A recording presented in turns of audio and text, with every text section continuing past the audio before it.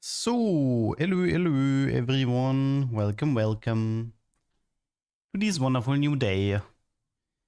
It looks like we're starting the day with bad news. I don't know, like all the info I got, all the, all the past sets, it used to be Tuesday evening, but it looks like PBE will be a bit later. There is a tweet from TFT. I can show it on screen.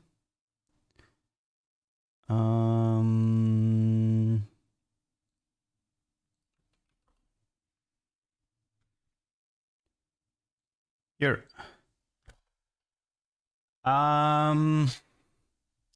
November 19 afternoon PT. That pretty much means it's 1 day later than expected, from the looks of it.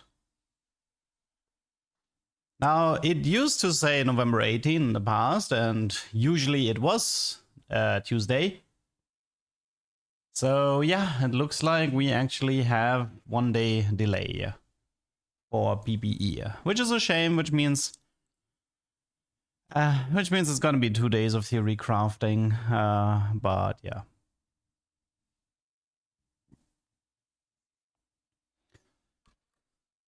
Anyway, allude to Genie, to Prebot, to SLN, to Config, to Hardlike, to Juke, to Dave, to Suburban, to Bubble, and on YouTube side, allude to Hermes, to Antenki, to Gillen, to Jesse, to Dayon, and to Gifari.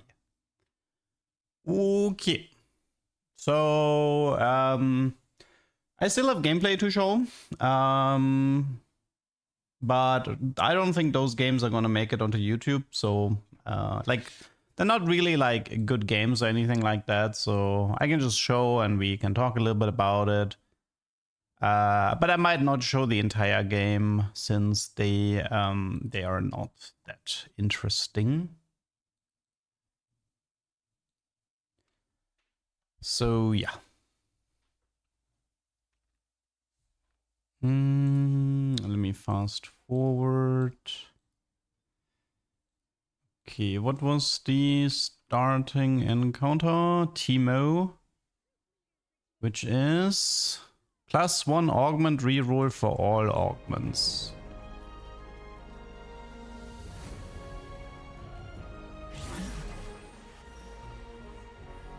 How unlock champions work in a pool size? So they have the same amount of units as other units in the same tier. If multiple people unlock, they will contest each other with the same amount of units. And there are some like systems in place where if you don't buy a unit that is unlocked, it will show up less. And if you have a 2-star of an unlocked tier 4 or tier 5, it will also show up less to prevent you cheesing a 3-star. Yeah, it is pre-recorded. Apparently PBE is Wednesday. It was supposed to be Tuesday, that's the info I got, but there was a tweet from TFT that says it's Wednesday. So a little bit of confusion there. I have not gotten, like, maybe Mort can confirm later during the day.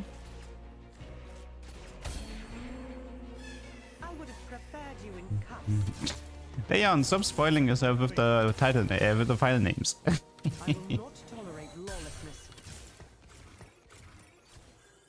So yeah, long shot, the classic. It's the sniper trait, right? Deal more damage if people are further away. Nothing too crazy. From what I've seen, I actually didn't like long shot that much. It had, wait, since this is not going onto YouTube, I can actually be a little bit more aggressive with the. So the thing about Longshot is that Caitlyn and Kog'Maw felt like really useless. Teemo, I think, is like very tied to Yordle. Vayne was good, but the Vayne I had also had like some pretty nice items. Kai'Sa, the AP version is useless, the AD version was decent. And Ziggs is tied to Yordle. So I don't know. There's also no bonus range from Longshot, so I don't know if the emblem actually gives bonus range. I'd have to check. Wait, maybe there's something in... let's see. Do we? No, I mean, like, they don't have it. Does Meta TFT have the modern emblems? They do not. Okay. Okay, so that does not help. Okay. Use filter, please, Doug. Filter for what? I mean, right now I can't touch this stuff anyway, right? It's just a recording. RFC is still in the game, yes. My mind was ready for Tuesday. Me too, man. Me too.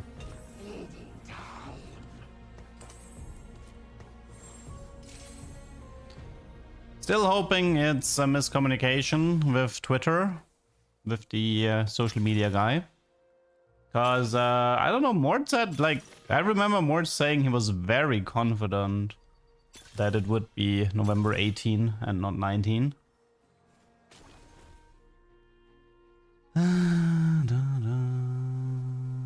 It's too much UI for mobile. I was wondering the same. But considering you don't really unlock that many units, I think it's fine. Will it be Thursday? Nah, like, if they said it's noon for NA, which is, it means it's evening for Europe. So the thing is, like, something you have to understand is that PBE maintenance is always at like 8-9 p.m. So that's noon for NA and that's evening for Europe. And it's this maintenance that will unlock the set. That's why it like that's why you have a general idea on when it's gonna be. So it should not be Thursday for Europe. It's Thursday maybe for Asia though. Like that can definitely happen. How many hours of footage did I get? Not that much. It was a fairly short playtest. And I was also kind of mental boom during the playtest because I was really pissed about the artifact situation.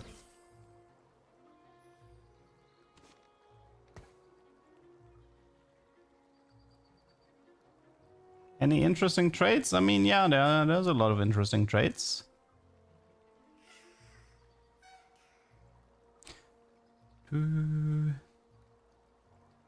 I saw several co-streamers show a countdown during Worlds that was indicating it was gonna be Tuesday morning. I mean, it's not Tuesday morning. For NA it's Tuesday afternoon or like noon, and for Europe it's evening, and for Asia it's like the day after, early in the morning. What's the artifact situation? They're dead. They were killed.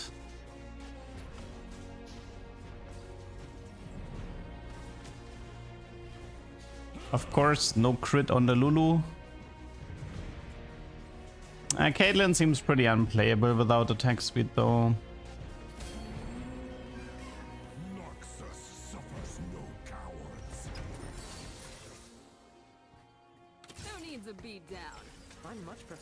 So this is Piltover. If you have two Piltover, you can sort of like... This one is actually pretty useful. So this effect is gonna apply 8 seconds into combat. So if you take EMP, you kind of like mana reef the entire enemy team after 8 seconds, which is quite useful. New stance on Radiant, or stance on new Radiance? Boring. I disagree with all of the itemization changes since set 9.5. I've been hating itemization since 9.5. The only positive was the artifact rework in set 11, which they have reverted, so who cares?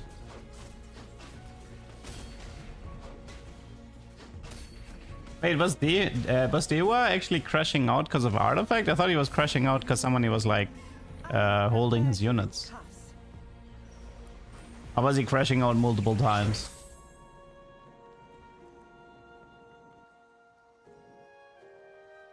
The number of people interested in the set is high. Maybe they anticipated some server issues. Maybe. It is possible that they are adding more server load for the first week of PBE.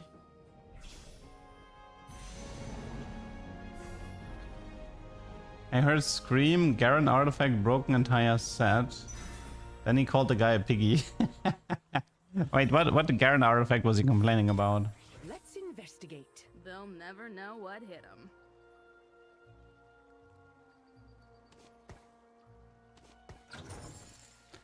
Innovating locket. Oh, I guess. City beatdown. Another Yordle. Oh, tier 1 Garen, I see. Academia Garen. Haven't they added server capacity for the last couple of PBE releases? Yeah, but this one is definitely gonna be like, since nobody wants to play Z15, there's a pretty high chance that PBE is gonna get overloaded, at least for the first days. It tends to calm down after the first week, because then people are just waiting for the live release. No, I don't believe in, verticals in this set. As far as I can tell, the 90% of your games, the correct choice is to get out of the vertical in late game, because it's just not strong enough. Like, it doesn't matter if you you can stay on 7 Demacia, 7 Noxus, but the correct choice most likely is to actually just cut it to 3 and play legendaries. So yeah, I don't believe we will have a vertical meta. What is Yordle trade? It's like a reroll trade. You get like HP and attack speed for star level of Yordles. They get more if they're 3-star. If you have 4 Yordles, I think you get like free rerolls. If you have 6 Yordles, you get a Yordle, guaranteed Yordle in your shop at the start of every round.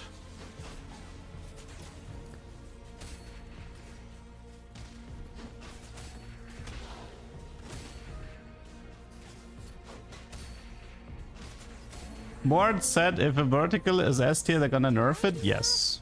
I would not worry about verticals in a set.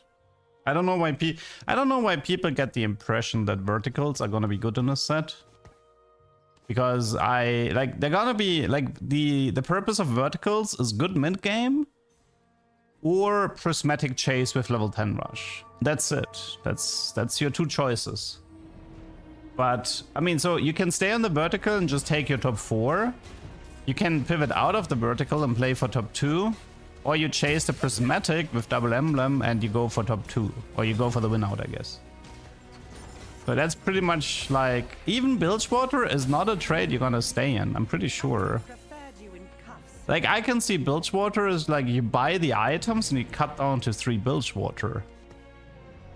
Because there's too many weak units and the trade power doesn't justify running it in late game. So I really don't see people staying in the verticals. At least not the good players. Chunk Treasure should be out on Wednesday, yeah.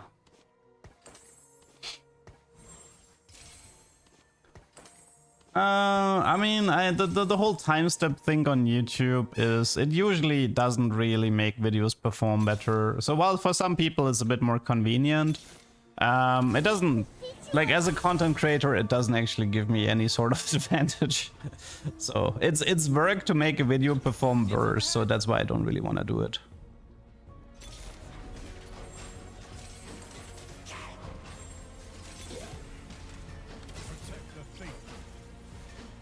I used to do it in the past, but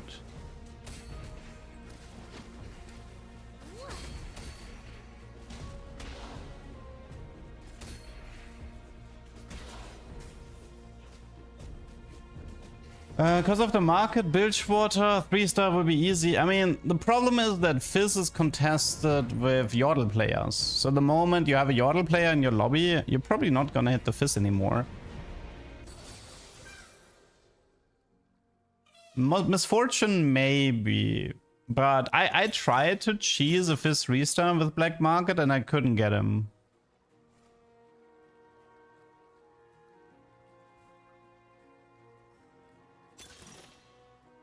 Hey, Pandora's Bench.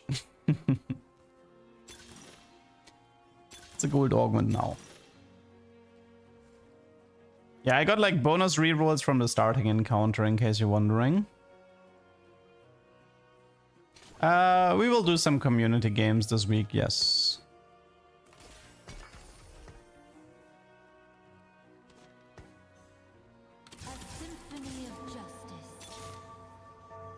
You know, advanced loan would actually be interesting if recomp would show up in 4-2. Like, if you can reduce, like, if you can go from gold into silver in 4-2 and this gives you recomp, it would absolutely be worth it, but they removed recomp in 4-2. And also Pandora's Bench is gold now and doesn't show up in 4-2 either, so I don't think there's any silver augment that would be worth it in 4-2. I mean, I guess, yeah, Pandora, but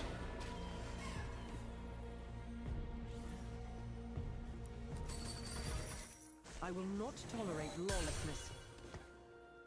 Hands off my meal! how do you even roll for 3-star, 5 and 7 cost a set? You're gonna need duplicators or a lot of money.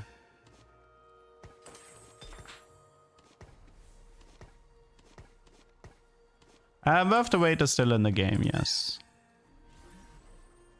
Yeah, unfortunately, if you want to play Caitlyn the Betty, I think you're gonna have to open with a Ginzo, not with IE. She's too slow. Also, her damage is a bit low as well. I was not that happy with the Caitlyn damage, but you can argue I don't have Longshot active, but I think Maddie didn't actually have Sniper active either. I think it was 4 Bruiser plus Maddie. So, I don't know if this is gonna work.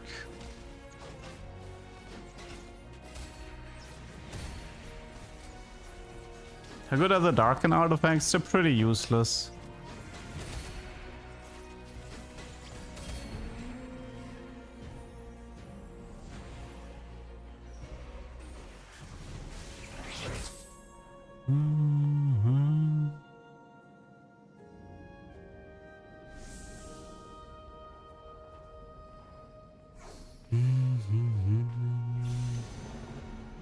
Hey, don't flame my Maddie.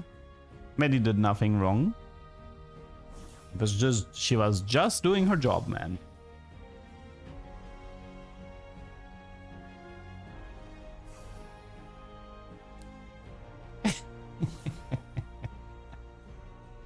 What are you saying, man? Team Maddie.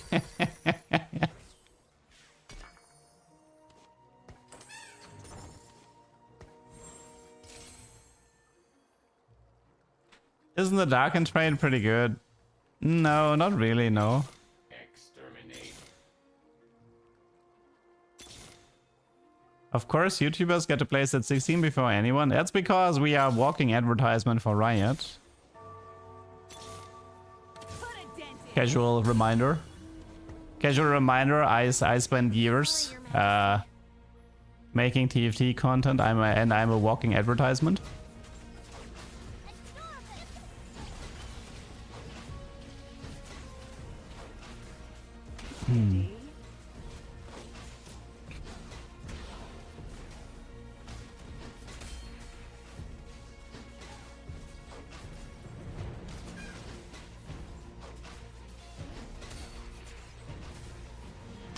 Is it easier to 3-star non-unlockable champions? Yes, by a lot.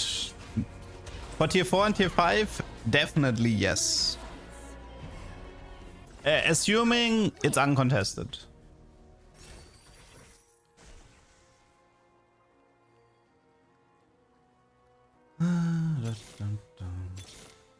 Ionia XP plus Zillion plus Rise is kind of broken. Why Rise specifically?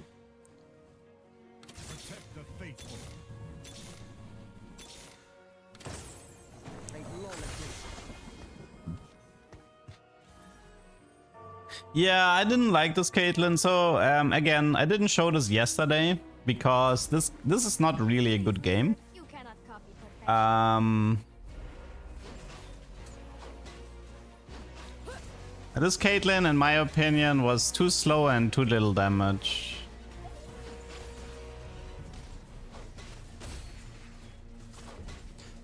Something I also want to mention, one sec.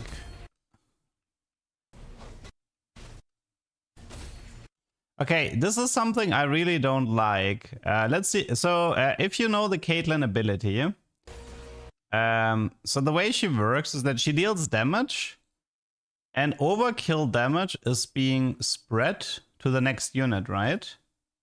But look, wait, I'm gonna do this with like frames, okay? So the Sona is getting one shot. You see this? And you see there's a small ricochet coming from the Sona.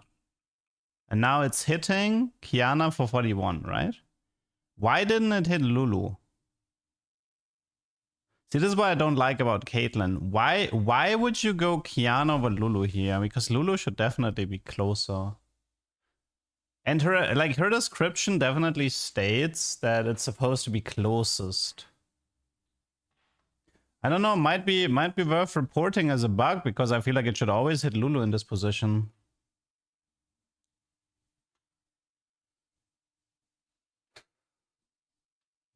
But yeah. I mean, it's kind of weird. I mean, yeah, I don't know.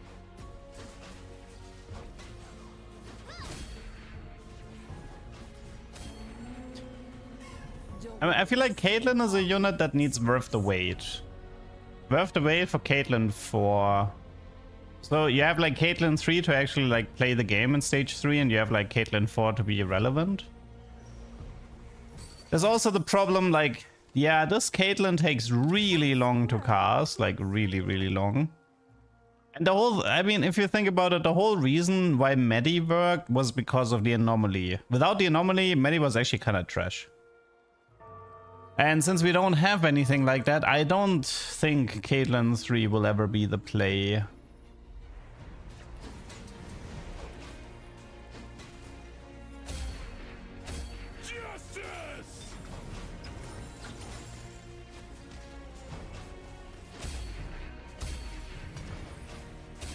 I would have preferred you in cuffs.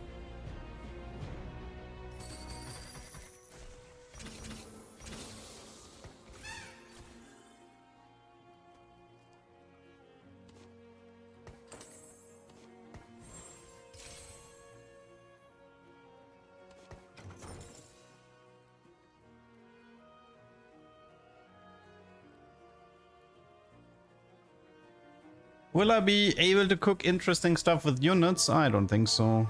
The only real cook is Nidalee with Nico. And I have a feeling that one's gonna get removed. Even if Caitlyn's bounce is gonna be better, I just don't see it, man. This unit takes too long to cast.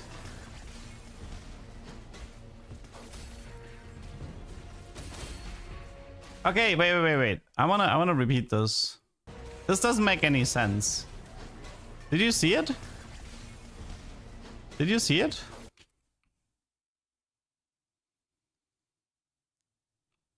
Okay, a 2-3-5 crit on the Mulls in the corner. And it's bouncing into the middle instead of Kokma.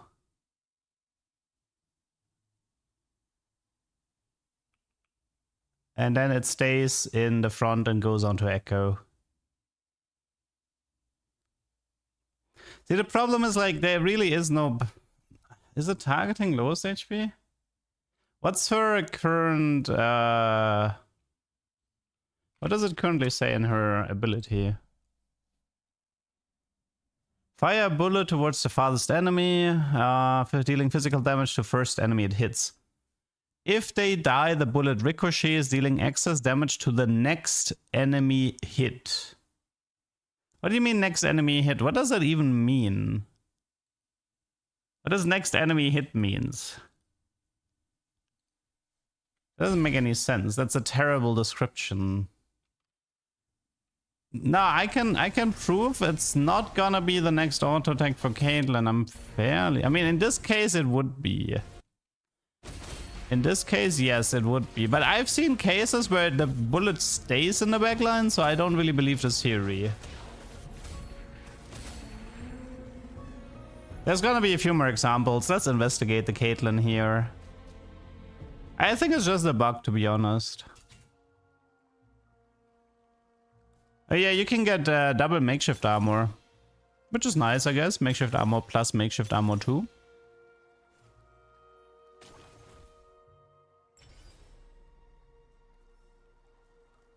I don't think I would recommend taking this augment. It's not worth it. These Darkin artifacts are really trash, unless you intend to play Aatrox in late. It just doesn't do anything. Because like, here's what you get, right? The item itself doesn't do anything. So now you get 15 Omni Vamp, which is something I don't need. It's something I would want on a frontliner. And the healing for player damage dealt isn't as great as people think it is. Plus the third Darkin is super hard to get. So, I don't know, man. I think I want to skip this augment for the most part.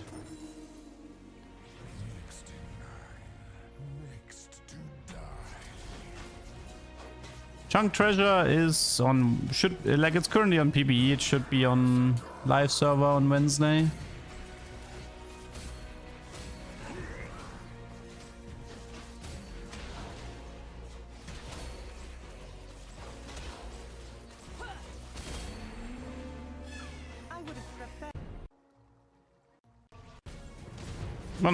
Oh, here we can see Fizz in action a bit.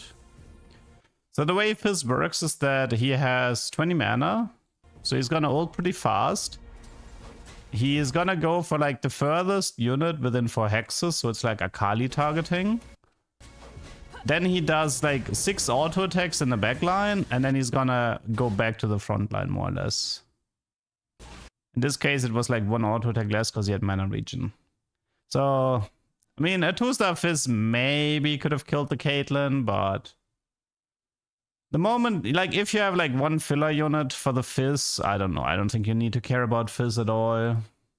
He seems pretty weak to me. I mean, I've seen Fizz that were like somewhat useful, but yeah. So here I'm positioned wrong. To shoot through this hole, Caitlyn needs to be 1 more to the right. So this is gonna hit Nico. Yeah, it bounced to Rumble. The problem with Fizz is that if you give him attack speed, he's just gonna jump to the front line faster. Because the way his ability works is that he deals bonus damage for like 4 attacks. So if you have attack speed, you deal the 4 attacks faster, but you're still gonna gain 10 mana per attack. So the moment you're not mana locked anymore, you just do 2 autos and you're back to the front line. So this is, like, Fizz is pretty darn awkward. I mean, I suppose with a lot of attack speed you could, wait. This is another good example. Hitting Teemo. No crit, of course. And this time it goes Lulu, but Lulu clearly wouldn't be the target, people. Hello. There's a guy here in the front. There's a cannon in the front that is currently alive. Or Fizz. Cannon or Fizz would be the next auto attack target. So this is why I don't believe in that theory about it goes for... I mean, the Lulu did... Wait. Yeah, so here it went on to Lulu. Unless it can get blocked by first unit hit, but that doesn't really make sense either. Also, this Caitlyn is like never critting. You think it's because Lulu's in the bullet's path? Is that it? It can be blocked like that? Maybe. I mean, I suppose maybe you're right. Maybe it went on cannon, but Lulu just body blocked it. But but why wouldn't it go on Fizz though? Like Fizz was next to her.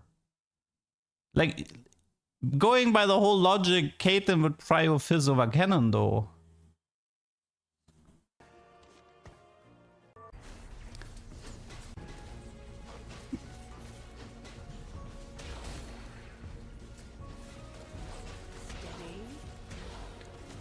Yes, Deep Root Leona, so I kind of like hard loose.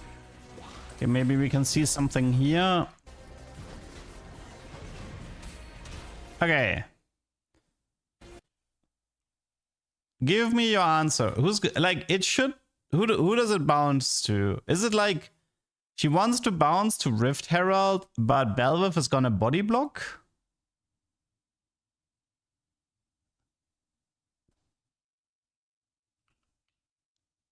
Let's find out.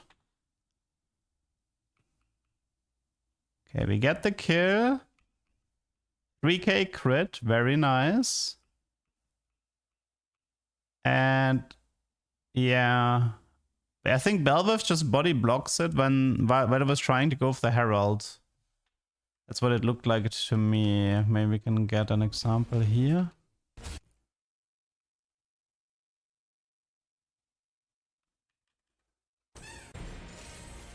Okay.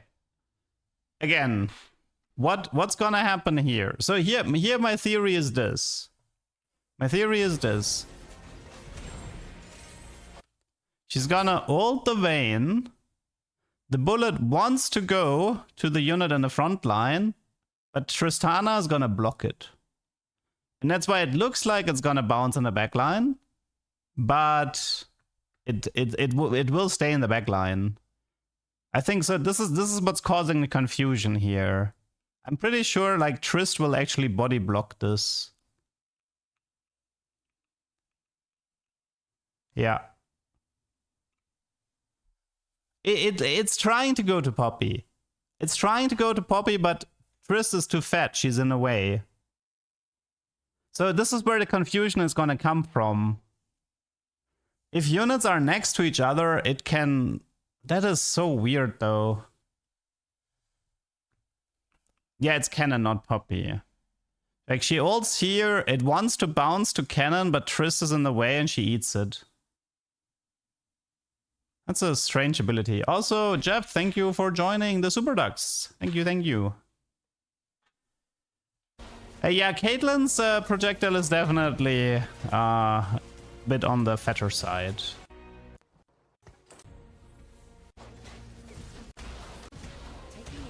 Okay, this might actually get blocked by Rift Herald in the first place. I'm pretty sure this is in the path of Rift Herald. Oh no, it's not. Okay, but Kai'Sa's gonna eat it, right? Kai'Sa's gonna body block this.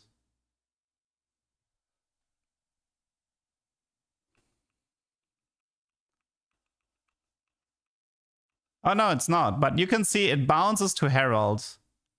So in this angle, Kai'Sa was not in the way. Okay, so I think it's clear then. But that's really bad, by the way. The fact that you bounce to the enemy frontliner is really bad because you would want the bounce to happen in the backline. That's painful though. Yeah, I cannot recommend playing Caitlyn under these circumstances. I mean, Fishbones doesn't help because it doesn't increase range anymore.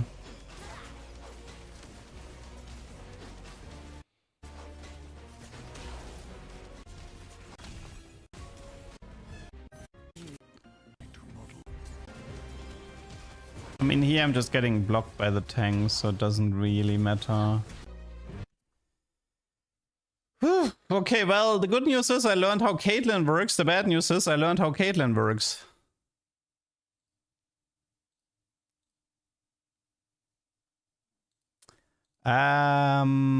Short answer is I don't think this Caitlyn unit is playable. I mean, okay, her itemization was bad, I will admit that. The Darkin item did nothing. And also my positioning was fairly poor, but nevertheless, I still think it's bad. So yeah. Now Fishbones, they removed Fishbones getting bonus range in set 15. Then they also made Sniper's Focus only give +1 range, and now they removed Sniper's Focus gaining plus range again. Okay, so that was Caitlyn.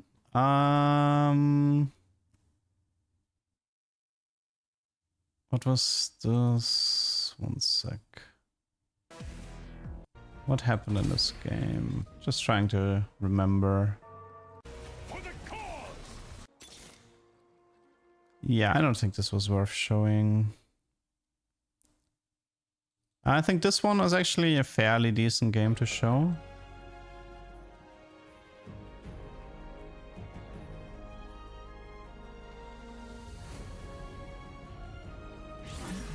Is Fishbones a dead item? I think it's gonna be good on Jhin, but that's it. Maybe Volibear. Volibear and Jhin, I can see it.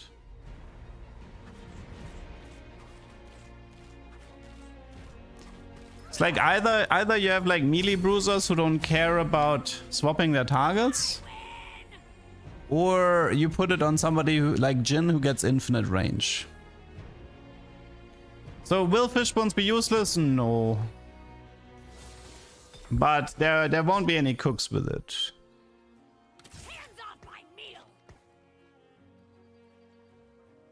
I mean, of course, Viego is supposed to fall off because he's a 1 cost. And Shadow Isles isn't that particularly strong in the late game. No, Shadow Isles is not worth to chase at the moment. Too many, like, Shadow Isles has too many dead units. Kalista is dead, Gwen is dead, and Yorick is dead. So if you play Shadow Isles, it's pretty much you play it, you unlock Thresh, and then you only play Viego and Thresh, and you kick out the rest, I think. I mean, okay, so this is how I would play Shadow Isles. I open Portable Forge, I take RFC, I go Viego with RFC, I play Shadow Isles until I unlock Thresh, and then I kick out the other Shadow Isle units and play useful stuff.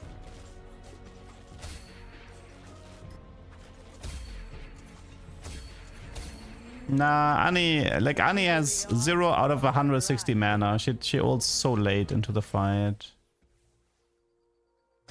Oh yeah, this is like a birthday present, except it's a gold augment.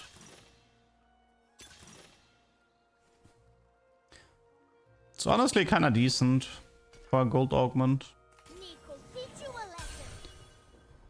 Since I got the Nico 2 here, I think I just decided to go for the Nidalee here. You need 2 Nico 2 stars to get Nidalee.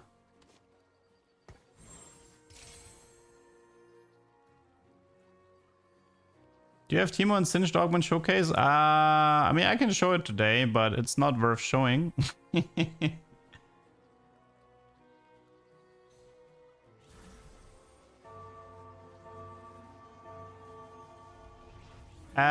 No, my itemization for Nidalee here is gonna be complete trash because I didn't really know what these units were doing in the first place.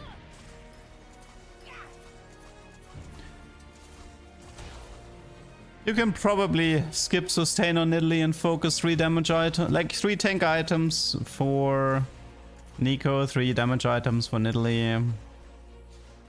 By the time you need sustain, you probably lost the fight. Yeah, Briar's alright. I don't think the set is hard to learn. It's actually pretty easy. And like, you can say like, oh, you're just saying that because you have so many hours on TFT, but nah. I can put myself into the shoes of a casual. When does the killing start? I mean, I think Nidalee actually is... She has a fairly high burst, so I think she needs a crit build. I think Nidalee is just gonna be crit.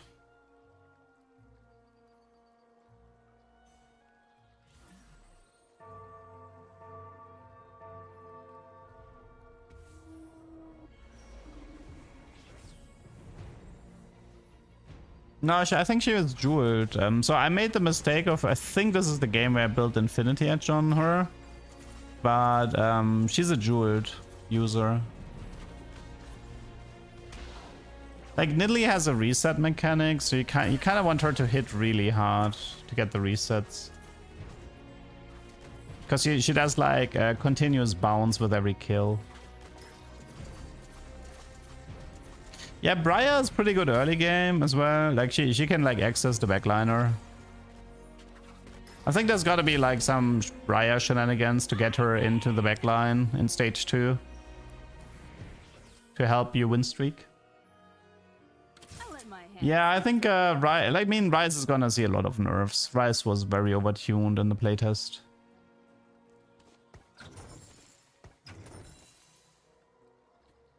No, there are some reroll lines that work. I've mentioned Ash Tryndamere, Yordle reroll, like so you have an entire trade dedicated to reroll, and Draven Darius. There might be a few more, we'll see. If you like reroll, then you should probably look into Yordle. Yasuo in the playtest was fairly decent. The only issue with Yasuo is you only get Yona once Yasuo's 3-star. And that's a bit tricky because that means you can't roll for Yona while rolling for Yasuo.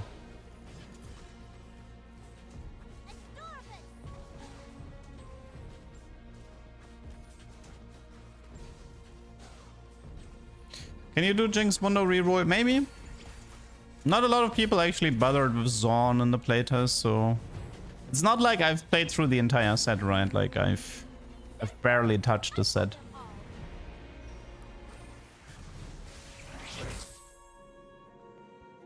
I mean, it's a Runeterra theme, so obviously it will have similarities to set 9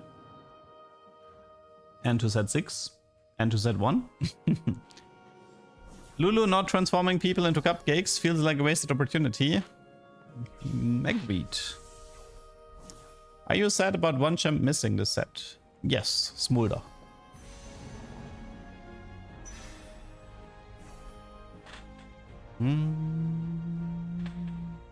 Will there be a lot of CC in the set? I don't think so. I think CC was manageable. I'll let my hands do the talking. You know what's an actual missed opportunity? You saw that dev drop teaser with Mortdog pretending to be a janitor? He was like cleaning in the background when they were talking about like how many champions they're gonna add. I can't believe they didn't have him like what's it called? Vacuum cleaner a Ramos out of the way. Like, I can't believe there was like not... They should have absolutely had like a Ramos plushie that that Mort cleans up, you know? So it's like showcasing Mort is not like... Mort is the reason why there's no Ramos in set 16. I can't believe they messed up that opportunity. They could have had him like sneak the Ramos, cleaning it from a desk, or like vacuum clean it, or I don't know. Huge missed opportunity. Yeah, I do stream on Twitch and YouTube.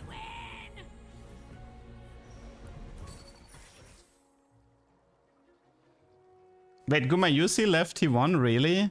Ah, the rumors were true? Damn.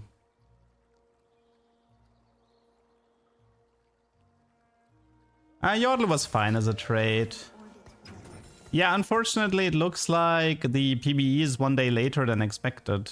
I know I've been saying it's November 18, but today I woke up and on Twitter it said November 19.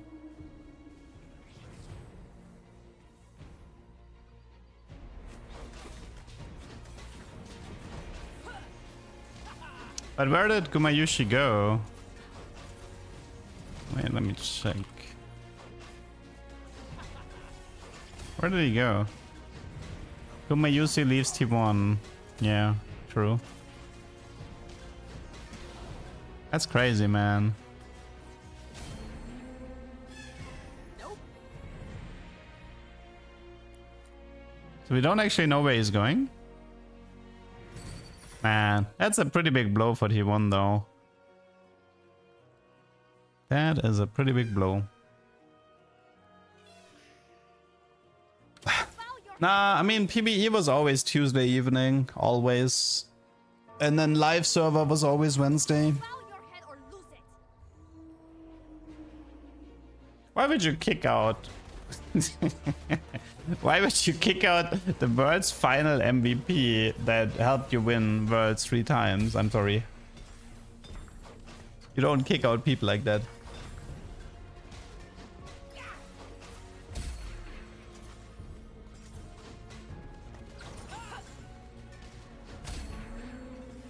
I mean, usually when people make a move like this, it's to do a big fat paycheck because they know their career is limited. That's usually the reason. Okay, Ishtar, what do we have? Buy 20 XP, get some takedowns, or alternate win losing. Now I'm in a full win streak, so obviously I didn't want to alternate win losing here.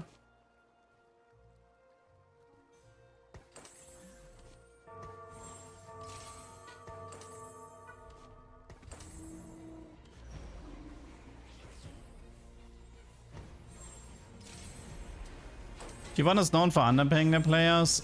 Yeah, I mean, underpaying is a bit of a harsh statement. I still think they make like crazy amounts of money.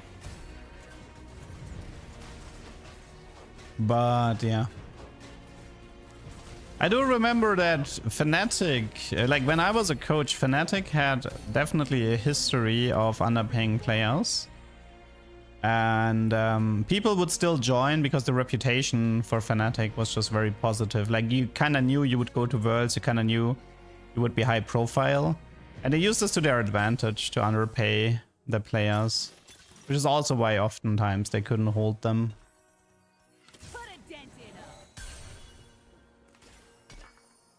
He was subbed multiple times during the season. He was only kept in because the CEO of T1 stepped in and forced Kuba back in. Okay, I mean, with that context, I suppose it makes more sense. Okay, double Nico 2, which means I unlock Nidalee now.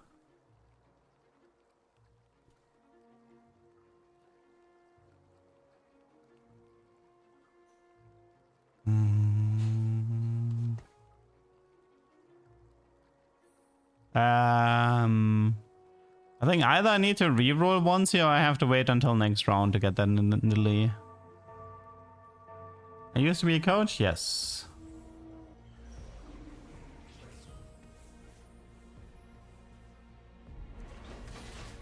I think you need to field them for one combat. I don't think putting them onto the board is enough. I think you have to wait until the start of the next round to get them.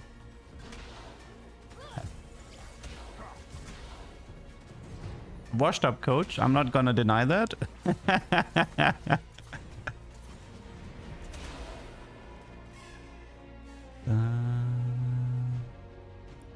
A new contract, he wanted a clause that would not allow him to be subbed out. Fair.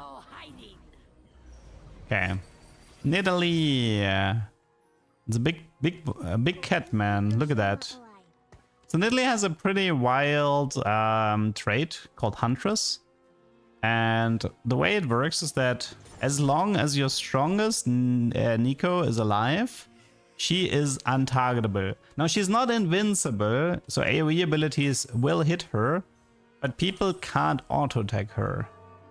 Not willingly, at least. And that's pretty wild. This Blitzcrank is the worst unit in the entire set. He has nothing to do with Blitzcrank. So the way Nidalee's ability works is she does like a pounce. It deals AoE damage as well. And if she gets a kill, she will like recast it for less damage. It's almost like an AoE Darius ult in a way. Now, obviously the itemization here is all wrong. You need, I think you need like a big crit build.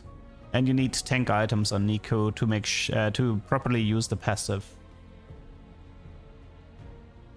So I don't know, like, you could do like rubber, jeweled, horse, archangel, striker, you know, just.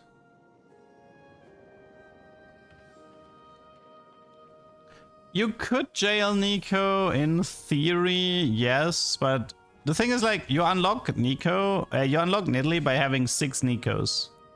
If you have 6 Nikos, you might as well just finish the 3-star and just play her as your tank. Just give her the tank items. So yeah, in theory you could jail Nico, but... And yeah, so there's gonna be a lot of mistakes here. A few things to mind. So Nidalee's positioning should be on the very left or the very right. Tank items should be on the Nico to make her live as long as possible, and Nidalee should just go full DPS on the item. So there's like a lot of mistakes here, but to be fair, I didn't even know what Nidalee was doing when I was playing this game, so...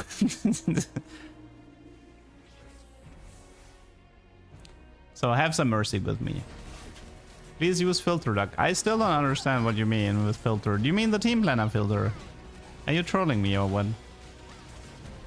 I've started using it.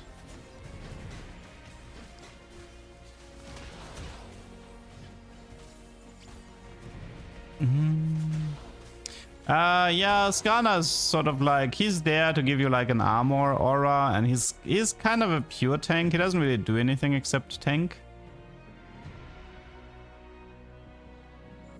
Yeah, I actually played against Illaoi Hero in one of my games. We will probably spot it later. I don't know, these alternate winning and losing rounds, they're pretty difficult.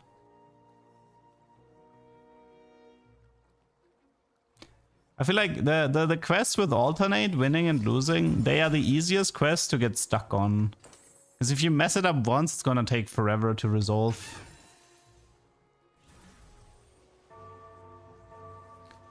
The thing about the Nico, the thing about Nidalee is your strongest Nico. So right now what I should do is I should only play one Nico, and I should give her like Stoneblade Vamox to keep her alive, and I should bench the other Nico. Because playing two Nikos doesn't actually do anything. Yeah, it is still recorded. Do you think set 16 Runeterra is better than last set? Better than 9.0? Probably not. I mean, 9.0 was like my favorite set, partly because of the set mechanic. Partly because we still had support items. Nah, for me, I don't think it's gonna touch 9.0. 9.0 was like my favorite set back then.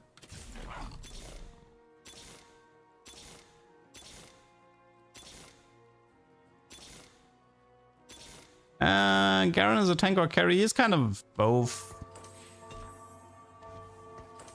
Okay, I think I finally decided to read the abilities. I think there's a... People were saying something about a specific Xerath pattern to... And like, for the fastest possible unlock. I think it was... Was it start win? I think maybe you... No, I think you start with the losses, no? It was like loss, win, win or something like this. It's a very specific pattern you can aim for to unlock it super fast.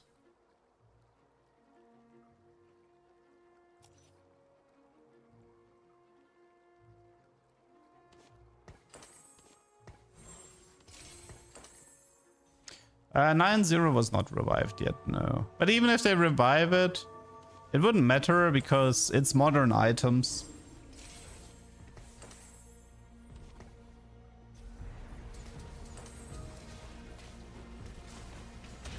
Like, part of the charm of set 9 was to do like the Pandora Twisted Fate with Zephyr spamming, or Seeker spamming with Garen carry and stuff like that. You can't do that anymore. So like here, for example, my Nidalee almost died to poison, even though she wasn't auto-attacked. This Kog'Maw is really irrelevant, trust me. There's not gonna be any Kog'Maw carry comms whatsoever. He has a really bad kit in his set.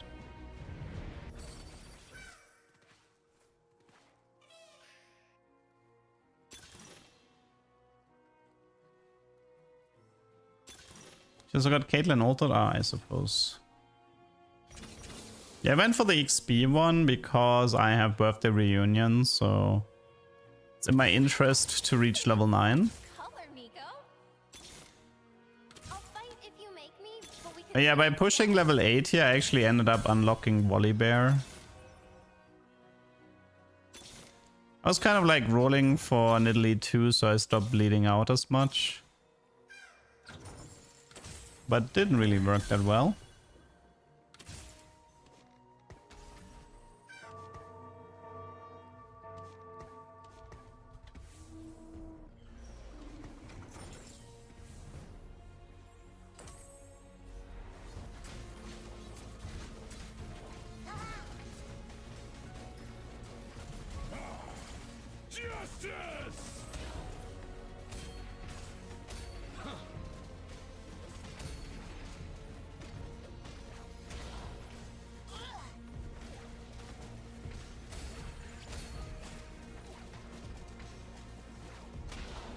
You can, there are augments that give you random emblems, and there's augment that gives you spets and pens. But there's no crest or crowns anymore, or circlets.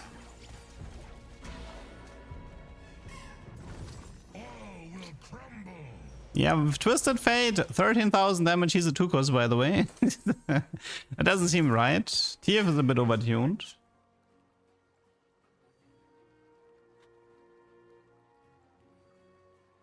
Yeah, this Nidalee needs more damage. Like, for starters, she's an 8. Like, she needs to be 2-star. She needs to have jeweled. She needs to have more crit. Like, maybe it's jeweled Ginzo Hosh. I don't know. We'll see. This is a VOD. You can't place at 16 right now. This is from a playtest.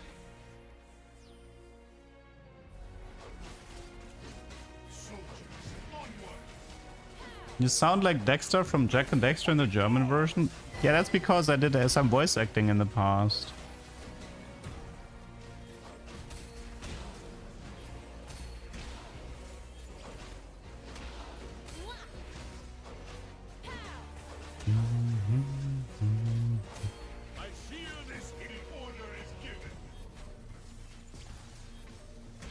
Mort said they wanted this game to be in the Olympics. But what they did was remove unit competition, importance of positioning, important knowledge of eco and tempo. Nah, there is a skill check in this set, but it does like itemization, positioning, utility units. There's a lot of things that aren't there that kind of do make me a bit sad.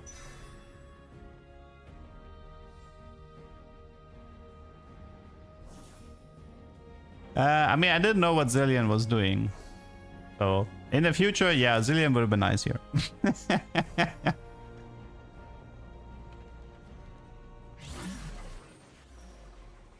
There's some utility units, but it's definitely... It's a bit whatever compared to what we had in the past. Is the voice acting thing true? No.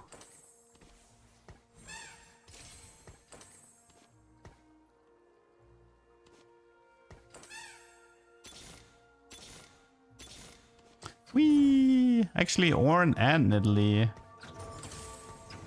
Oh, yeah, I was fast enough to play both. Whee! Because I want those juicy artifacts. There is one artifact I'm actually fairly interested in with Nidalee carry, which is Prowler. Which is rather fitting if you think about it, but Prowler would fit very well for Nidalee. Because then I think she would like jump into the enemy backline with like a reset and enhance damage. So yeah.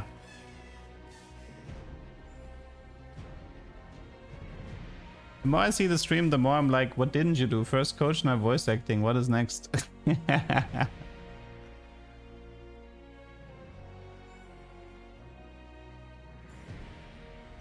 I was gonna say in the last few months, a lot of random YouTuber I watched said they voice acted in the past, so I believed you. Yeah, you should not believe me, ever. I tend to bait people. I mean, itemization doesn't matter in the way that items are very, very like similar to each other. It feels very low impact. Like for example, like artifacts you barely notice. You barely care who takes an artifact and why.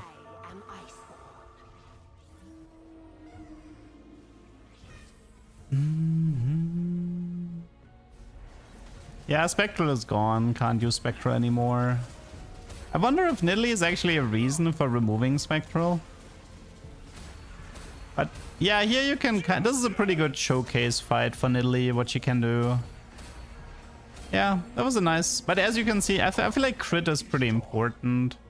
So I do think you want Jewel plus 1 crit item as your core. I don't know if you need the Ginzo. Like, you could maybe try triple damage. So for example, like Jeweled Hosh Rabadon might work, maybe. I'm gonna be very curious if Ginzo ends up part of her core or not.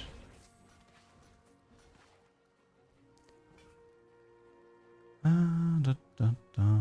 am currently not playing set 16. This is Not active gameplay. I cannot magically pause Riot servers.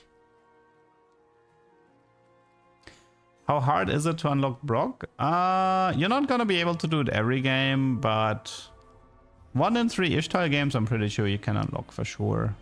It also depends, I mean, depends, did you get good quests? Did you manage to clear those quests without like losing too much HP? So you can actually like run more quests to get enough points. It really kind of depends on how your game went.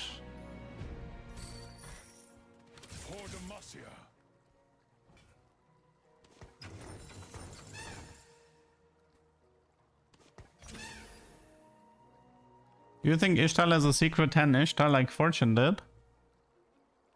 I don't know. We already have a lot of prismatics, to be honest.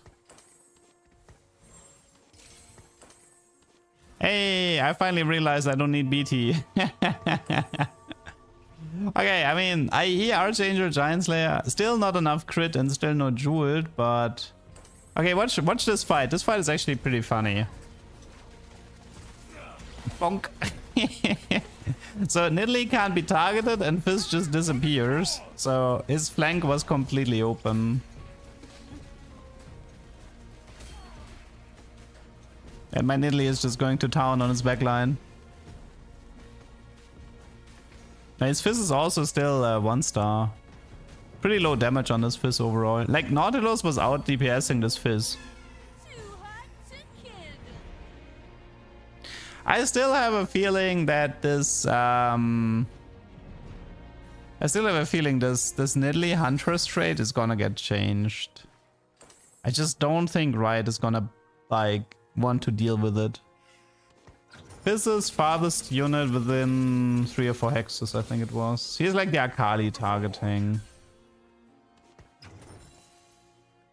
Hey, it's another game of me playing Orin and not itemizing Orin.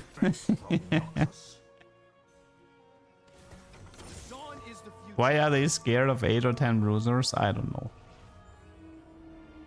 But in this set, they specifically said they don't want verticals.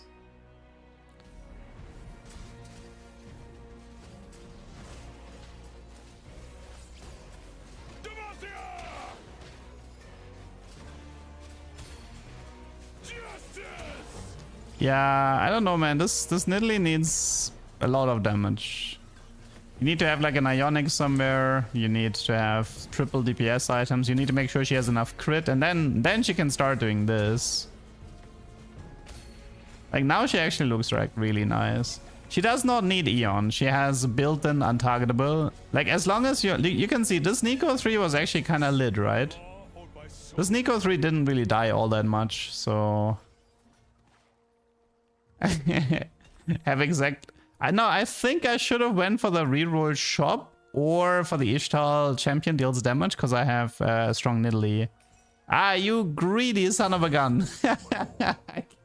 I definitely should not have went for that one. I should not have went for that one. I am so greedy. Stand against them. 6 defender, full damage Nidalee. Maybe.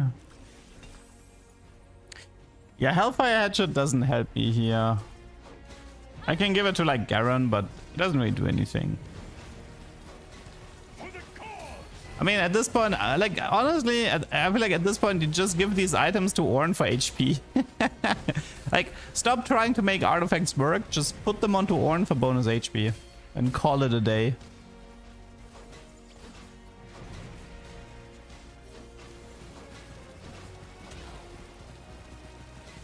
She's kind of stuck on the Orin a bit, on the Braum, sorry.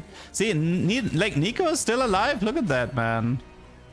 20k damage on that Nidalee, and Nico was alive until the very end. Mort said 3 artifact item Orin has 7k HP. Yeah, that's his purpose, right? You know that Rick and Morty meme? What is your purpose? To use useless filler artifacts. Oh my god.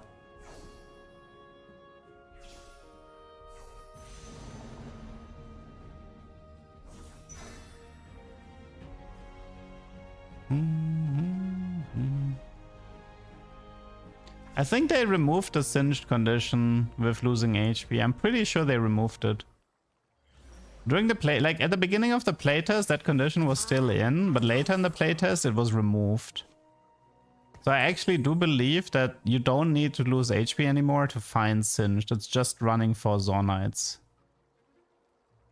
Yeah, I played Zahen. Not Zahin, it's Zahen. I pronounced him wrong. It's Z-A-A-H-E-N. You know, it's funny. I actually checked in all of my notes. I wrote Zahin. So it's no wonder I pronounced him wrong, because I wrote him wrong everywhere.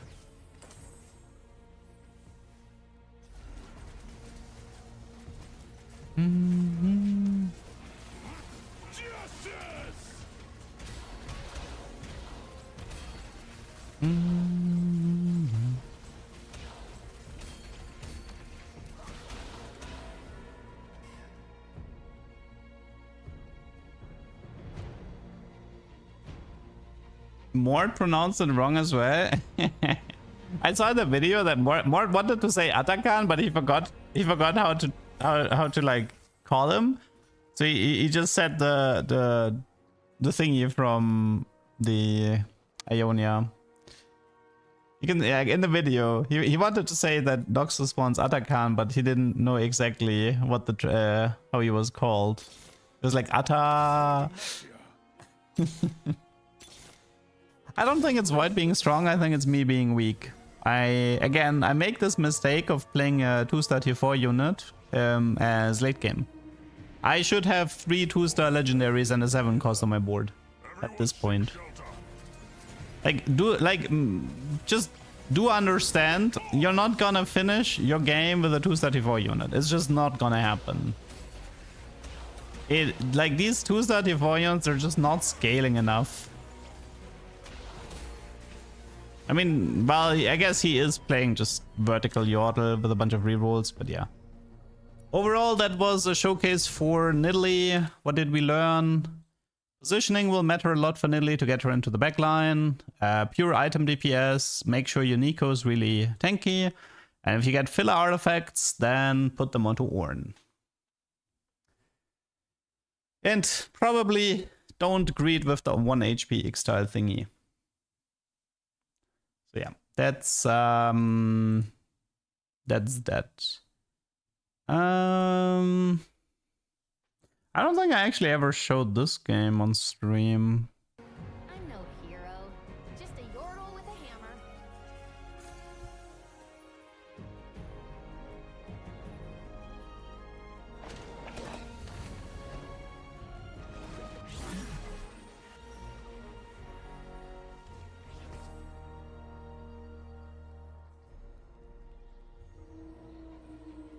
This is me playing.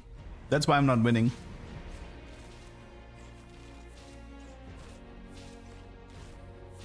Yeah, double anvil could be a Veigar opener for the future. So yeah, Zaun has a pretty cool ability. Takedowns grant permanent HP. He's like the a Garen type passive.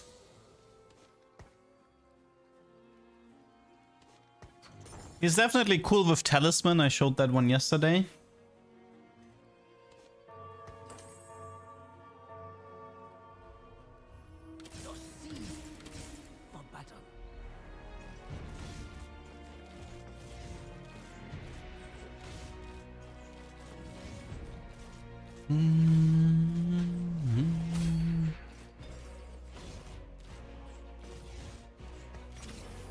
How many games did I do? Not that many. The playtest wasn't that long.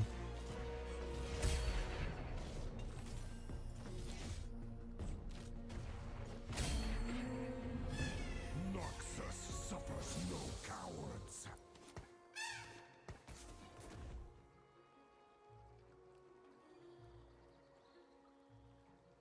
The sea is ripe for battle.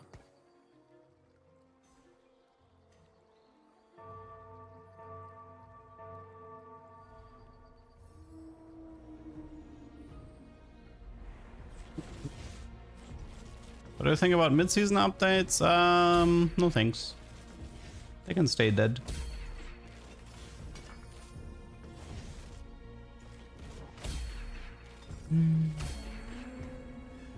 Noxus suffers no cowards. So yeah, here's the Augment Heart of Steel.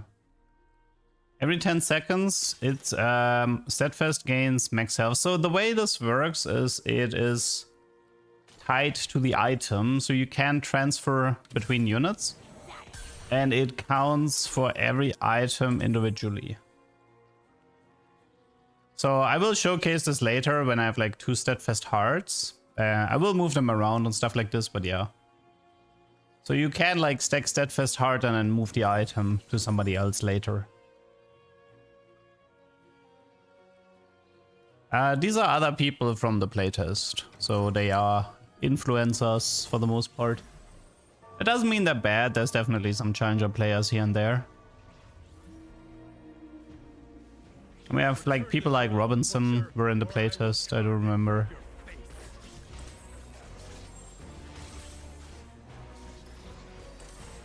Like in this case, I actually actively want to slam, because if I have 2 items on Sign, I unlock LeBlanc for Noxus. So I definitely need 2 items on the Sign here. I like the fact that the Sign is still alive. Granting me a bunch of bonus HP. Yeah, this is recorded. Get back.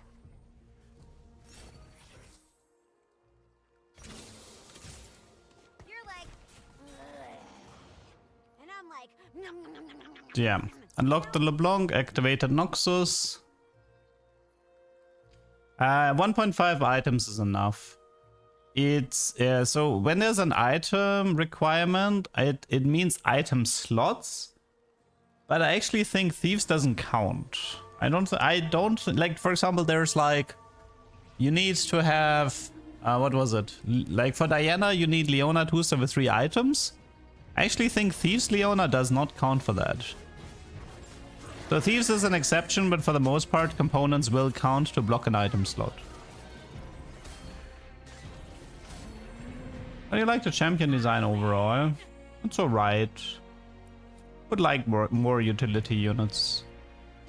Riot said that the set has utility units, but I haven't found any yet.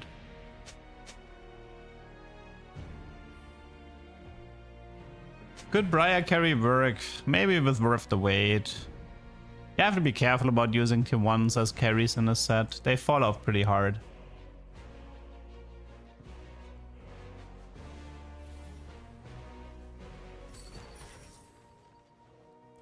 Apart from Sign, are there other stacking gems?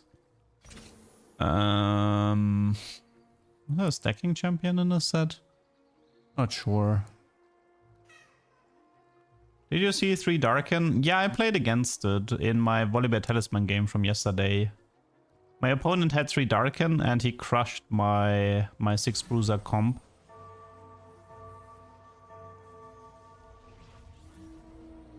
Oh yeah, I guess Ashe has a stacking mechanic together with Tryndamere, that's true.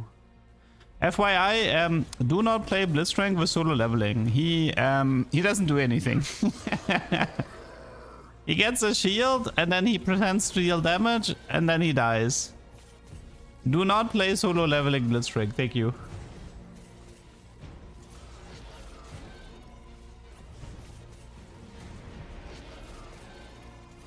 Oh yeah, I guess Aurelian has a stacking mechanic, that's true. Aurelian has a Stardust mechanic that upgrades his ability a lot. So yeah, that's true. Who is solo leveling worthy? I mean, I assume Briar seemed really nice with it.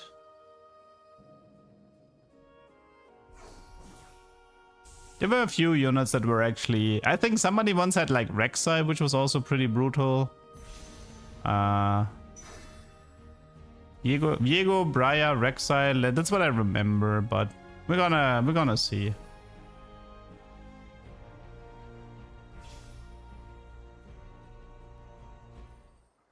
I quitted after set 10. I mean, if you liked set 10, then it's a good time to return, because the set reminded me a lot about set 10 in the way it played.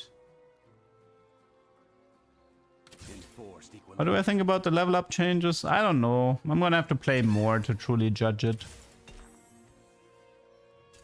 So here I'm gonna build a second Steadfast Heart. Now you can see one of them has 72 health, the other one has 0. So yeah, the bonus HP is completely tied to the item itself.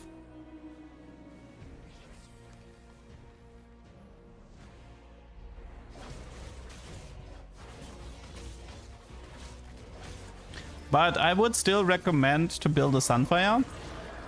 Because Sunfire helps to Cyan to tag units, and then with more tags means he can... I mean, he has an adjacent AoE damage ability to tag units, but I still would recommend to do Sunfire Cyan to stack bonus HP.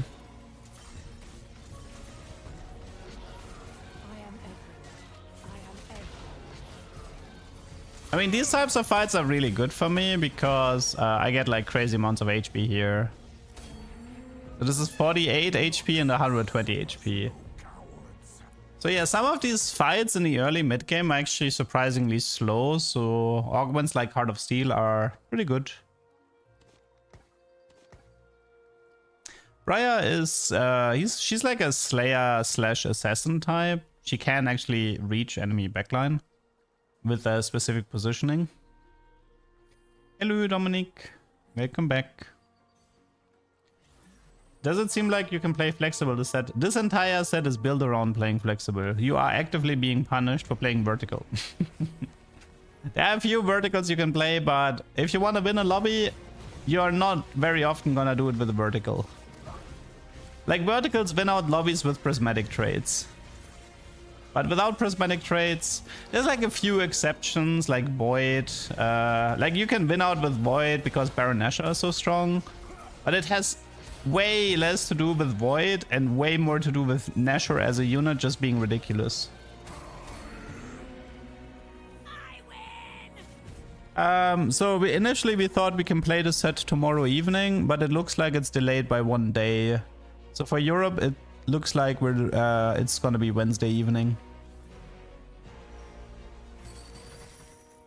If you Radiant Heart of Steel, will it reset the health? Yes, it should. Because upgrading a unit to Radiant means it's gonna become a new item. So I would assume yes. Making this into Radiant should make you lose the HP that you gathered so far.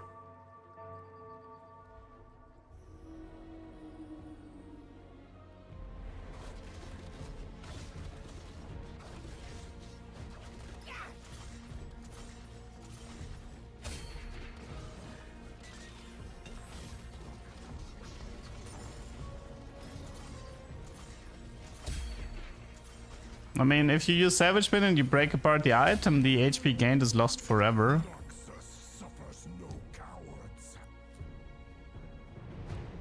Oh, hi, just got off one of your WOTs. Ah, did you join here through autoplay? That happens surprisingly often. Favorite TFT player? Ziddy.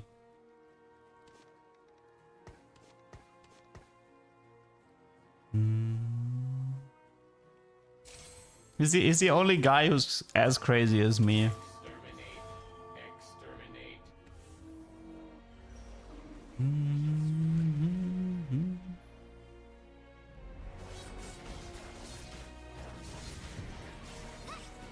What do you think so far of the new set? I mean, the new set is the old set. He's from set 4. Currently we're watching a recording from a playtest that I'm talking over, so if I wanted to, I could like pause it, because you know this is a recording. So I can't hover over anything. This is me playing the playtest and recording my games.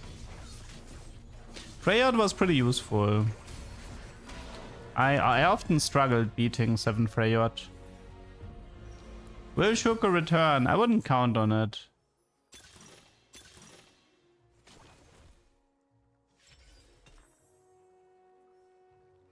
Probably just Radiant Sunfire for the sign, I think.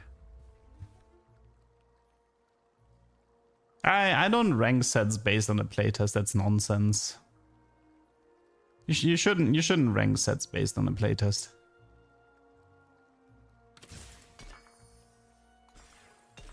It's my favorite trade currently. Well, I will definitely play Bilgewater and Ishtal a lot. I know that much for sure.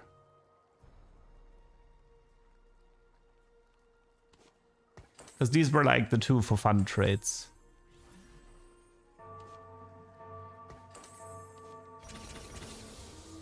Do the pillars overlap like Disco? Disco didn't overlap either. Disco never overlapped. So no, you can't double dip these types of effects.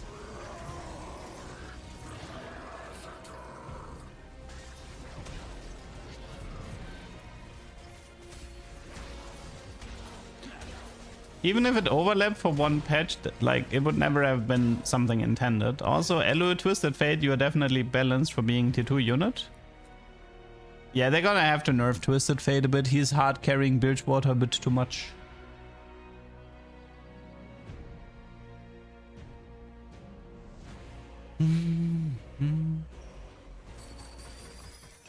Does gold items count the same to unlock? Oh, so your question is, would a Radiant Rabadon count for the Veigar unlock? Which is honestly a great question that I don't have the answer to, so I will make a note of it. It is actually a pretty darn good question. Do Radiant item count unlock example Veigar? Because the answer could be both. I can see a world where it doesn't count, and I can see a world where it does count. Mod said it will. Yeah, I stopped trusting Riot. I'm sorry, but I don't really trust anything anymore until I've tested it myself. So I usually am a very skeptical person, right? But if I read that for the third time in a row they finally fixed the Ramos Lulu bug, and then it's still there, that's how you lose me. That's how you... By the way, this... can I just mention this? One sec. Jhin is a 1 cost.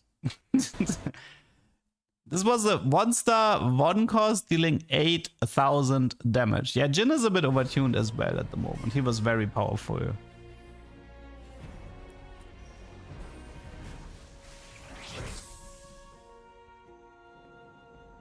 Yeah, like the problem is that I trusted Riot. They finally fixed that stupid Lulu thing.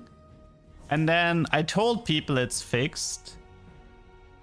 And then it wasn't fixed. And then I was the one spewing misinformation because I blindly believed Riot. And yeah, I decided after that, I will never trust them again, ever. I need to see everything with my own eyes before I will... Like, I will never ever take their word for anything. If there is something unclear, I'm gonna test it. And only if I see it with my own eyes in a recording, I will convey that information.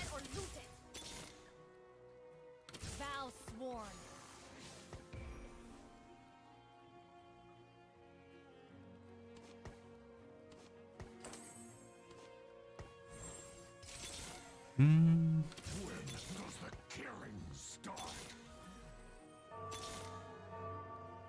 Not Draven.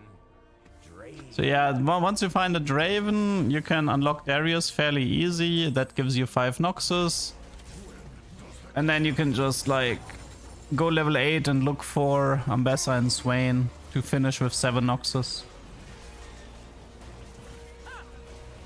Thoughts on Brock? I like him. He's actually kind of fun. Like, I think Riot mentioned that Brock was the walking Nexus from one of the game modes they had. I never played it, but they mentioned something about Brock being the walking Nexus.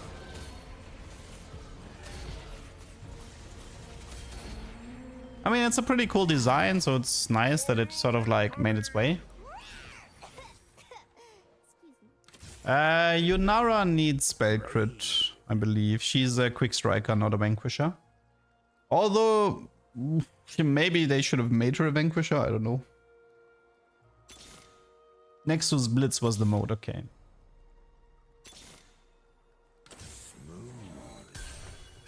Will this set be how everybody forces the same comp? I think there's gonna be so many comps available that I don't think people like.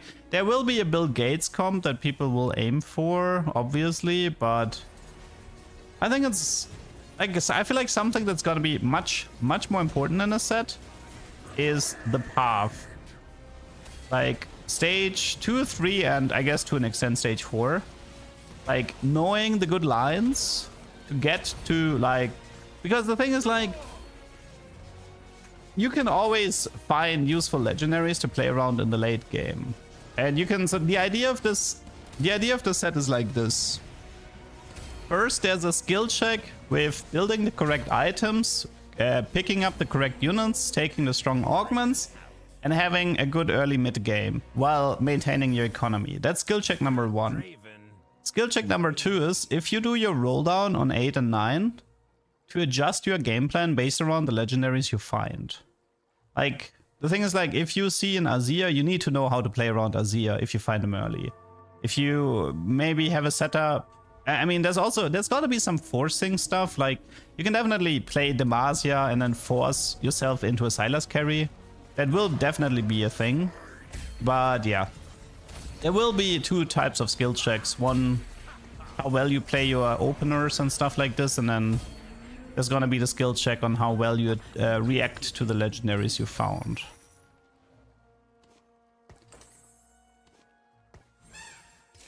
Yeah, I didn't actually like Draven that much. He was a bit... I mean, I had a great Draven game that I showed yesterday. But the overall impact of his axes was fairly small and unsatisfying.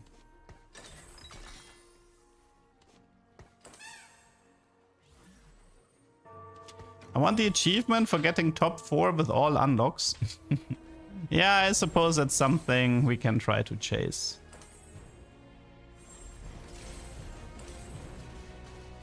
I wouldn't worry too much about balance and meta force in this set. Like, I do believe Riot when they said they're gonna, like... And the thing is, like, this set doesn't have a set mechanic. The set mechanic is more units, and they know how, like... it should be way easier to balance. Power snakes were hard to balance because power snakes were an amplifier. It was like a multiplier that broke the system. Believe Riot? I mean... I believe Riot that they will nerf everything into the ground to the point where nothing is viable. Does that count? Edge, thank you for joining the Super Ducks. Hello, hello. Noxus will rise. It's just like, wow, like people are like, oh no, there's gonna be like so many unlocks. How will they ever balance it? But they kind of forget that, dude, there's like, Shadow Isles has like 4 unlocks, and if Shadow Isles isn't a top tier comp, that's already 4 unlocks you don't really have to care about in terms of balance. If there will be a balance issue, it will be the 7 costs, not the 5 costs. The Sylas, the Aurelion, the Ryze. I guess we can probably add Azir to the list, but because of like the way Shurima works, but yeah. They will cause some issues, but the rest, I wouldn't worry about those.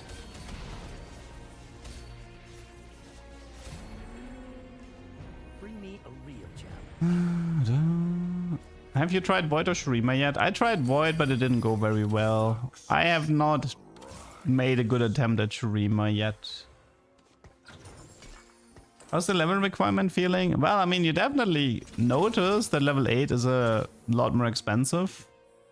I mean, either you're gonna have to focus more on eco augments, or I think 4-5 might become like... We might see 4-5 being the new level 8 threshold, not 4-2 anymore.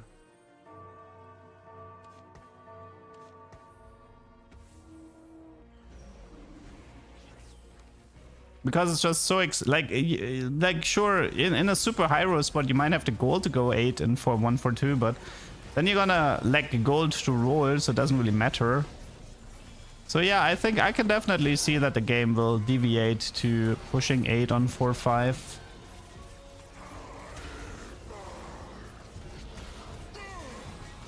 Ah, look at that beautiful Cyan, man. Look at him, but don't look at him too closely. How is this Mundo still alive?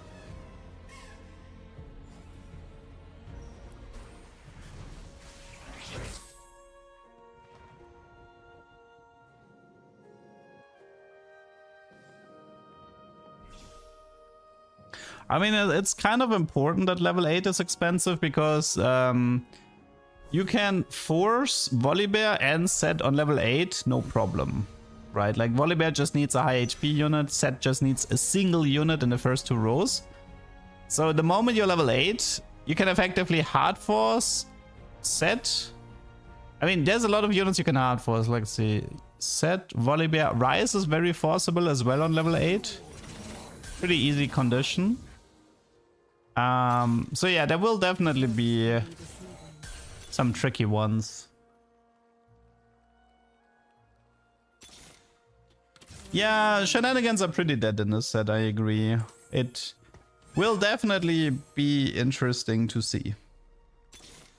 I do believe that cooking might be... It might be difficult to cook in this set. I did not have any Aurelion games, no. I did play against an Aurelion once, but not a lot of people went for the vertical Targons. Your move, Leduc. I mean, so the thing about Aurelion is... wait.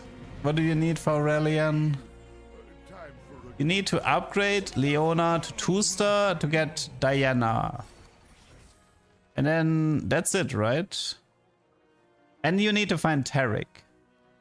So Leona 2-star, unlock Diana, and find Taric. I think that's the condition, which is doable.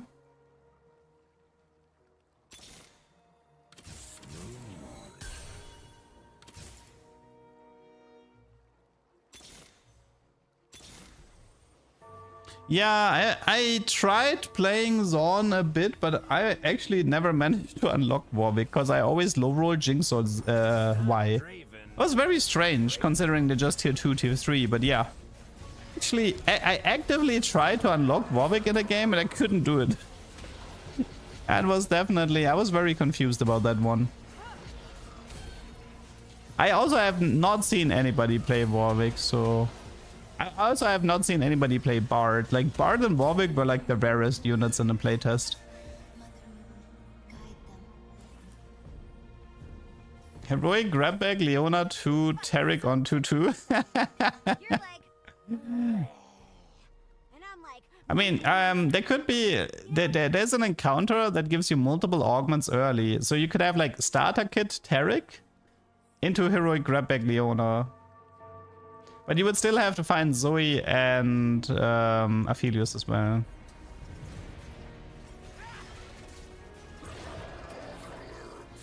Yeah, Bard is, he's intended as a reroll. Like, I don't know exactly which units he would fit well into. I don't know if it's like the Ashe comp or the Yordle comp, but yeah.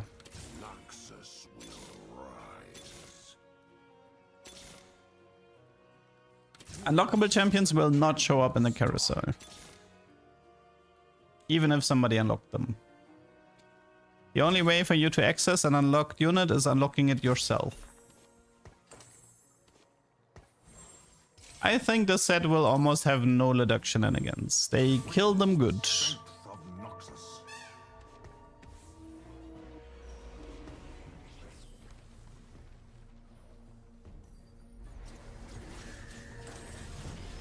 Yeah, the PBE rounds are new.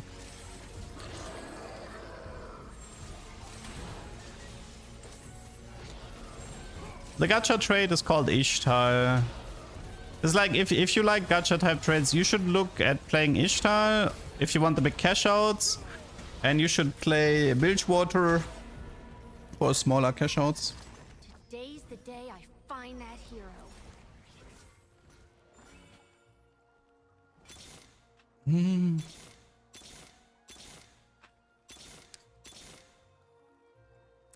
Oh yeah, I finally found Ambessa 2, which is actually relevant because you need Ambessa 2 to die to unlock Mel.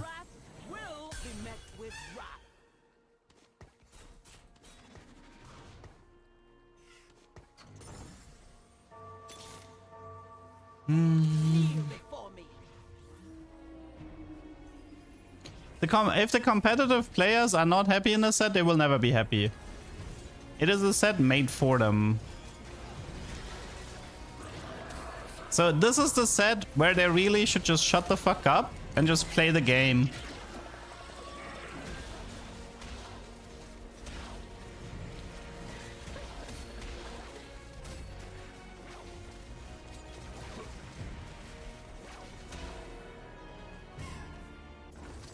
Feel my light.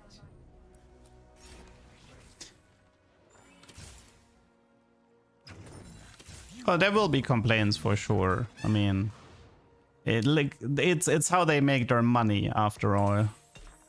They make their money by complaining.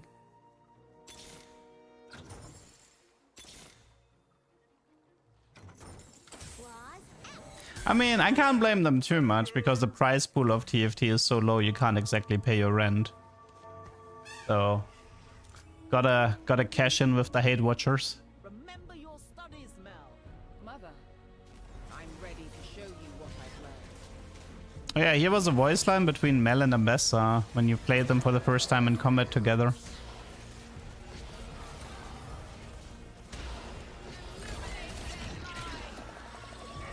Illuminate their eyes. I remember that voice line.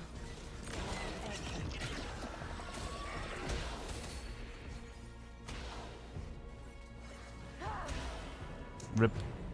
Nice Zillion damage, by the way. 13k on a Zillion. I think he must have executed this. Wait, let me actually just go back a little bit. Did Zillion execute my Scion?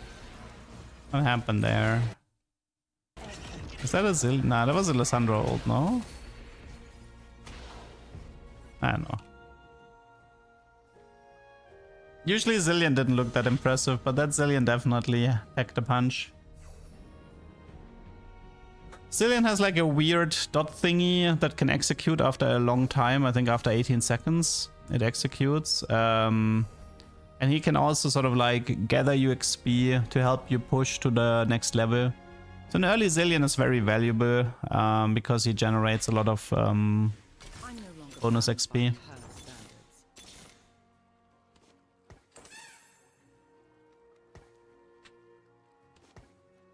Yeah, that was the voice line from set 13, Mel, right? That's why I remember it.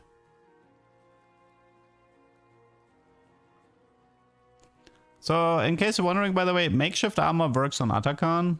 So, my Atakan gets bonus armor on the Mar. That's nice.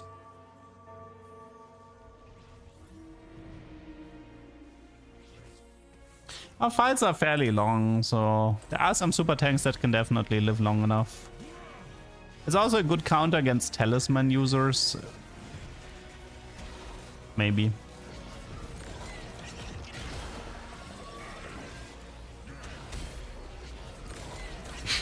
Dude, that Radiant Sunfire value from Cyan.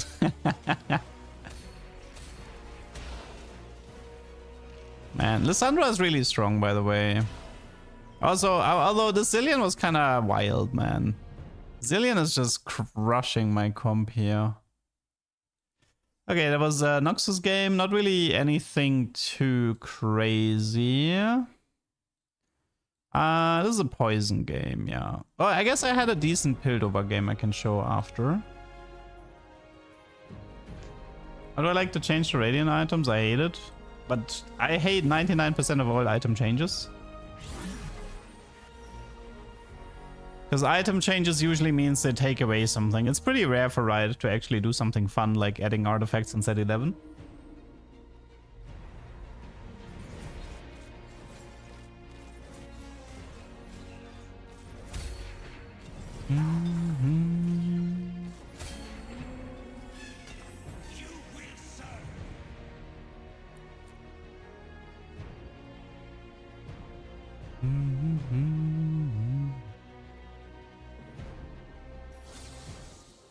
Will there be new encounters? Yes. Oh, the encounter list was already posted from Mord. A few noteworthy things is that the Golem is gone, and there's like an encounter that gives you just triple random emblem now. Noteworthy encounter was Silver Scrapes. where if 2 people are alive, both players get 70 gold and Silver Scrape starts playing as a background music. There's a Teemo encounter where everybody gets +1 augment rerolls. And I mean, it's kind of a return. We get the encounter again where you can get earlier augments. So it's possible to get like triple augment in stage 2 again in that encounter. Loudness for import.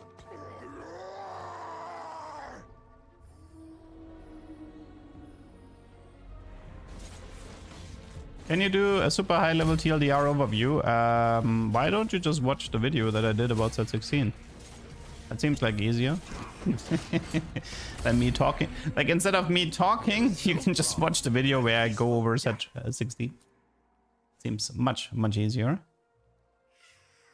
I mean, triple augment stage 2 can be fun for sure. Oh, look at that. Wait. Let's see. So Silco's Revenge. Sonnets explode into Shimmer on death. Dealing 8% of the max health to 2 nearby enemies. As magic damage, grant 2 nearby allies 30 attack speed. 8% is not that much.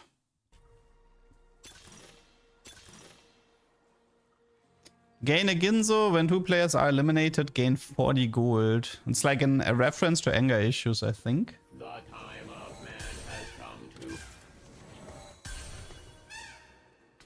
The time of artifacts has come to an end. Blistering said while I skipped 2 artifact augments. Oh, Zion! You escaped too? And you're here. It's me.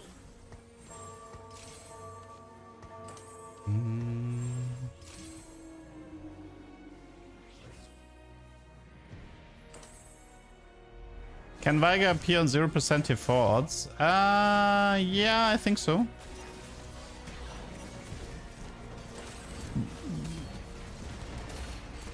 Also, yeah, here you gotta see a little bit of Jhin. Jhin is actually really broken. The way Jhin works is that he deals more damage every 4 auto attacks during his cast. He also gains infinite range. He's also Gunslinger, and I think Gunslinger actually deal more damage every 4 auto attacks as well. So, but yeah, overall, Jhin was very broken as a 1-cost unit. Like, he's the ultimate item dump for the early game. Especially, like, if you see, like, bonus gold or bonus XP Ionia, then Jhin is, like, your absolute go-to opener, I think. I don't think Veigar had a level cap. I mean, maybe he has a cap at 5. I'm not sure. I don't remember seeing a level requirement for Veigar, but I didn't actually play him, so I'm not sure. No, you don't have to sell board to unlock set. You just have to position your units in the back 2 rows.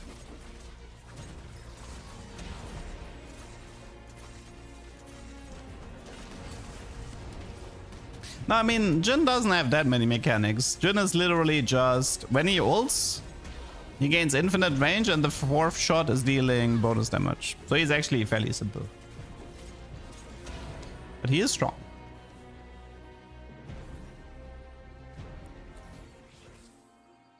But Jhin is good with attack speed, yes. His attack speed is not locked. So you can, like, I think he's gonna be the ultimate Fishbones user. Because he gains infinite range. And then if you get like unfortunately, he's not a long shot.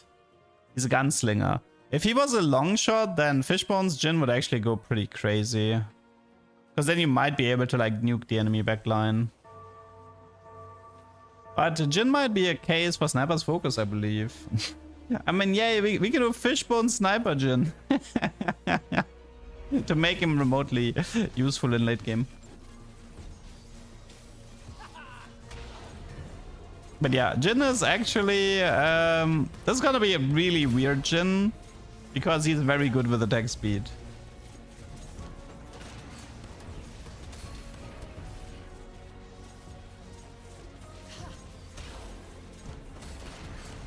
And his animations, as you can see, are super fast. Like, let's watch this again. Like, look how fast he... I'm gonna do like 50% speed here, okay? Sorry for the Bam. Like, that was so fast. Like, his animation... Like, if you give him attack speed, man, you are not being punished at all. He insta-shoots that.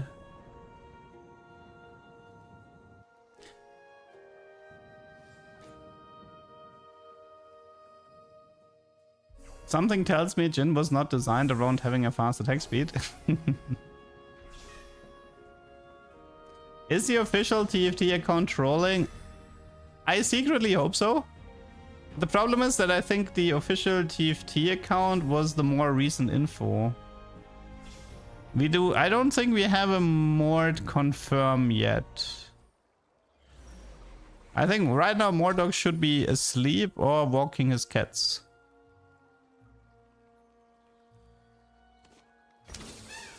Yeah, there's no confirm from Mord yet if it's 18 or 19.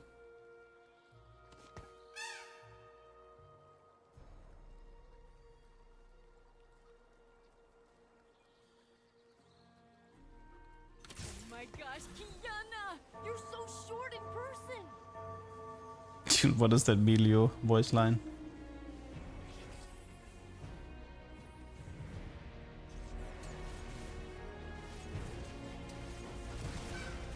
Set 16 is very, very different from 15. It will play completely different.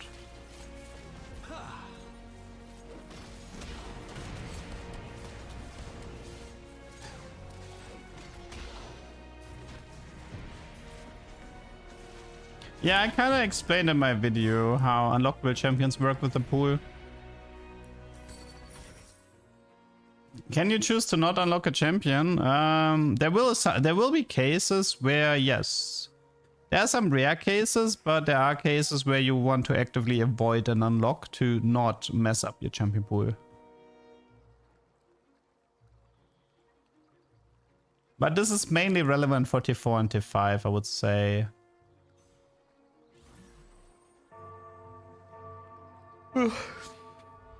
I do believe set 16 will be incredibly skill-based. It's very esports focused, it's very skill-based.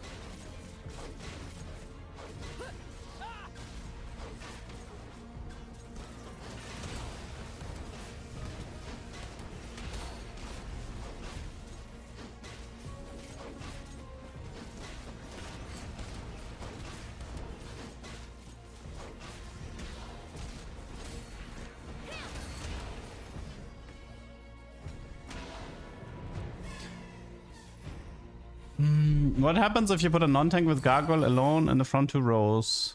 Well, first of all, you still need to be level 7 for the Skarner. But technically you can unlock 2 units at the same time if you wanted to, but you would need to be level 8 for that. But yeah, you could unlock Skarner and Set at the same time.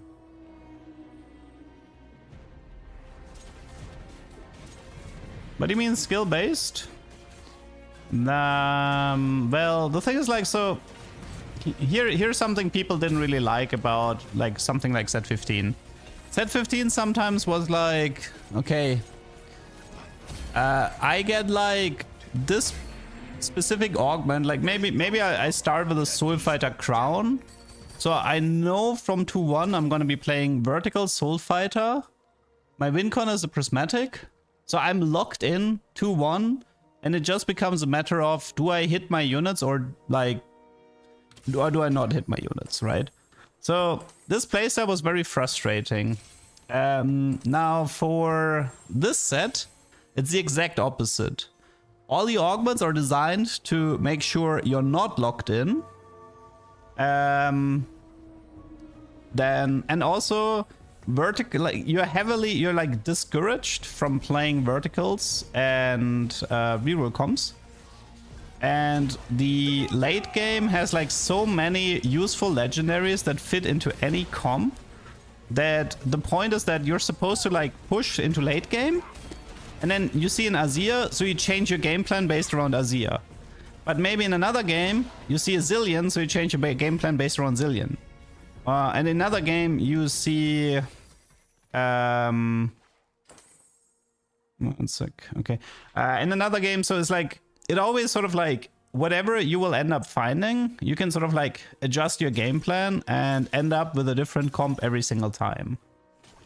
So this set is sort of like, the reason why it's like skill based is because it rewards players for playing good economy, for playing good early mid game, and it rewards players for being smart about late game adjustments. So because there's gonna be players who they're gonna play 7 Noxus and they're gonna stay the entire game on Noxus. And they're gonna get outperformed in the late game by players who pivot out of it. There's gonna be people who are like, oh, I know 7 Noxus is not gonna win me the lobby, so I'm gonna keep the Mel, I'm gonna keep the Zaun, I'm gonna keep something else. And then I'm gonna add this legendary, I'm gonna add this legendary, I'm gonna add this Targon unit, I'm gonna unlock this 7 cost. And then they're gonna have a board that consists of a weird mix of different units that ends up being way stronger than 7 Noxus, and then they're gonna win the lobby because of that. What is Parsley Duck trying to do? I'm trying to use Pandora Bench to find Jinx. I have a Zaun augment, and I'm desperately trying to find Jinx so I can play Jinx carry. I will break their line. Well, Riot has mentioned that if verticals or reroll comps are out of line, they will kill them. So I wouldn't worry too much about it. They heavily want to favor the flex late game playstyle in the set to the point where they will actively enforce it.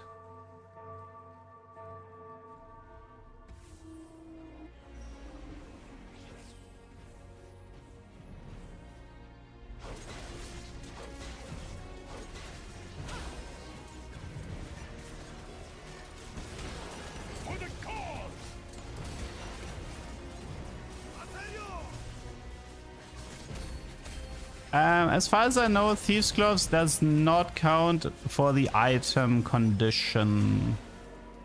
I do believe Thieves' Gloves only count as a single item if you want to unlock something.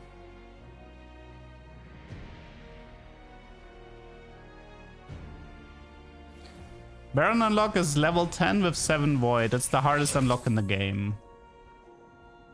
But Baron is also the strongest unit in the game.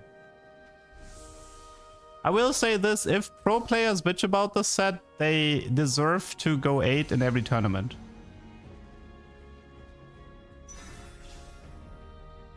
This is their set. This is the esports set. It's shut up time and play to your best.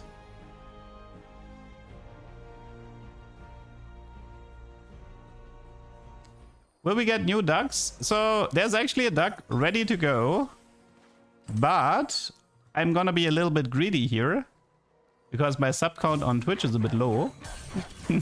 So I made a joke. I made an unlock goal for my ducks.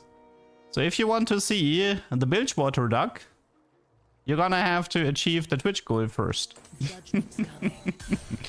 It's thematically fine.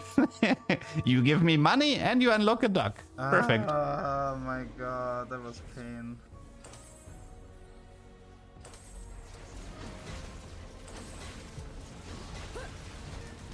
You can't play this set on PBE right now. Money. If you play on PBE, you're gonna get set 15. This is a recording.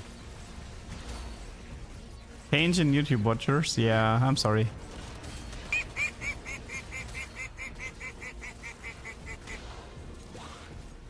Did you know that working out with set makes you bigger? Physical Fish, thank you for the prime. Thank you, thank you. I actually have 2 augments. The first one is really small. It's a visual bug.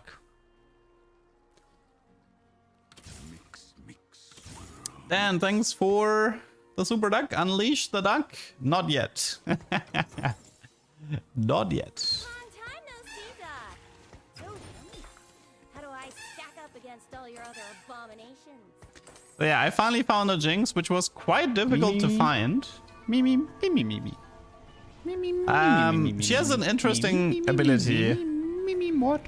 So Jinx doesn't actually have a mana bar. She has an energy bar that is based around doing 18 auto attacks. And once she does 18 auto attacks, she swaps to the rocket launcher and she goes kind of crazy mode. As you can see here. I think every auto attack is like 3 auto attacks.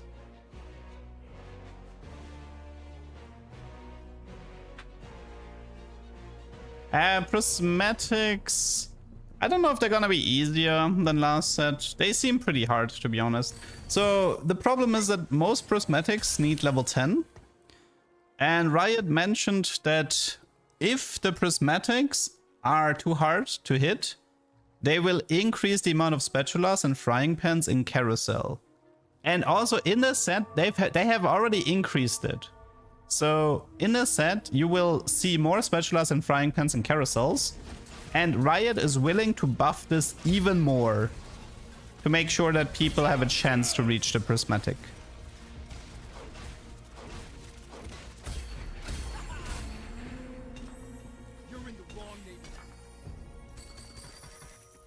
Piltover's finest. And there's a prismatic that does not need level 10, which is Shurima. Shurima does not need level 10. And there's technically, you can cheese it with a tactician's crown.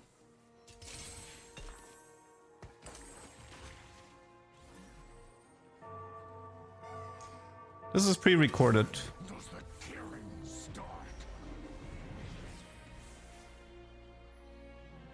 With artifacts nerf, can you cook fun stuff? To a very limited extent. I don't believe there will be many cooks in this set. It will be a very straightforward set.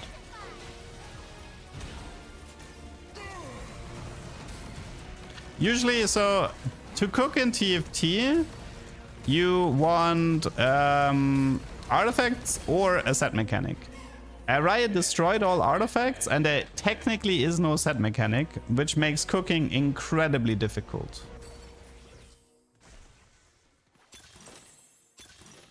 So here is Poison Pulse. Gain a singed and a 2-star Teemo. Every 4 seconds, Teemo fires a dart at singed target. When an enemy poisoned by Teemo dies, singed gains ability power for the rest of combat. I do believe you need to have singed unlocked before getting this augment. Also, I should 100% play Fiddle here because Fiddle has a really nice DPS aura, I believe. I think he does like armor MR reduction AoE. So I should... Problem is I'm level 7. But yeah. I'm level 7 and I want to use the Teemo with the Singed with 7 Zaun. But here I feel like, again, I don't know if 7... Like, I don't know if staying on 7 Zaun is a good idea here. It might be a good idea to just go out of it. My plan was to be level 7 and go for Jinx 3, Mundo 3, but this one really did not work. This one, like, I don't know, Pandora kind of like scammed me pretty hard in the playtest. How many quests are there for Ishtar? A lot. I haven't seen that many yet. There's like lose 7 in total. There's like reroll by XP. An Ishtar champion has to deal a certain amount of damage. Like alternate between winning and losing. What else was there? I don't know, there must have been a few more.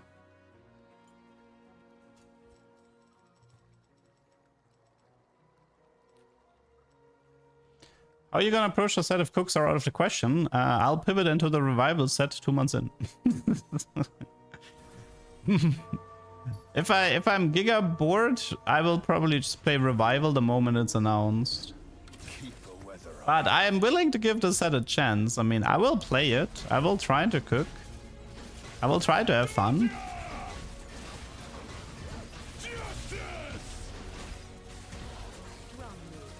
I mean, we can still chase stuff like mittens on Singed, you know. We can chase something like that. We can also chase the thingy where you get top 4 with every unlock. That's like something worth chasing. There's also a lot more like 3-star legendaries and 3-star T4 units. It is technically content, although not that great content, but it is content. So because like there's so many more T4 and T5 units, if you say like every 3-star legendary could be 1 VOD, I mean that is a lot of bots. So yeah. I'm not gonna bother with Blighting Jewel. I will never click this item again. It is pointless. They have a built-in limiter for the item that you can only proc it once every 0.5 seconds or something. It's literally untakeable. I assure you, most craftable items are better than Blighting. It is so bad.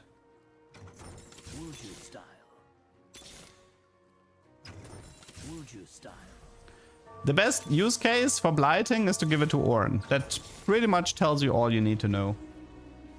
Orin is gonna have the best LP delta with Blighting Jewel.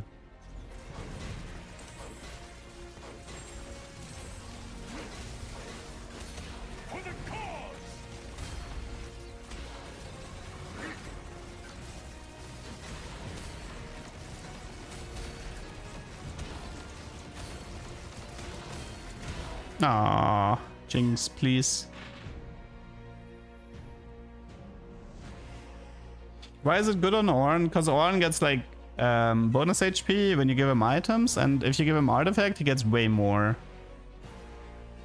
So if you give a filler artifact, if you give a useless artifact to Orin, it's almost like giving him a huge tank item. Guys, stop trying to make Blighting work. It doesn't work. It doesn't. The item doesn't do anything. Like I said, if you get a Blighting Jewel, put it on Orin and forget about it. Trust me when I say this. It will be better on Orin than anything you can try to cook. You just gotta believe me on that one.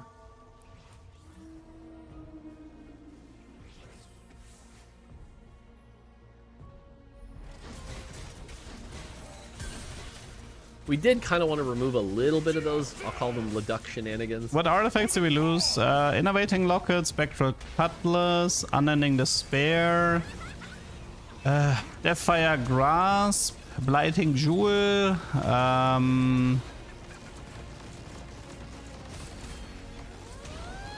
dude, look at that Jinx go. That was a nice fight. Cute Jinx. And Manazine, yeah, we also lost Manazine.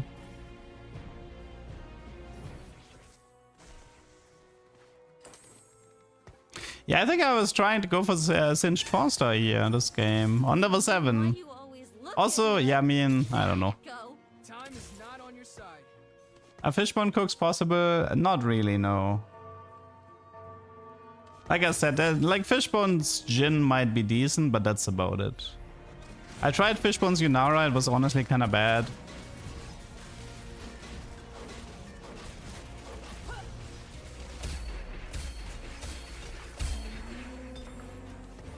I don't really care if artifacts are I don't care if the new version of artifacts is something that's considered healthier for the game. It is actively impacting my enjoyment. So why would I consider it a positive? You could argue this is like a narrow view, but I really do not care if other people enjoy like that state or not. My job is being a content creator. I'm looking to have fun. If the new system is in direct conflict with this, then I have a problem. Also, of course, I'm gonna bitch about it. It's actively hurting my salary. Because it's gonna be much more difficult for me it's gonna be more difficult to set for my content to differentiate itself from other content creators.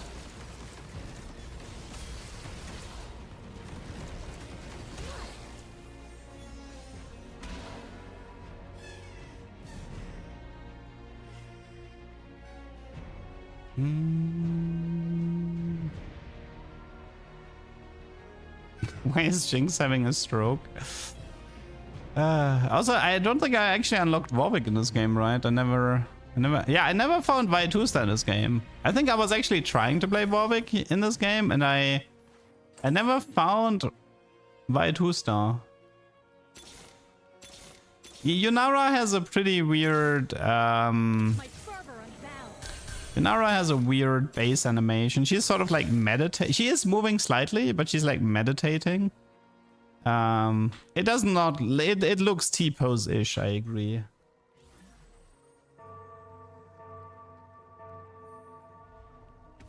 Skipped Y 2. Lies. That was the Y. Oh, actually true. Well, technically, I missed her twice because I didn't actually spot her in like when I was watching this either. So I actually missed her twice. That's funny. 5-cost Zaun. I don't think there was one. I think there's was there a Zaun 5-cost? No, I don't think there is one. There's a Warwick unlock and a Singed unlock. So you have 2 T4 unlocks, but I don't think you have a T5 unlock. Hey, is Ziggs Zaun? Oh. Okay, I guess Ziggs is Zaun for some reason.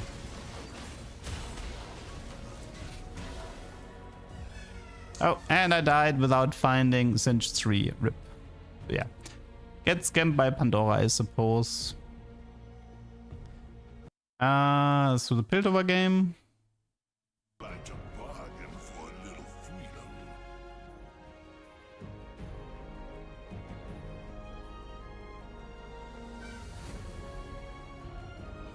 I mean, I do remember there was a in the cinematic there, yeah, Ziggs was maybe lore-wise he was actually joining up with Jinx to create chaos, and he was an antagonist for Heimerdinger as far as I remember. But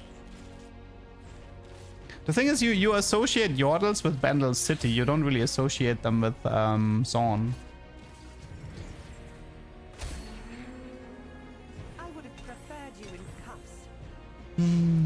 Opinion on nerfs for Radiance and artifacts? I hate it. I hate it. Give me back my artifacts. These are videos like yesterday. I currently like I am not playing live. This is just recordings from the playtest. Is Smeech a Yordle? I think so. Yes, I do believe so. Ziggs was Shurima purely for gameplay reasons in Legends of Runeterra. Oh. Have I played Riftbound? Nah. But I also don't think I'm gonna bother with it. Not that big into card games. Pretending to soar like the eagles. Stay out of my way.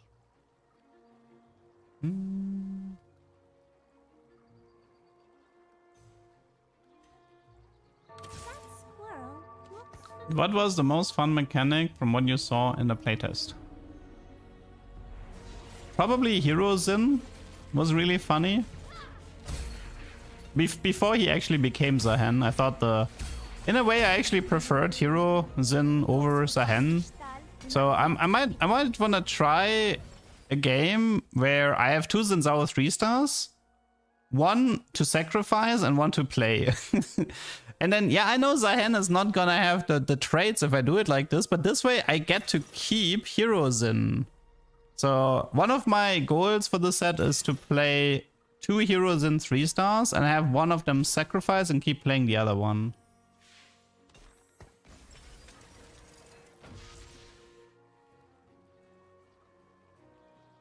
Although I'm currently not sure how to get a second Zinzao 3-star without Pandora's Bench. Why? Because I feel like Hero Zin 3 is really strong. And I don't think Zahen actually needs his traits. Can you find Zins in the shop after he gets a hand? Yes, but... I mean... Yes, but... That means staying level 6 though for a really long time.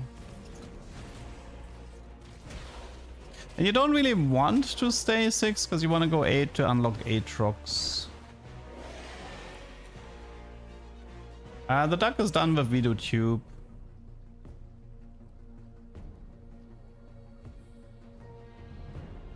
Is worth the wait 2 in the set? It should be.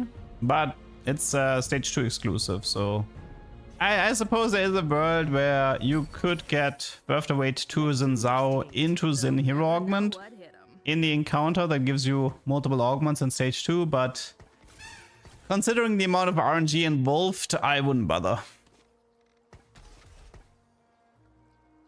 Yeah, I know Mort said PBE Nov 18, so I was confused to see an official tweet that said November 19. So either everything is delayed by a day or the people who made the announcement made a mistake. We need to wait for Mort to wake up and have him confirm the date.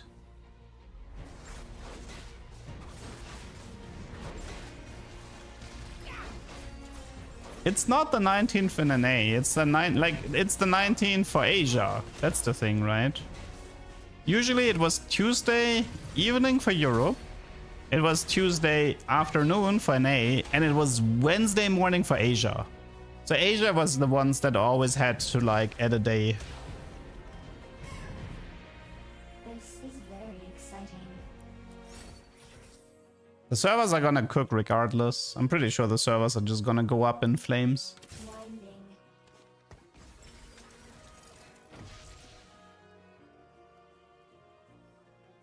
Winding. I mean, Kimura, you don't get it. They're not, so the thing is like, what is the set really about? The set is catering to the challenger level.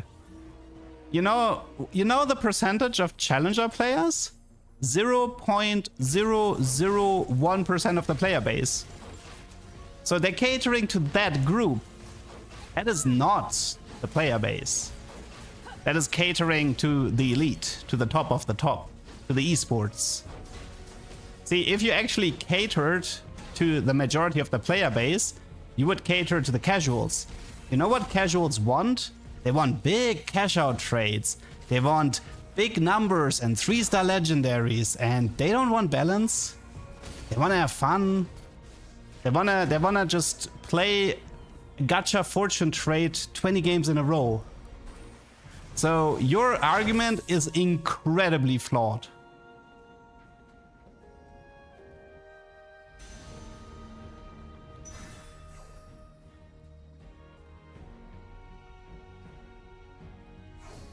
Yeah, Lulu is actually kind of broken. Thankfully, she's only a utility. Quack quack.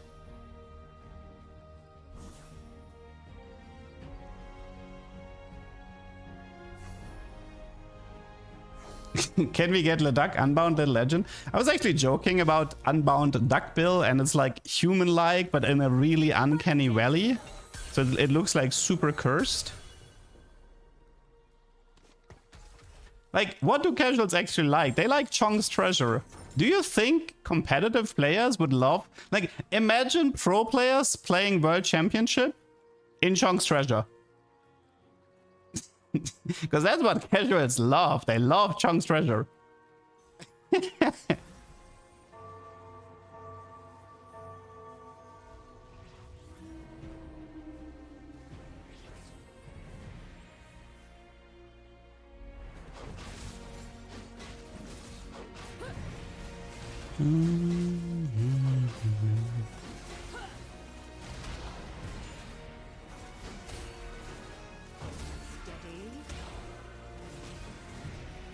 Now, the appeal of Chong's Treasure is that you get dopamine every 2 rounds because you're overloaded with powerful units and resources. It has nothing to do with the direction you're getting.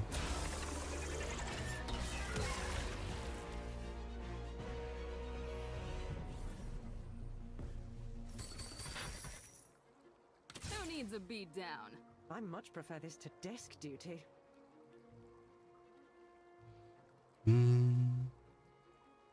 It's always funny how many people ask me about how to finish a mission quest.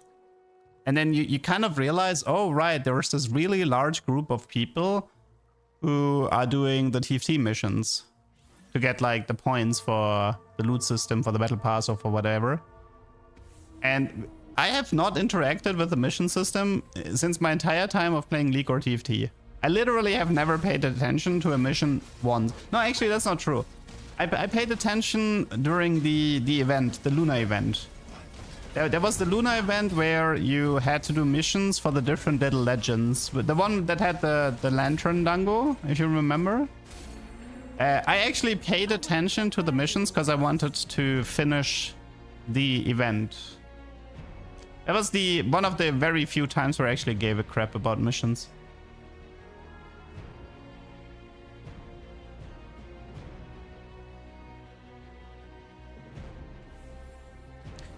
I mean, to get a prismatic trait in the playtest, you kind of had to play Shurima or get really lucky.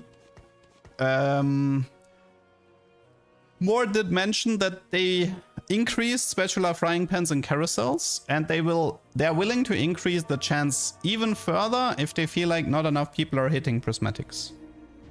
They have like a very specific number in their head. I don't know what it was. I think they once mentioned it, and like I don't remember the exact number, but there's a number like in their data. They have like this number that if this is the amount of players who hit prismatic based on these amounts of games, then they're happy. If the number is too high, then they're gonna have to sort of like try to reduce it, and if the number is too low, they're gonna have to try to increase it. I don't have the exact number in my head though, but it should be somewhere on Twitter. For Shurima was definitely too easy, but it's also kind of easy to nerf. Because, I mean, if you think about it, how do you nerf for Shurima? Well, you just add another number. So instead of going 2, 3, 4, you have to go 3, 4, 5. Problem solved, right? All of a sudden, it's a lot more difficult. Sorry, Your Majesty.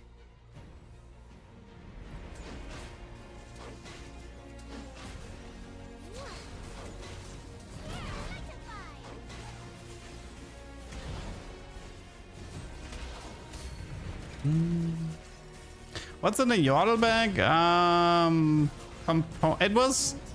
It was sort of like in the 8 gold range. So you would get either a bit of gold, some units, or an item component. Oh, and small duplicators, yes. So it's in like the 8 gold range. Item component, small duplicator.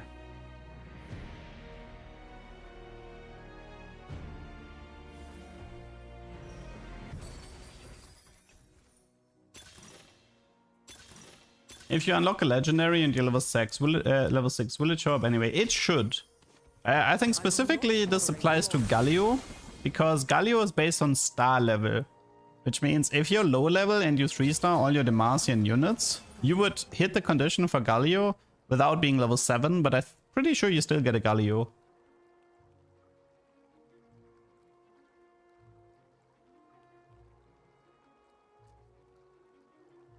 Vertical trades are not that strong. They're good in the mid game, but for the most part you're supposed to pivot out of them if you can't chase the prismatic. See, you say casual players follow guides, but the moment you follow a guide, you're not a casual anymore. People do not understand what casual actually means.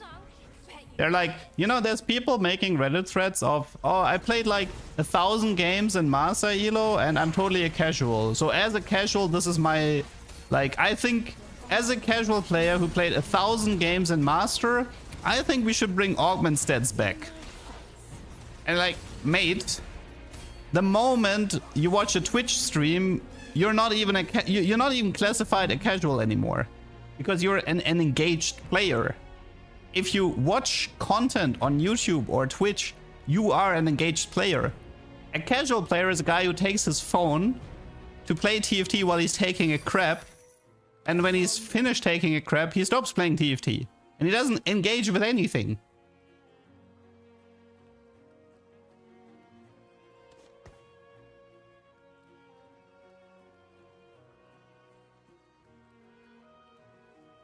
"30-minute crap?"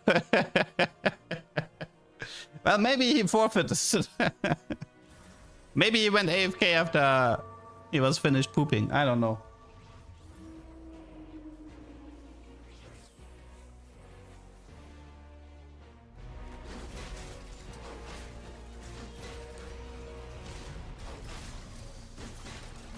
Yeah, did you know that the removal of hyper roll caused an increase in pooping time? I know casual League players that watch League stream Worlds. Then they're not casuals. If you're engaged enough to watch, you're not a casual. This is what people don't get. They don't understand what a casual actually means. A casual is so removed from everything. They're not watching meta TFT guides. They're not checking out TFT Academy. They're not going on Reddit. They're not watching Twitch streams. That's what a casual is. The guy just plays the game. He barely understands what any of the units are doing. He slams a Morello on Caitlyn because it looks funny.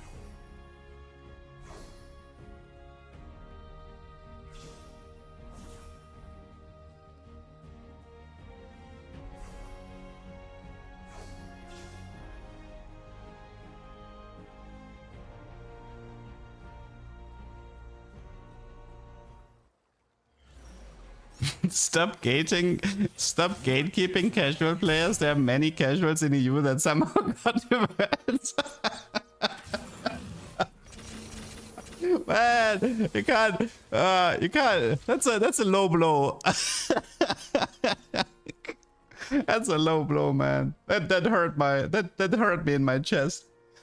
Man, that was a rough word. That was a rough words for you, man. Oh yeah, so what you have in front of you is Piltover. So it is a legendary unit. Okay, wait, I'm actually just gonna pause this because this is kind of like a long description. What do you think is the average elo for a casual? I think an average casual plays about 5 to 10 games of TFT and then he stops playing for the rest of the set. I think that is a casual. Probably playing less than 10 games per set. And you'd be surprised how many people do this and still spend money. Okay. Pilot. The unit... Okay, so I was not... I do realize this later, but there's actually a pilot mechanic to this T-Hex. If you put in a tank, he gains Omnivamp. If you put in a fighter, he gains attack damage. A marksman is damage amp. A caster is mana regen. Assassin is crit chance.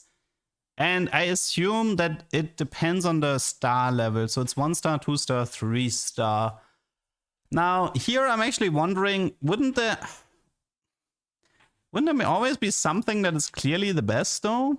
I think the idea is, I think you're supposed to put somebody in who's 3 star but doesn't actually have items. You know, somebody like Caitlyn, because Caitlyn doesn't really do that much. So if you put a Caitlyn 3 star into the T-Hex, the T-Hex should gain like 40 damage amp, right? But I think Caitlyn's actually caster though. That kind of sucks. Like a 3 star marksman would actually be kind of sick. For like the jump from 18 to 40 damage amp is a lot. But the jump from 6 to 9 mana regen is not that much. Like marksman looks the best. The jump is massive, man. 40 damage amp. But I don't actually know who's a marksman. I think set 7.5 had a single marksman in the entire game.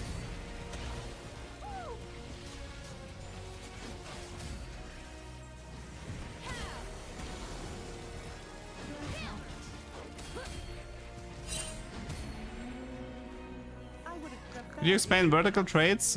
Explain what? What the terminology means? It means maxing out a trade.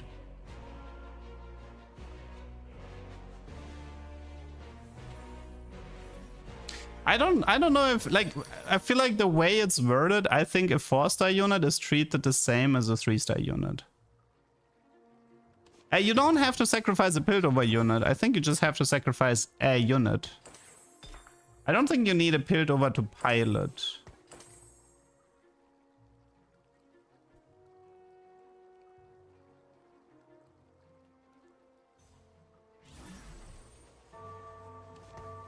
Do I read YouTube chat? Yes, I literally just read a question about the 4-star.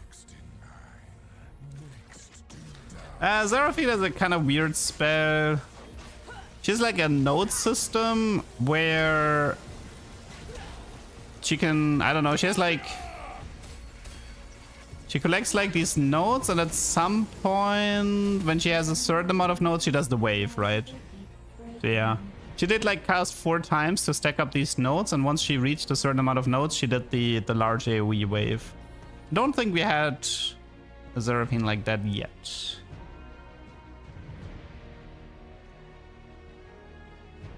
Why are there 2 dinos? This is coming from the 6 Piltover trade.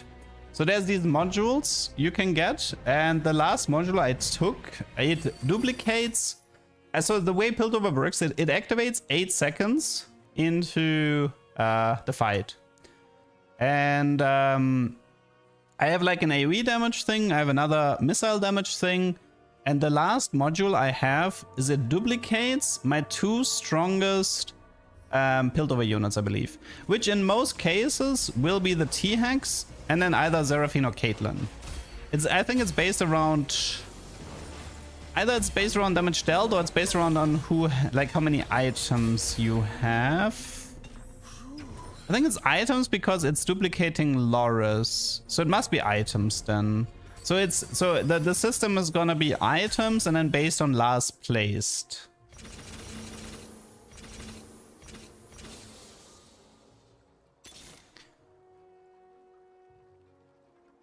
Yeah, to get the T-Hex, you need a specific amount of star levels from Piltover units. So it's sort of like the equivalent to Demacia. Demacia needs star level for Galio. Piltover needs star level for Piltover. Therefore the T-Hex. Who will be the best worth the weights this set? It's too early to tell. If I had to take a guess right now for one cost, it should be Jin and Viego if I had to take a guess.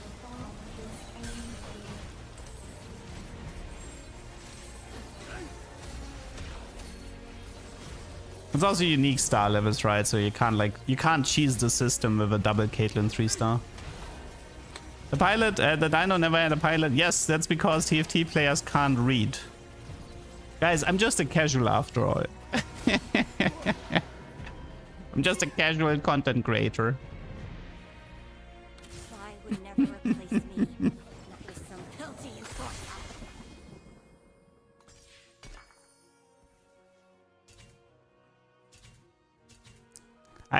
If I click duo queue here, it should be possible for me to get T-Hex from the duo queue. But I don't know. Do I take it? Yeah, I do. Do I get a T-Hex? Nah. Got Fiddle and Annie. I mean, Fiddle is good, right? Fiddle is usually worth playing if you have space. I mean, I don't need to play Jarvan. Like, I should absolutely...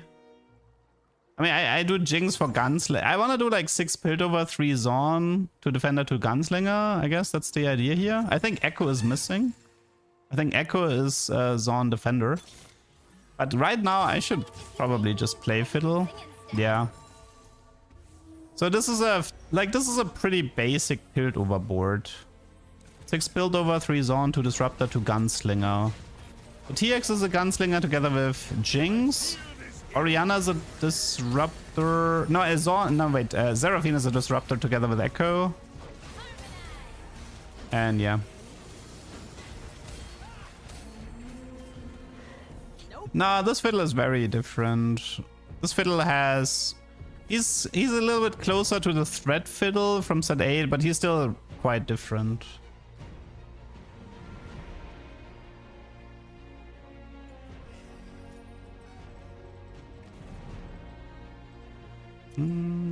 Not qualifying for Worlds, probably a casual. Yes. Piltover's finest. I was definitely crapping during game. Yeah, I think at some point I actually... So the problem is this. When I saw this TX symbol, I thought it was the... I thought it had to do with the duplicating. I thought it was an indicator of which units get duplicated from the 3rd module. But at some point I realized that it has nothing to do with the 3rd module, and it's where you place your pilot. I will realize this later in the game, but yeah, it took me a long time. In my defense, this was my first Piltover game, so have mercy. TFT players versus reading. Well, it's a lot to read every few months. My god. It's too much to read. I just want to have fun. I just want to have fun with artifacts, man. That's all I want.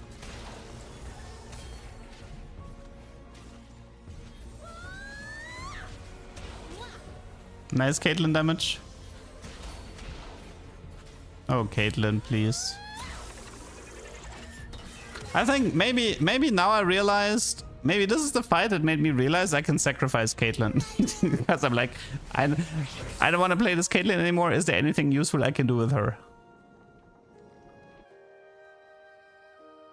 I did not unlock Brock myself yet. I only played against it.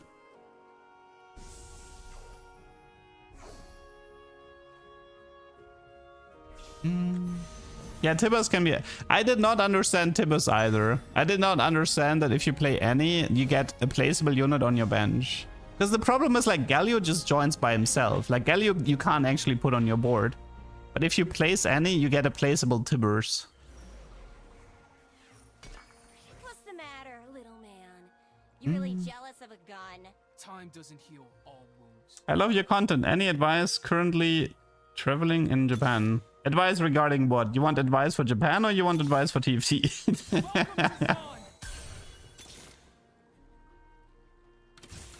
void.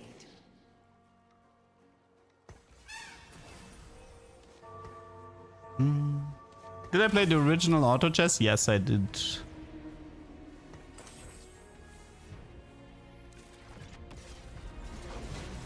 I have 3 augments. If you squint your eyes, you can see a really small T where my 3rd augment is. It's a visual bug. Apparently PBE is in 2 days, not in 1 day. It might be delayed by 1 day. We still need more. Like the TFT Twitter account posted something about that it's gonna be on Wednesday, not Tuesday. But we still need more to confirm if this is true or not.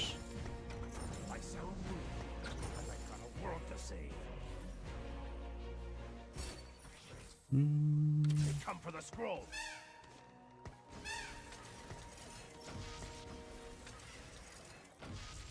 I mean, the problem, like, I just like the power fantasies that artifacts can do. It doesn't even have to, it's not even about, like, being strong. Like, you can remove the stats for all I care. That's the thing, right? Like, I don't care about artifacts having stats. I care about the effects. I care about, like, having a Blighting jewel that reduces enemy MR to 0 and then you gain a lot of mana. I care about that. I care about, like, Trenchcoat doing really weird shit if you have super specific item combinations. I don't care if artifacts are strong or not, I just really care about the effect being meaningful. But now we get the opposite. Now artifacts are just stat sticks with a completely meaningless ability. And this is not gonna be fun to play around.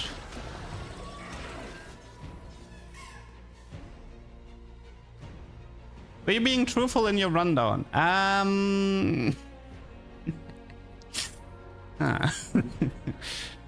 do I mean, I was truthful when I said that there's gonna be players who will like the set and there's gonna be players who don't like the set. I was being truthful in that part. I like, so I do believe that there's a very large player base that will enjoy the set. I don't know if I'm gonna be part of that player base. But I'm not gonna make a first impressions video where I'm gonna be flaming a new set. That is just bad content.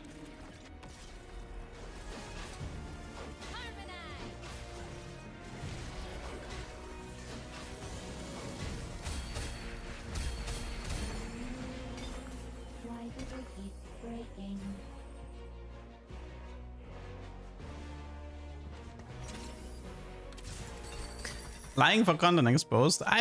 The thing is, like, I am a content creator, so here's the thing, right? Sometimes I watch a lot of YouTubers as well.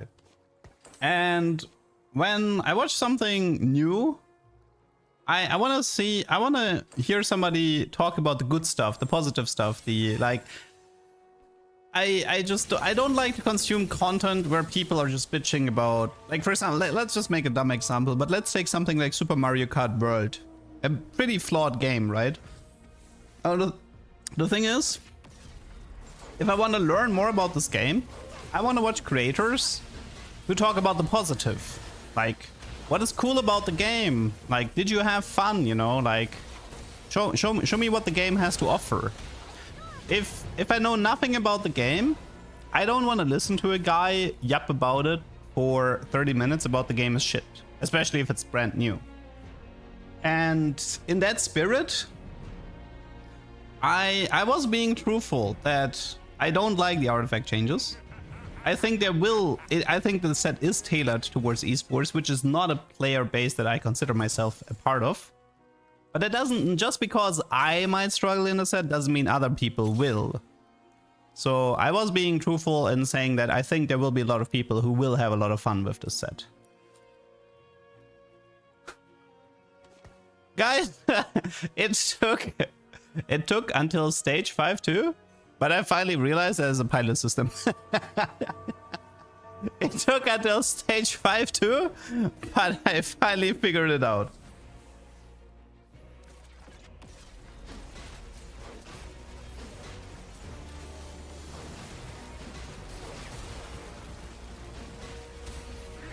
I think the T-Hex has 9 mana regen now because I'm sacrificing an Orianna, which is quite a lot. I'm winning fights thanks to my pilot. Is there a version of artifacts that satisfies Johnny, Timmy's, and Spikes? No. It's truly the example of you try to satisfy everybody, you're gonna satisfy nobody. This is why, for me, TFT is a really frustrating game, because TFT tries really hard to appease the casuals and the competitive crowd at the same time. And the changes that are made for competitive pisses off the casuals, and the changes for the casuals pisses off the competitive players. And TFT, like, TFT should be made for one of these groups, the casuals or the competitors, or better yet, the best solution is you make a PBE mode in TFT for the casuals, and then the ranked can be more focused towards the competitive side. Like, I feel like we're missing a mode exclusive for, like, something like Aoshin's Ascent, right? Like, but bigger. Give me something like Aoshin's Ascent, but bigger. Give me a lot of resources. Like, don't care about balance in Aoshin's Ascent. Like, do not care about balance in Aoshin's Ascent. Just have fun, go crazy, make broken interactions left and right, let the players beat up the PBE monsters, and have a good time. And I think if we ever get there, I think TFT will finally solve one of its biggest issues, which is the whole, like, appeasing both the casuals and the competitors in the same game mode.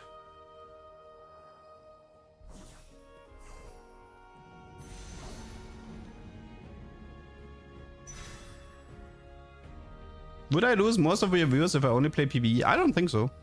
My Aoshin's Ascent content actually did pretty decent on YouTube. Not as good as ranked content, but it did good enough.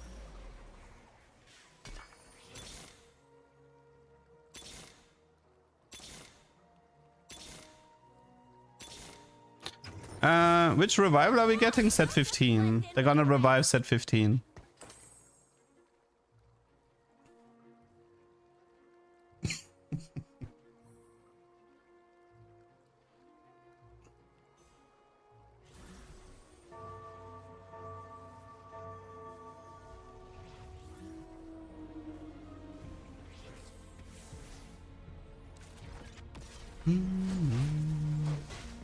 If I had to take a guess, I think it's time for set 8 revival. We did kind of want to remove a little bit of those, I'll call them Leduc shenanigans. I think set 8 revival makes the most sense. Because thematically it's very far from what we had and what we have. So I think it's gonna be set 8 next. And once set 8 is over, it's gonna be set 6 or set 9.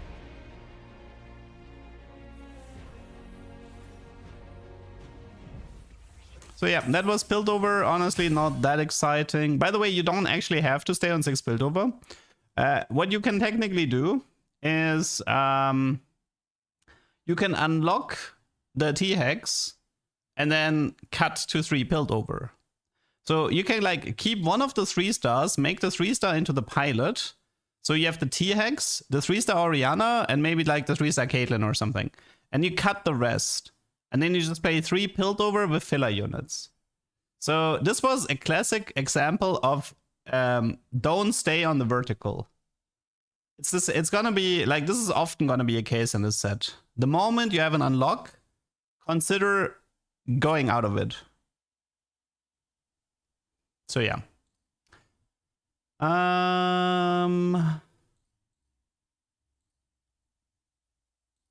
This one was fairly interesting. Having broken interactions does not mean ignoring balance. Slay the Spire is a great example. No, it's not. It's a PBE game. Game has lots of crazy, powerful, fun combos, yet it would be way worse if the devs didn't balance properly. I suppose. I mean, I don't know, if I think of a game like Binding of Isaac, there are some item combos that just straight up win you the game pretty early on, and there are people who are actively resetting to chase these combos. See, the thing is, like, who gives a fuck if a player goes easy mode and just crushes through the content, right? That's their choice. They're not hurting anybody because it's a PBE game. Like, if I want to play a PBE game, I want to have the option of having super broken combos that look spectacular. I'm not playing PBE modes for the challenge.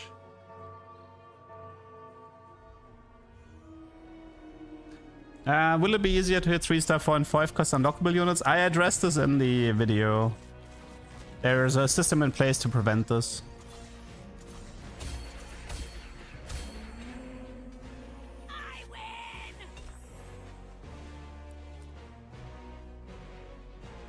The short version is that you still compete unlocked units with other people if they unlock the same unit. And the moment you have a 2-star unlocked tier 4 or tier 5, it becomes exponentially more difficult to find more copies. This protection system resets if 4 or more players in the same lobby unlock the same unit. Specifically tier 4, tier 5. There are no special rules for tier 3 or lower.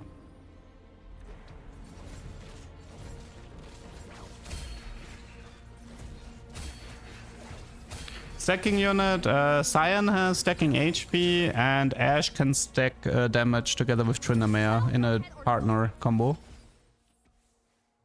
This could be, like, you could argue this is a Viego hero augment. I don't know, like, you could argue it's a hero augment. Gain a 2-star Viego, your strongest Viego shares 30% of his passive with other Shadow Isle allies. After collecting 100 souls, his ability upgrades. I already played Viego, so I didn't want to play him again, but I don't know if this counts as a hero augment, but maybe it does.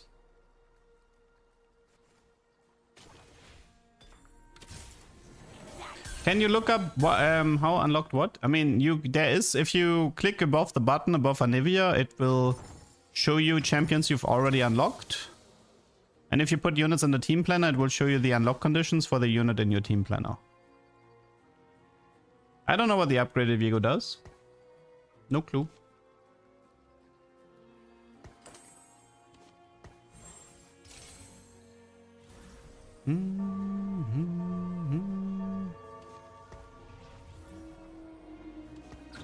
I don't know if it's impossible to 3-star these units, but Riot did pretty much say that it's harder to 3-star an unlockable than a non-unlockable.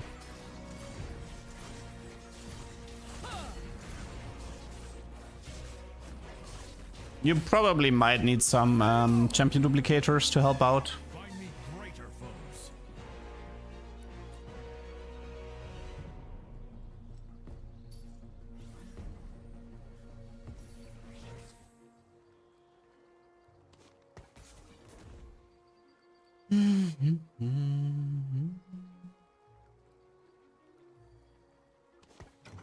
How many units? There are 100 units in total.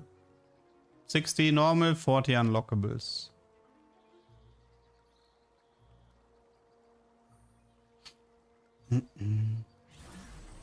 Fizz, I do believe Fizz might be the easiest 3-star unlockable because of Bilgewater and Yordle. Return the crown, butcher, You can get Fizz in the black market shop, which really helps. And obviously, yeah, Yordle can help too, I think. Fizz is a 4-star, yes. But he is an unlockable, so... I think the biggest problem still is gonna be... there will probably be one Yordle player per lobby. And then Yordle player will always contest Fizz. And the moment he has 2 copies, you can't hit anymore. 7 costs are equal to tier 5 units. You can actually Pandora a tier 5 unit into a 7 cost.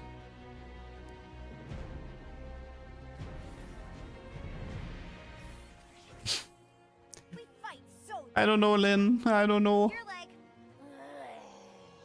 and I'm like, nom, nom, nom, nom, nom, nom, nom. Lynn, I made a goal to unlock the Bilgewater duck, but my chat didn't fall for it.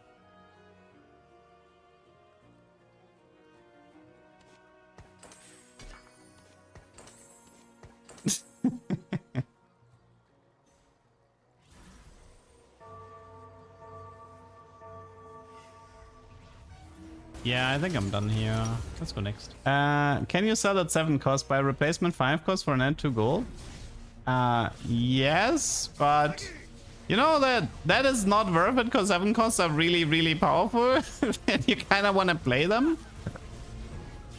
So it's like, oh shit, I got a 7 cost. Nice, because a 7 cost 2-star is definitely a win con.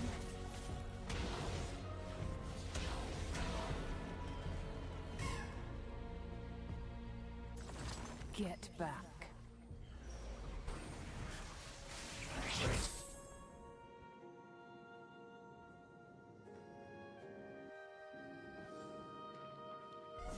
Do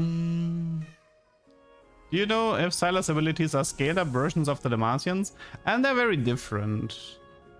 Like for example, Jarvan has his flag, but Sylas has the Cataclysm.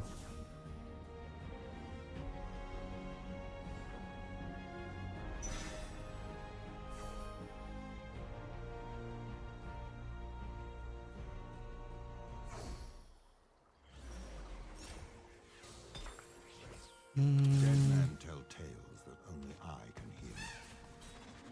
Who am I playing against? Other influencers.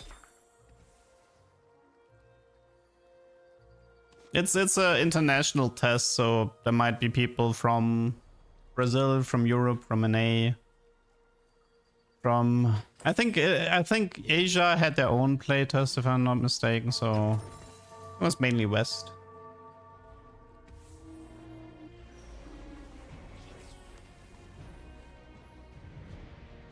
Yeah, you need to I need to find Raven to get 5 Noxus here though. I mean, Brazil is actually doing pretty well in TFT, right?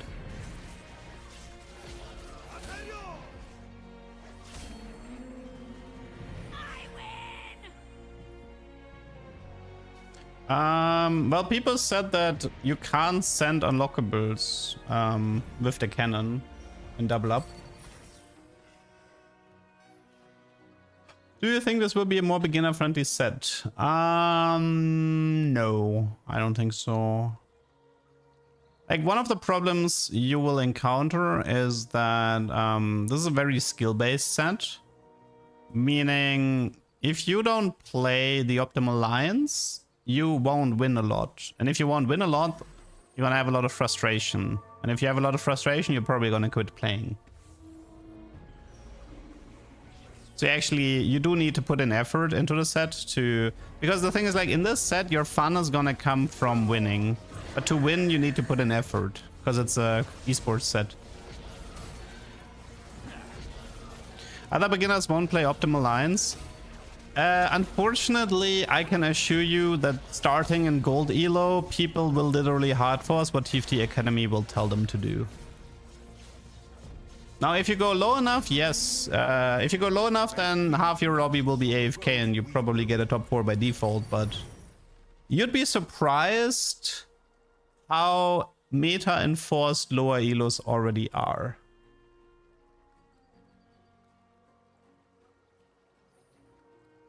This wasn't always the case. It really started...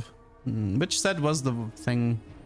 I think it kind of started with set 6, but It got yeah, I think it may have started with set 6, but it really broke out after that. It was pretty much augments and augment stats that made sort of like changed everything into a data chase.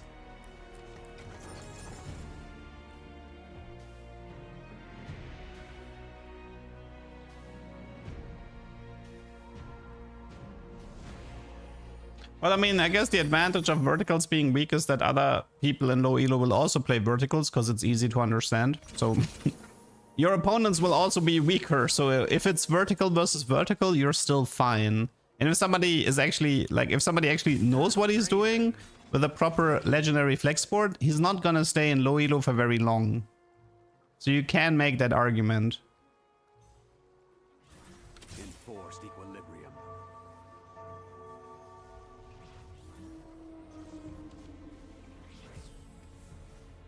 Tell her top 4 is the win, not top 1? I mean, it's technically true. Top 4 is the goal.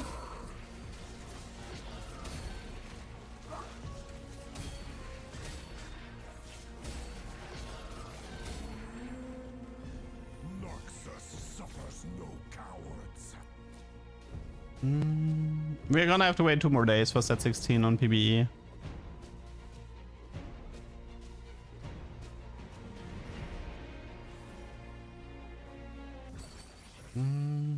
Crash test dummies. Oh yeah, Mess Hall is a gold augment now.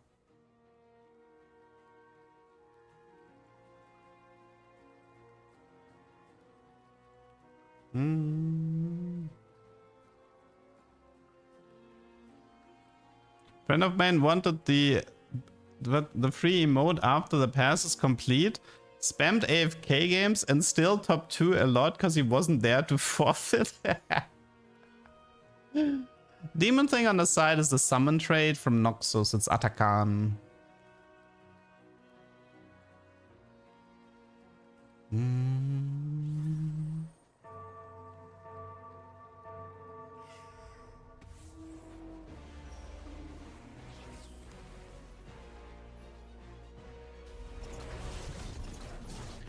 I get everyone's about supporting casuals, but would it hurt to have one set for people who like competitive? No. It's fine. It's fine that this is an esports set. But, okay, I will explain my problem, okay? My problem is that they're not gonna revert the archetypes. They're not gonna revert the artifact changes. They're not gonna bring back utility items or support items. You see, this is the problem. The problem is that this set kills the artifacts for competitive, and the next set is gonna keep the artifacts dead. That is the problem. This is where the complaint comes. Because every single time that Riot sort of like killed something or made a change, it carried over. That is the problem. If they tell me that they're gonna do a 180-degree turn on artifact after all or whatever, then I would not be bitching. I would be like, okay guys, it's one set without artifacts. All fine, you know? But it's not, that's not how it's gonna work. The design philosophy has completely changed into killing of artifacts. Which is really bad if you like to cook. Because now you have to cook without spices.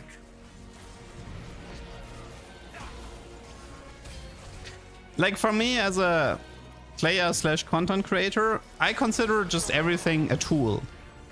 Support items are tools, artifacts are tools, augments are tools, champions are tools. I want as many tools as possible.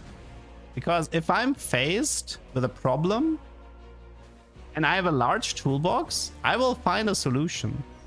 But if I'm faced with a problem and I have no tools, then there's nothing I can do except to do whatever is crushing me.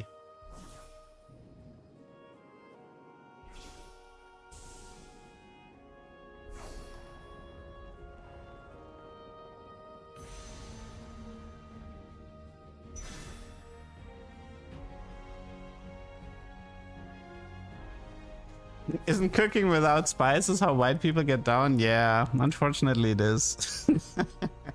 Man, I love spicy food, but dude, spicy food in Germany is such a joke. I feel like you have to like, if you order Indian food, I feel like I need to make the comment actually like give it proper spice. I know it says spicy, but like actually make it spicy and don't make it like spicy for German people. Like I don't want to feel my tongue afterwards or something like that. Cause like you eat something that's spicy and it's like, yeah, I guess it's like mildly spicy, but dude, if you don't sit on the toilet afterwards, screaming in pain, what was the point?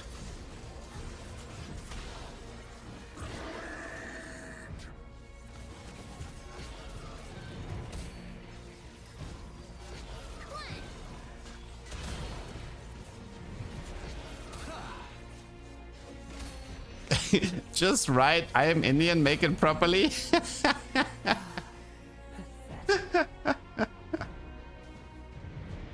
You get your money's worth a second time, yes. They will regret opposing me. Not Draven, Draven.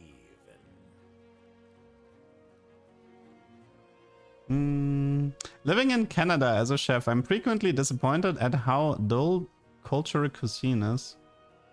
Yeah, I don't actually know much about Canadian cuisine. Although, usually with North America, I usually just consider... Like, I mean...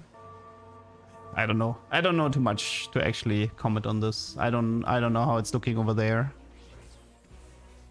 I know so many German people that hate spicy, though. Yeah, they're weak. Their bloodline is weak.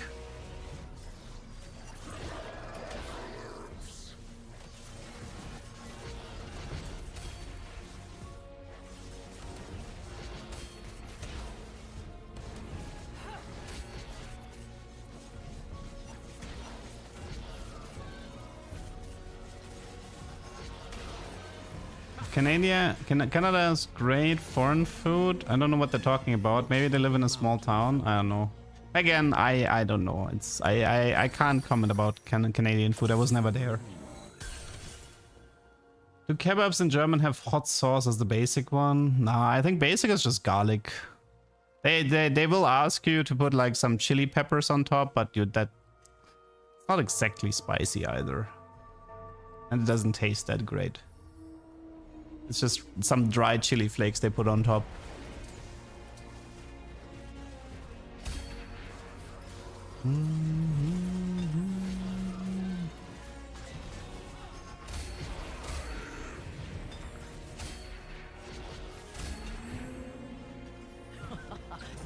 TFT giving us the emo vibes with that track. I got tired of that soundtrack during the playtest, by the way.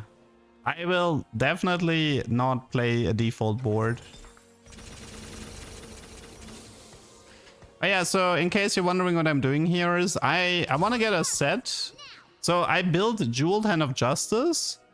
I rush 8. And now I can immediately fulfill the condition to unlock set.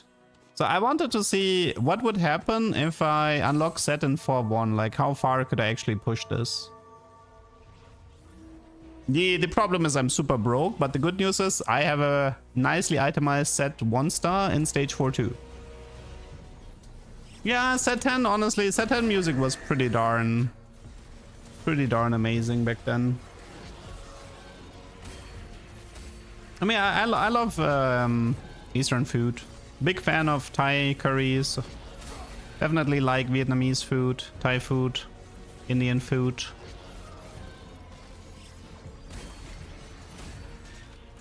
It was a music focus set, yeah.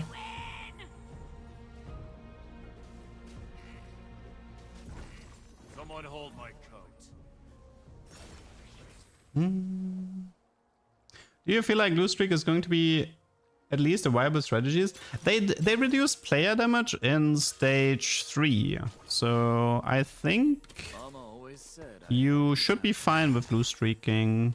I think something you're gonna see a bit maybe is that some people might like Ishtal, Blue Streak, cash out, and then you know, like get some eco boost while loose streaking with Ishtal, and then just take the cash out and immediately change up the board. The only problem with this playstyle is that level 8 is really expensive, so if you push 8 and 4-2 to like pivot, you're not gonna have that much gold to roll.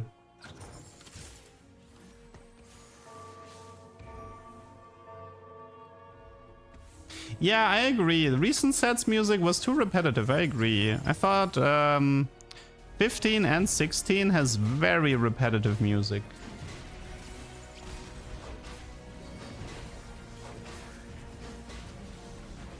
Is White too strong? No. And even if it was too strong, Riot would just nerf it. But yeah, I think based on this fight, you kind of see the game plan here, right? You rush level 8, you make sure you have like a Jewel 10 of Justice. You rush level 8, you put 1 unit in the front, you unlock a set 1-star, and then set 1-star just giga carries you. I think you kind of see the game plan here. That might be a playstyle, because, you know, set 1-star can definitely carry you for a while. I mean, I feel like the rest of my team is a bit too useless. Especially because, so there's one problem with set, which is Ionia is not a trait. Ionia is really, really fake. So you should at best play 3 Ionia, but quite frankly, Ionia is so bad, it's actually okay to not play Ionia at all. That means you need a really good board that is completely up to you. That just sort of like, you just play set because he's broken. Like, because like, look at his damage, man. This is completely broken.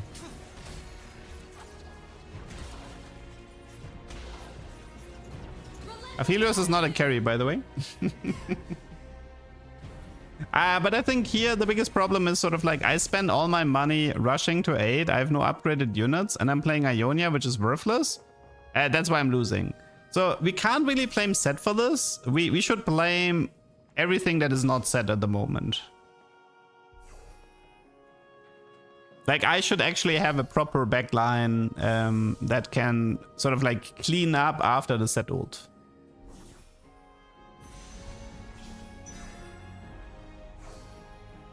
Ionia is... Yeah, I think I'm done here. So let's go next. This is how you play Ionia, okay? At the beginning of the game, you check what the Ionia path is. If you see bonus gold or bonus XP, you play it as a eco boost, and then you ditch it. And if you see any other path, you don't play it. Unless some of the paths prove to be strong enough. But as far as I can tell, Ionia felt bad and the units felt bad and they should feel bad. Like Jhin was nice and Zed was nice, but that was it. I like Jhin, I like Zed, but Ari per se is not a terrible unit, but she definitely belongs more into Arcanist than Ionia.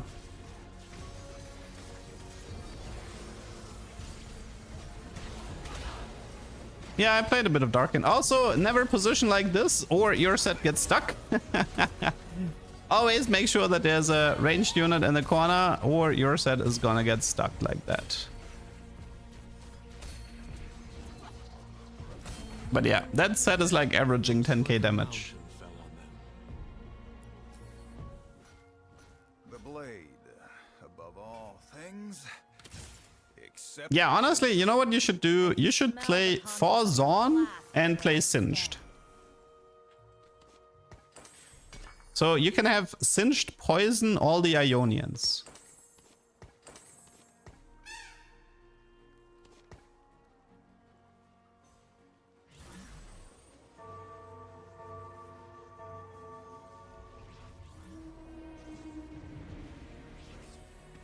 No, 1-star and 2-star Orin will in fact need 4 rounds regardless. 2-star Orin still needs 4 rounds. The difference between star levels is how much HP he gets for items you put on him. Also, nice set ult, by the way. Look at that set. It's a shame he didn't get the second cast out there, but yeah. So what I can tell you is this: set is very strong. It's worth rushing for him, but make sure you actually have a proper board to support him. And don't focus too much on Ionia. These are my lessons from this game. A vertical Freyot is easy to achieve and quite strong. It's definitely a recommended vertical at the moment. They might even nerf it because it might be too good.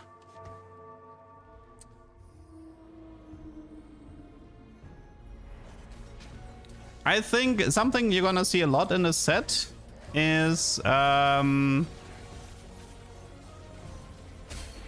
most late game boards will have a 3-piece as their max. So it's gonna be like 3, 3, 2, 2, 2, 2, 2. You know, it's gonna be something like this. I think you're not gonna see that many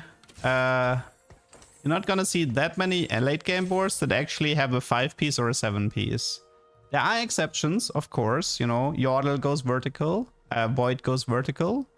There will be exceptions, but vertical Ionia in late game, I don't think so.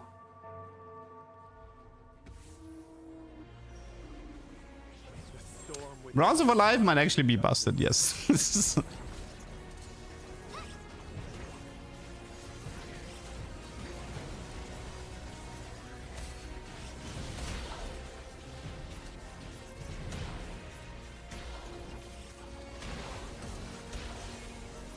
This fight was terrible for me. But again, the problem is all of these Ionian units are completely worthless, so I can't actually like do anything. And we're hitting stage 5 now, so my entire backline is useless. And set is still 1 star, and now I get a talisman, and I make a huge mistake, which is to give the talisman to Set, but it should go into Yunara here. The music is cool, but the problem is like it gets repetitive really fast. Like I ended up I took an augment that gave me a champ duplicator, and I was really hoping to rush Set 2 star and then go 9, but that one ended up not really working out.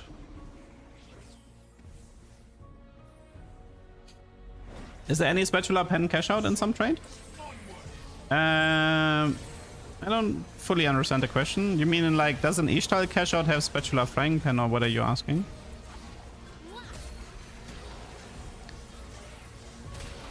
Did you know that working out with Set makes you bigger? I would not recommend Talisman Set. The fights with him are too explosive, I think.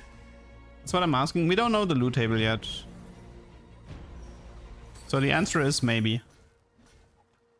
There's no data mining yet for Set 16.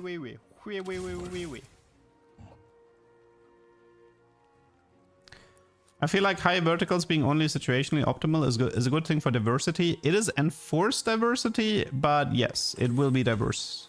It will be diversity.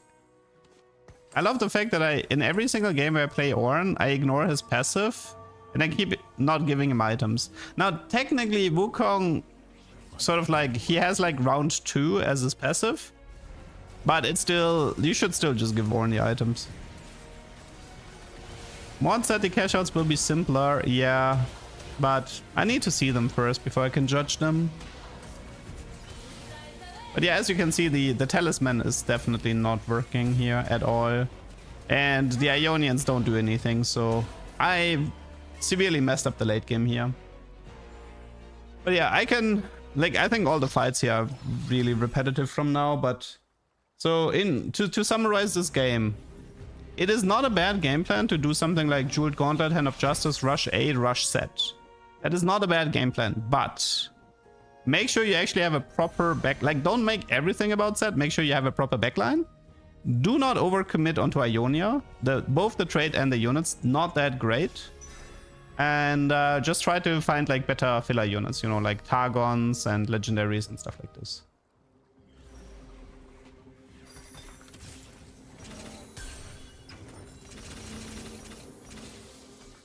Try to keep up. I should play the Senna. Yes, I should play the Senna. Although, unfortunately, I mean, I should give her the Yunara items. See, I'm an idiot right now. Don't sell it. No! Okay, I'm quitting. I can't watch this guy anymore. This guy is a complete moron.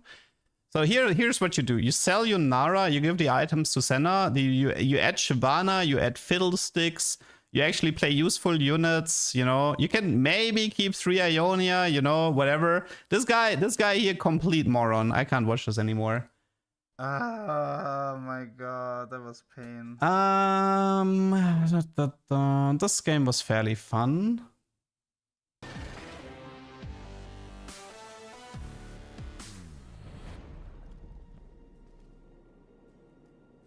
So this is the Silver Scrapes Baronesha encounter. 2 players are left alive, you get 70 gold.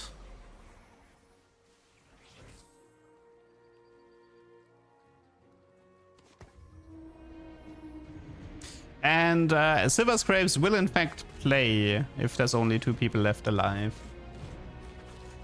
Stop spoiling yourself with the titles, okay? In the future I'm gonna call these titles like "This viewer is an idiot" .mp4.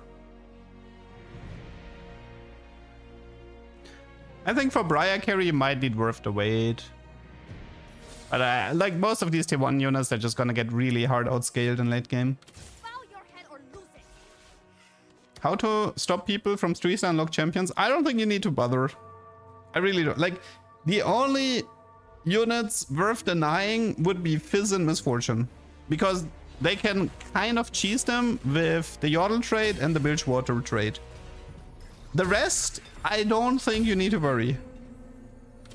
It is incredibly hard to 3-star an unlocked tier 4, tier 5. It is a VOD review. I mean, it's a VOD narration, not a review. Let's call it a narration.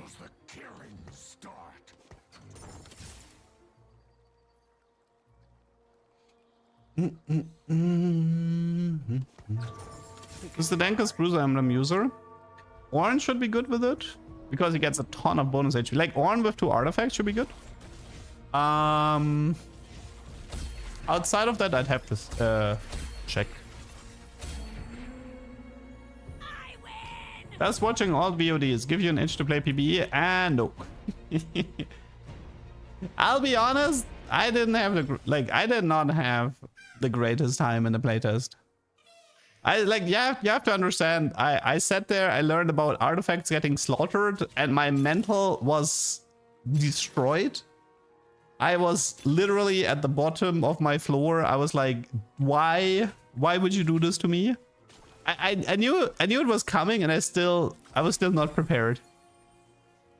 So my mental in the playtest was actually really bad. I was like really angry while I was playing.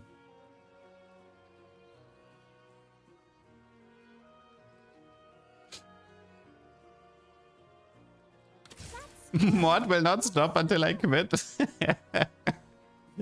Don't have to fix bugs if the bug content creator quits. We did kind of want to remove a little bit of those, I'll call them Leduc shenanigans. Yeah, little bit. They removed all duck shenanigans and they keep removing them.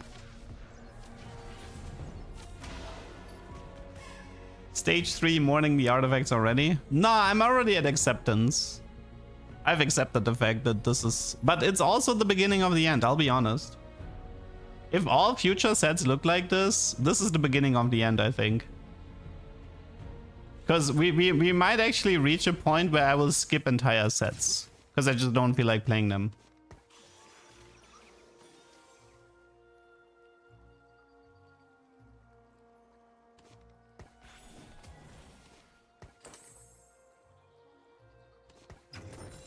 I will play this set, so don't worry about it, but if I see something like set 14 again, I think I'll skip it. I can't take another set 14. For how long? Well, about for 4 months until the next set comes. Maybe I'll ask Shoko if he can give me some game recommendations.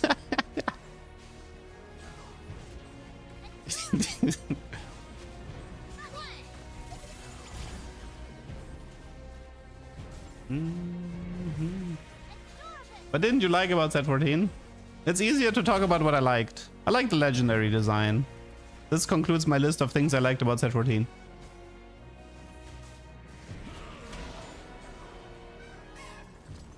Today's the day I find that hero.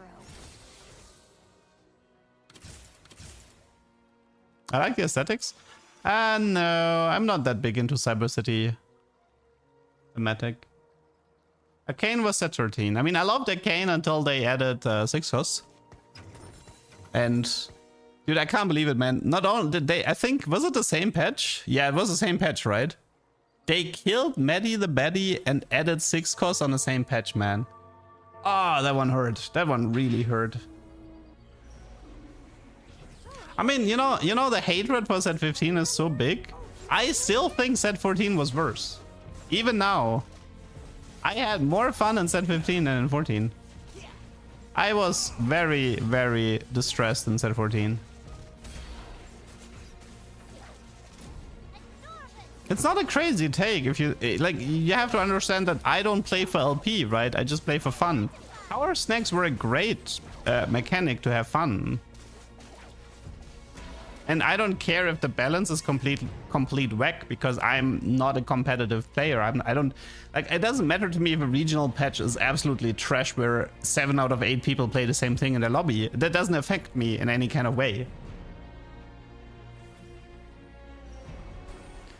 Like the set 14 was worse because like the set 14 mechanic was not really adding anything to the game. It was just making it worse.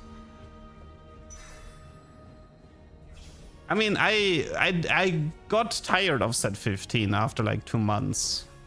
And I just decided, like a normal human being, that this is not that fun anymore, so I'll just quit and I just come back.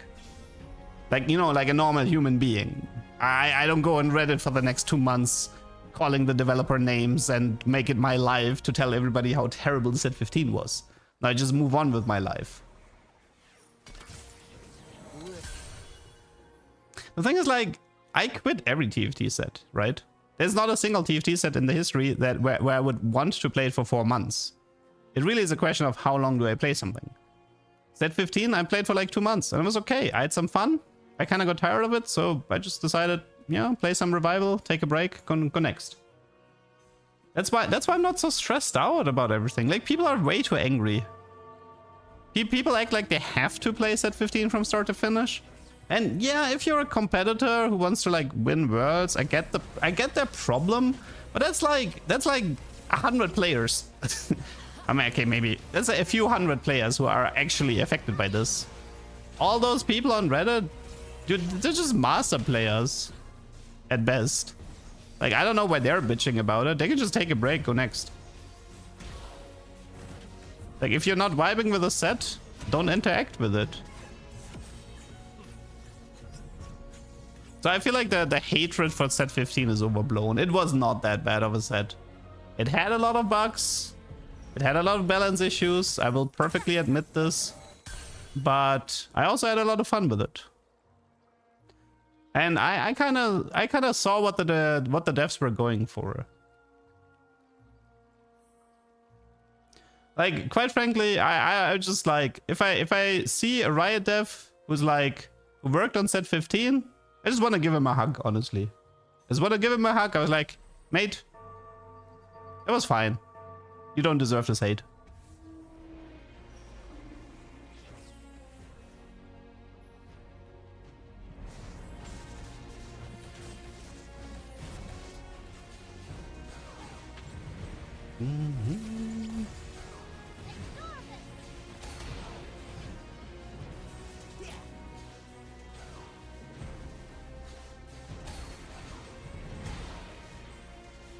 Did you find bugs during set 16 playtest?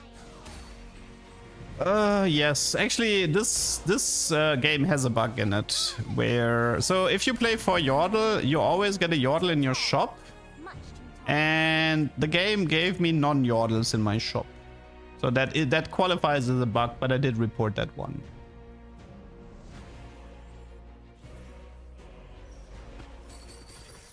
The frustration is the opportunity cost. I love playing TFT if I find League Solo queue too stressful, but if there is no set I like currently playable, that is frustrating. Yeah, I suppose. Then it's time to play some Valorant. you know that meme of there's a guy who's like, I hate everything, and then they show him something on the computer and he's like happy because like, hey, this is worse, I hate this more. Like that's your approach, right? It's like, oh, I hate set 15. Guy, you should play Valorant. And he's like, wow, I hate this more. That's what it feels like to me. That worked! I pulled them all.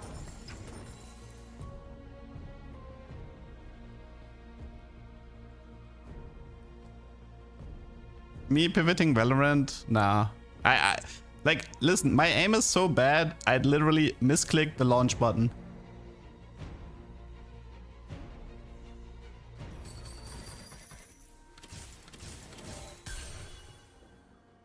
Yeah, I think Arena might be... Yeah, right, like, if League sucks and TFT sucks, wouldn't you just pivot to Arena?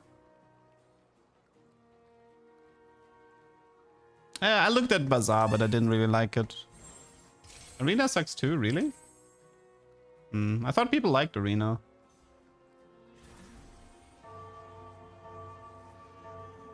Aram is the best mode. I mean, yeah, Aram is chill. Aram is very chill, that is true. Aram Mayhem is fun.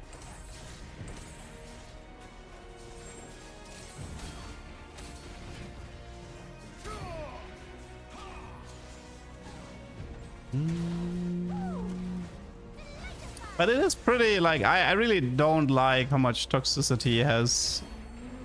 Like, see, one of the things that actually bothers me, if TFT is catering to the competitive base, man, the community becomes so toxic. Dude, TFT has become crazy toxic. It's actually messed up. I noticed this on YouTube as well, right? Like, you just want to, like, show off some stuff, and then all the comments are just, like, hating on the devs, hating on the sets. It's really unfun to interact with the community that way. It was always toxic. That's not really true. I don't think the TFT community was always toxic.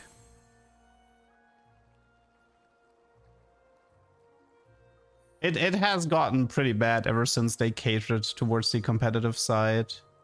I mean, part of it is also because the community got bigger, and the bigger the community, the more amount of, like, jerks you have around, like the vocal minority screaming at the top of their lungs how everything is terrible. That is definitely part of it, but...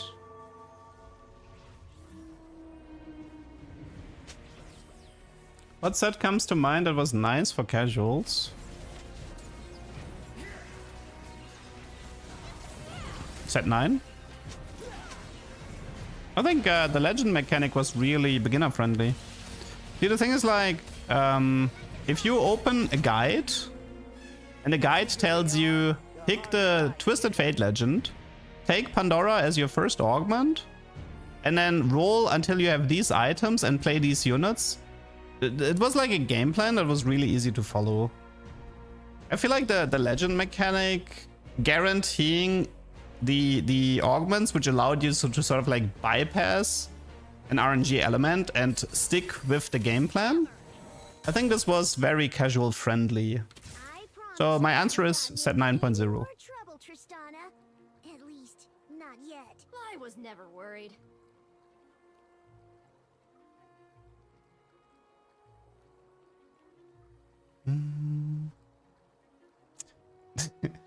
Thanks for the super chat. Don't take me wrong, but your voice sounds like my boss. Thanks for all the tips and insight, man. Thank you. I am sorry I sound like your boss. Go back to work.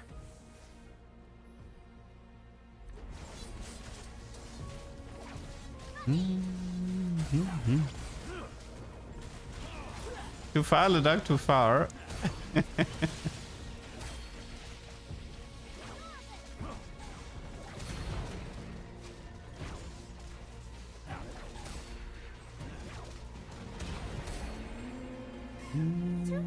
Nah, this is a recording from playtest.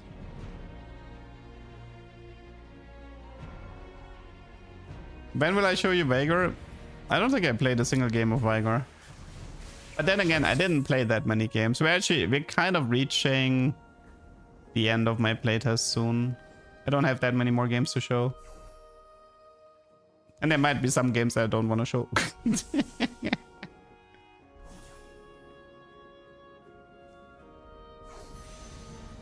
No stream tomorrow. We can do a theory craft stream. I don't mind.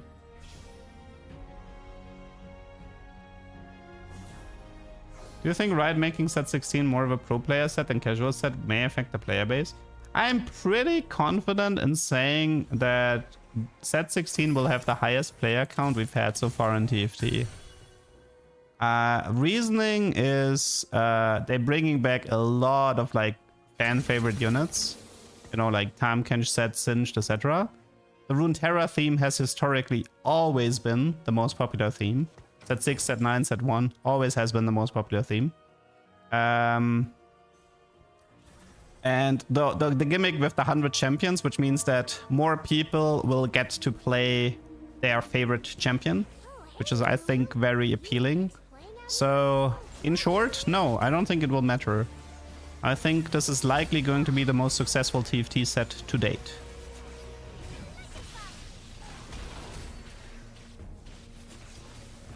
Anivia is in the set. You see her in the top right corner. She's a Invoker Freyord 1 cost that has like a thing where she deals more damage. She critically strikes on somebody who's chilled.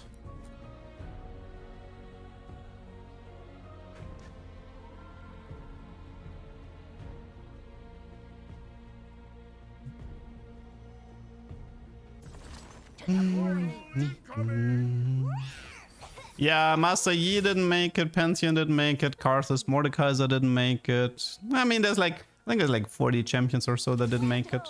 How much champions does League have? 160? I know, we know, like we have 100, but not all of them are champions. Your move, Leduc. Like Brock is not a champion, Nashor is not a champion, so 172. It's like 70, 75, 76 units or so that are missing. I mean, it's still a lot. Lika actually has a pretty big roster. Crazy. I think Master Yi only made set 2 and set 3.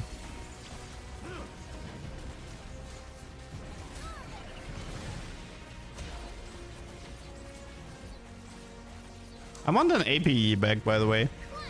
I want Master Yi pre-rework in League of Legends. I want the Alex-ish Master APE Master Yi. That's what I want. He's a melee AP caster that disappears and just one-shots everyone. Too tall. Much too tall. I'm very old. I mean, I worked with these people. Watch out for us.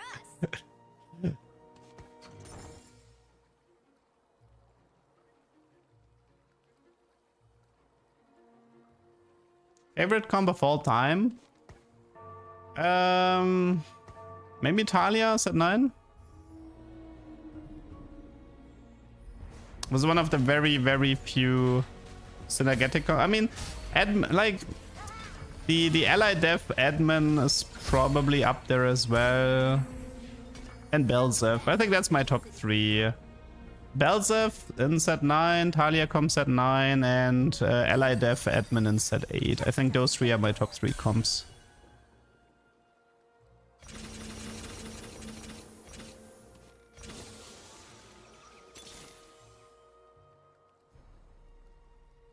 Why Koboku has Yumi? I don't know. Nora's not in this set, no. Demacia must lead by example. A champ that hasn't been in TFT. We actually had everyone.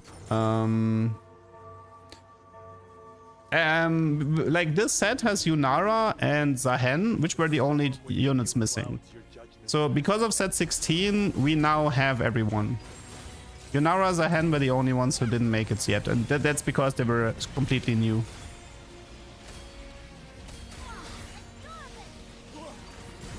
Are there duck champions? I mean, there's a duckbill little legend, but that's about as much duck as we can get. There's also a small duck that chills in Summoner Rift in the river, but yeah. We need more ducks. I agree with that statement. How do you like my utility Lulu, by the way, with 5.6k damage?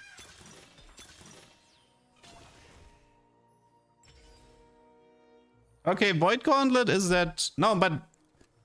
Yeah, it's the normal art. It always looks like an... Like, I keep thinking it's a Darkin item because of the way it's designed. But yeah, it is not a Darkin item. I kept thinking this was a Darkin. But yeah, I guess it's not.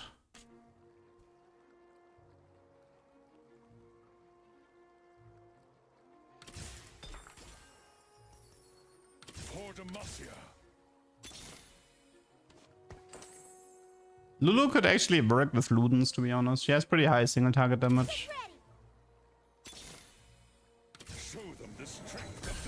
How do you unlock Silas? You sell Jarvan 2, Lux 2, and that's what I'm currently doing, by the way. You can see it here. I sold a guy. I pretty much just need a Jarvan 2, which sucks because I should have bought one in the early game, but yeah. So the Void Gauntlet that I've just put on this rumble here, it is the Atomic Power Snacks from set 15, but it's actually a bit better. Because if you remember, Atomic had this issue of the animation was too long. And we're gonna see how, like, why this artifact is actually not that bad.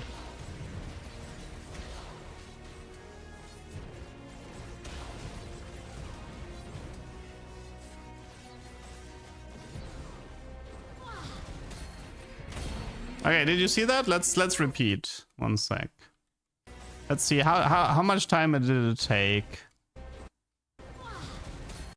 Here he dies. Now's the damage. That is way faster than Atomic. Way faster than Atomic. And I mean, 1.6k, 1.4k. I mean, it was charged to the max, right? We went into overtime here. But all things considered, I think this is a good artifact. I think this is worth playing around. It's also like, it should be really nice on either Nico or Tamkench. So yeah, this grab bag just gave me a fizz, by the way. So 8 Yordle gives you this bag, and it can have small duplicators, Yordle units, or item components. And this bag gave me fizz too. So that's, yeah, that's one of the reasons why Yordle can... Like, fizz 3-star is kind of easy to reach. As you can see, this 3-star is kind of easy to reach because of Yordle and because of Bilgewater. I would assume he will be the tier 4 unit with the highest 3-star appearance rate.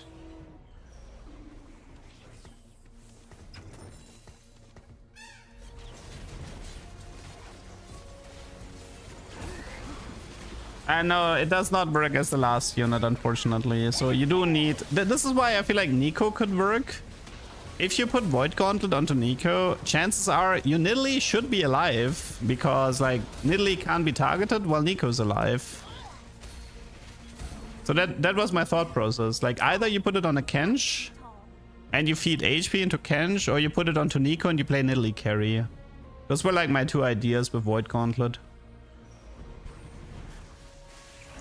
Is the easiest 4-cost 3-star while being an assassin? What could go wrong?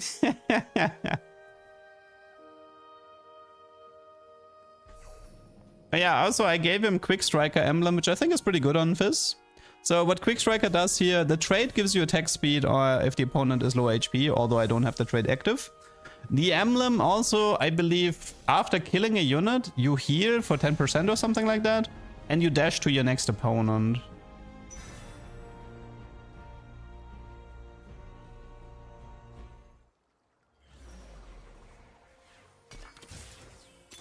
Man, I'm like 2 fizz away from fizz 3.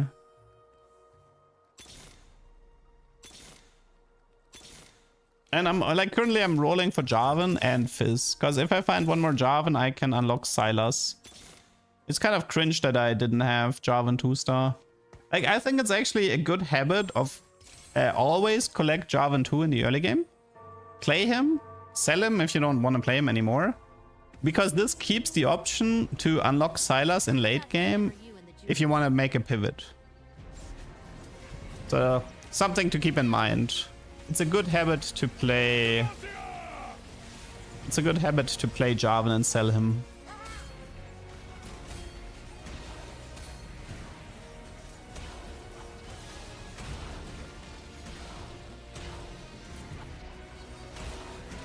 Okay, here you could see Rumble was last unit alive. As a consequence, I didn't get the AoE damage. That kind of sucks.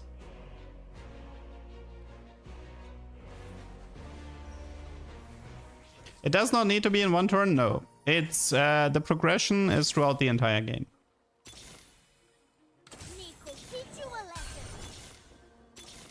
When am I gonna use a spat? I think I was checking for another Yordle emblem if I'm not mistaken. Here I'm okay, so oh, this is actually funny. Okay, so watch this. In my last fight, Rumble was the last unit alive. I was unhappy about that. So I'm changing my positioning so Rumble dies in time. But now the game gives me a notification that I'm about to unlock set. And I see this, I'm like, I don't want set. So I put the cannon in the second row to kill the set condition. So my tier 5 pool doesn't have set in it. This won't happen very often, but it can happen that you have to readjust to prevent an unlock. You can remove these notifications if you want to, but I think they're fairly useful, so I think I'll play with notifications on.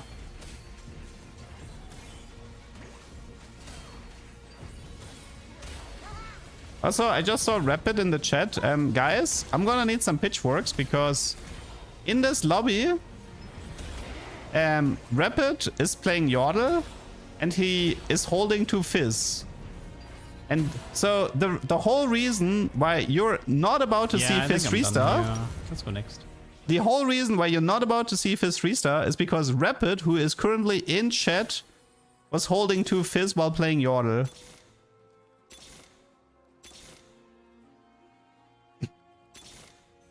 So I'm gonna need some pitchforks.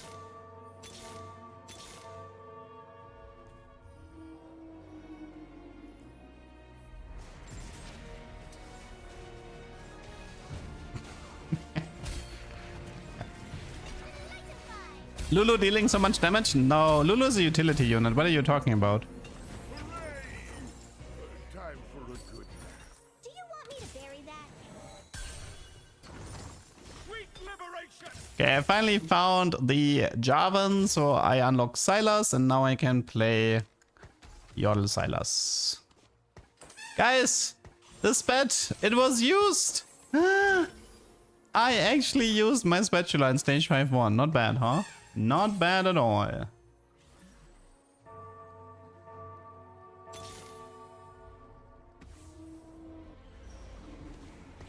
Does the set feel too recycled? No, not really.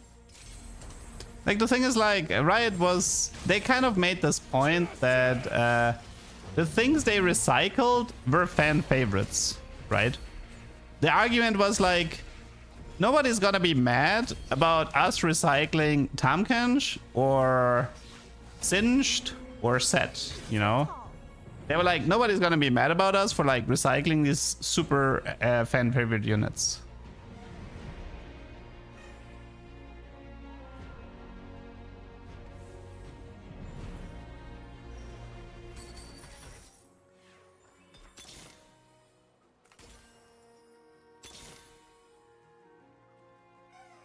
Sylas is the best Yordle? Agreesh. Least favorite trait so far in the set? Do I have a least favorite trait? I don't know. I didn't really like Longshot, even though I usually like Sniper. Or, yeah. I don't know. I didn't like Longshot, I would say.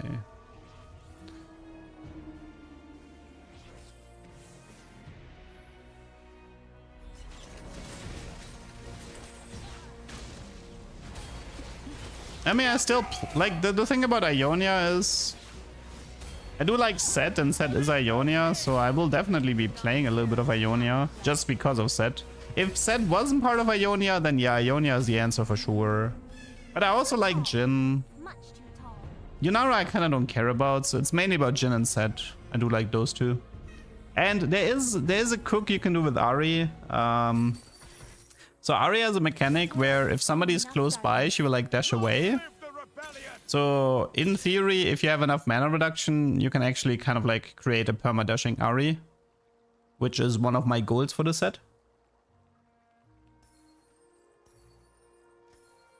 Leduc, I am German. Yes, I am German.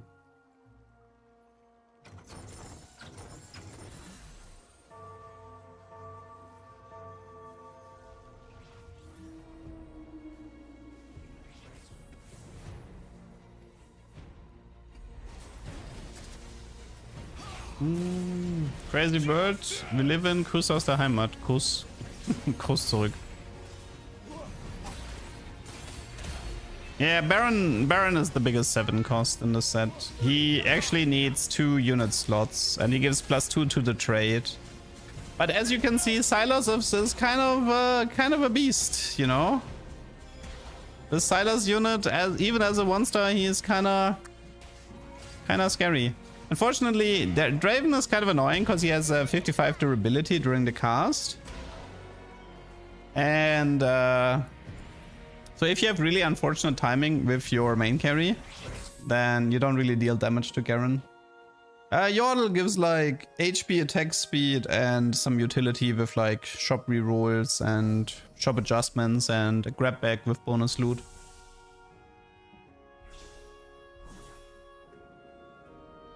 Have I heard a French speak English? I mean, I coached Millennium, so... Putain!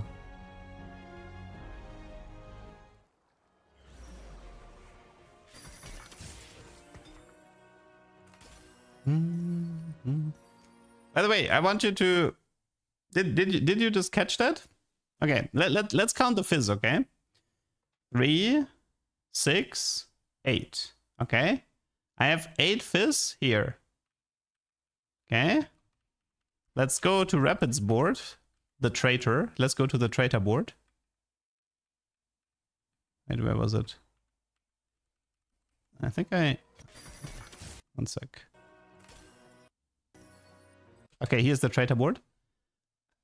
There's 1 fizz on the bench and 1 fizz on the board. That actually... that actually hurts, huh? But also, yeah.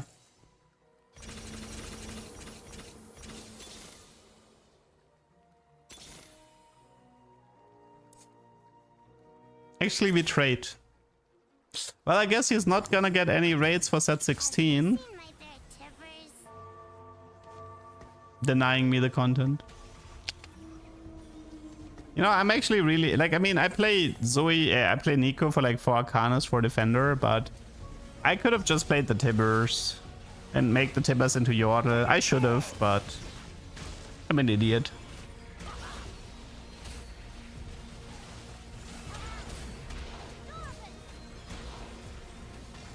Yeah, Tibbers is Arcanist as well, so you don't actually lose 4 Arcanist. I would lose 4 Defender, but it's not that big of a deal.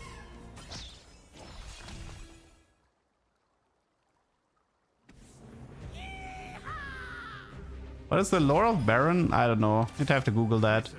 So, yeah, people were asking for bugs, right? Do you see the bug? So, I unlock Ziggs, but there's like a zillion with the Yordle animation in my shop, so that is a bug. Which, I guess here you could actually argue that maybe Ziggs messed up the system with the unlock. But Zillion is not the only unit where it bugs out.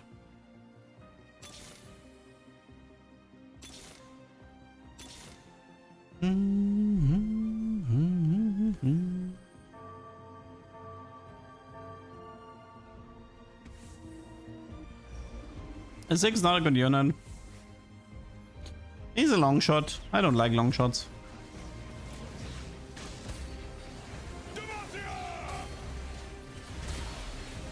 Demacia. Yeah, but like Silas 1 and Fizz 2, we're kind of like reaching the limits of what they're capable of. So yeah. Can you only Tibbers without any? I think no, because the Tibbers only spawns on your bench if the Dark Child trait is active. Demacia must You need the Dark Child trait because that's the one that actually spawns Tibbers on your bench. So no, you cannot do that. Can you sell Tibbers? No. At least we get a Silas too. No prison can hold me.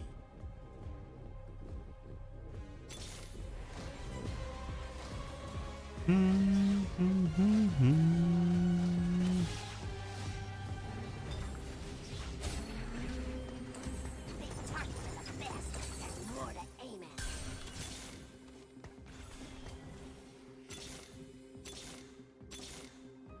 You dare oppose Noxus. Imagine finding Fizz. Never tried Void, yeah, but all my Void games were so terrible that there's nothing worth showing. No prison can hold me. Thoughts on strength of hero augment. Rumble is literally you're griefing yourself.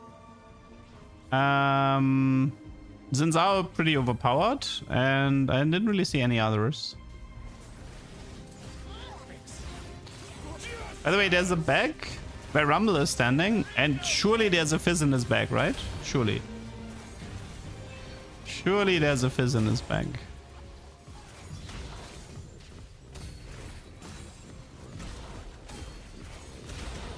We will never know. We will never know. There's a Fizz in his bag, and I just didn't pick him up. Rip. I can actually show you a little bit of Rumble Hero. I don't want to show too much because this really pissed me off, but visually Rumble looks fun, but my god, it's useless. The guy needs like double the damage or something.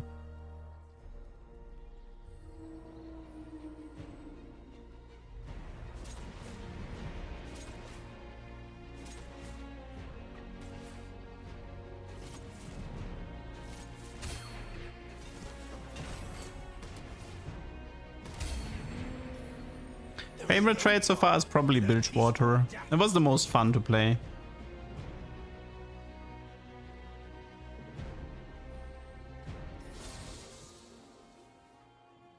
Time for a Vandal City beatdown. Another Yordle. Hi.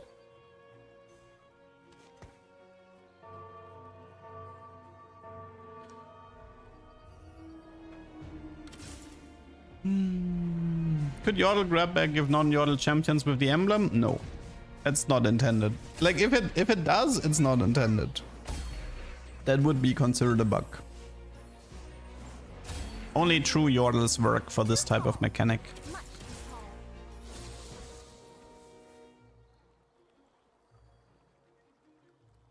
All-time favorite champion? You mean all sets?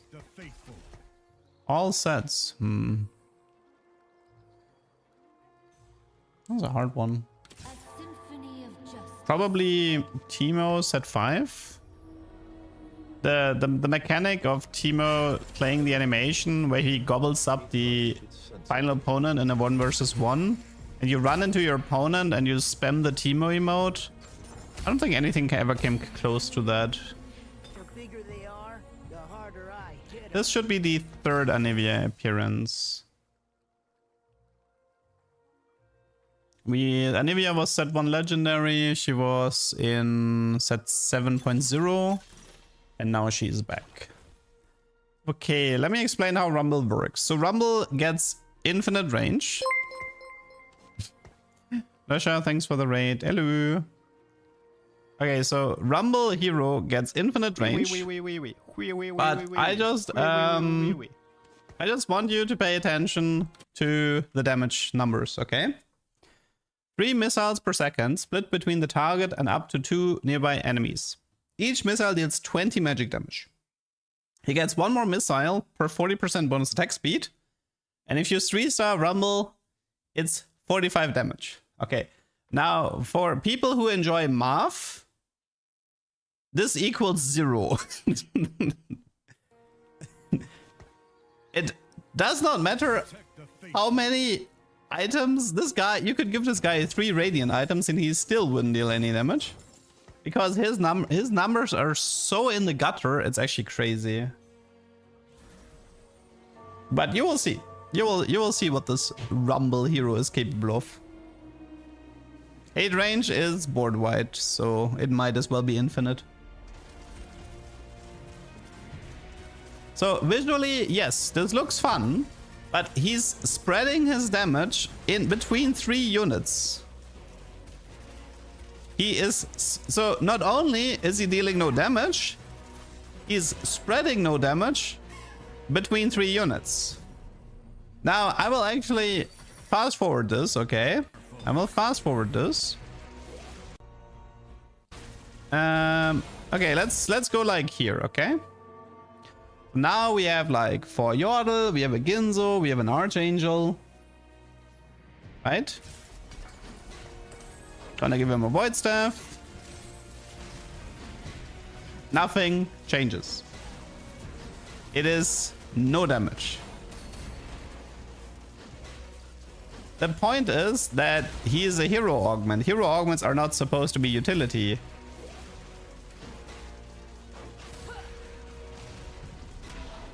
I am so very sorry, but it is so bad. Like, why would you take... But like, here's the question. Like, you guys are saying, like, give him Morello, but like, you know what you can do? You can put Sunfire on a tank and not waste an augment slot. It is crazy. Like, okay. So here I'm actually doing... Like, here I thought I was being funny. Because... let me just... Here. The Vanquisher emblem. The holder gains the Vanquisher trait and 2% chance to drop 1 gold on critical strikes. So I figured, since this guy, well, I guess I need to like activate the spell crit.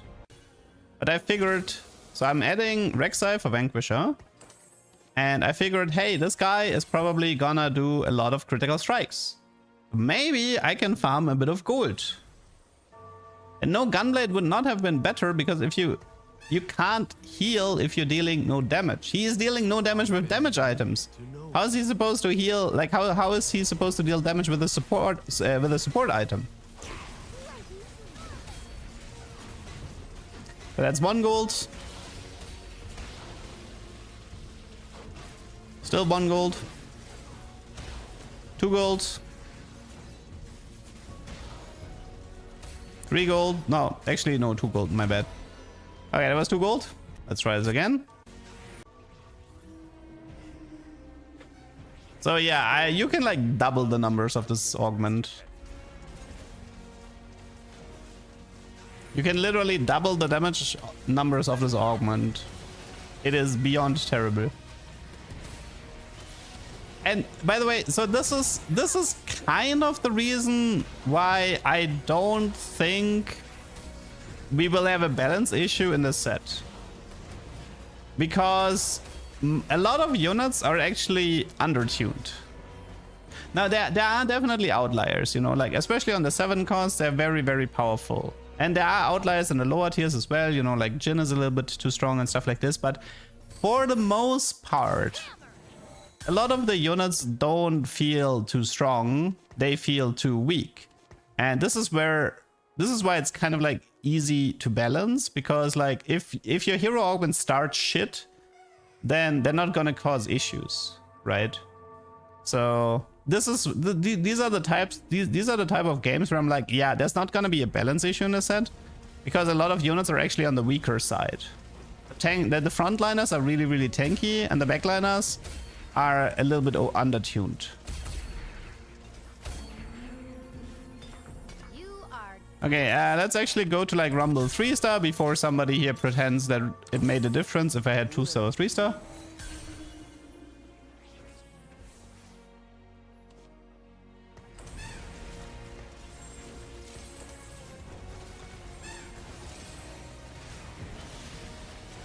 So yeah, this hero augment is complete fake, as you can see.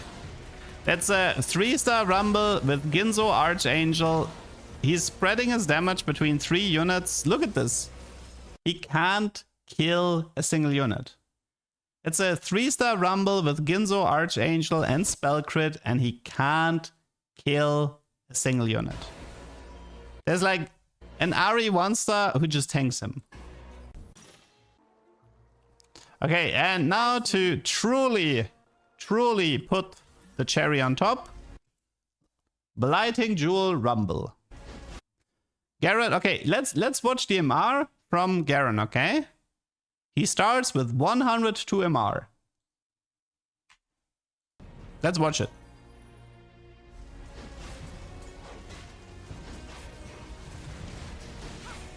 $90, $80, $70, and he died with 60. How many seconds is this? 15 seconds into the fight? Kazman, thanks for the raid. Hello, everyone. That's 15 seconds into the fight, and I have managed to get rid of 40 MR. How? No, it's not bugged, by the way. This is intended. There's a limiter for Blighting Jewel. It is crazy, man. How do you, like, it is literally impossible with Blighting Jewel to get a unit to 0 MR. And even if you did, you only gain like 2 mana, which is insignificant. So the item, you can put this item in the garbage can. I swear to God, the best user, the best LP Delta for Blighting Jewel will be Orin. I am not joking. Orin is the best Blighting Jewel user in set 16. And the reason for this is that Orin gets a lot of bonus HP if you give him an artifact. And that is literally the reason for it. If you put Blighting Jewel on any unit, it's plus delta. If you put it on Orin, it's actually negative delta because you're being smart. Only smart players would put a random Blighting Jewel on their Orin.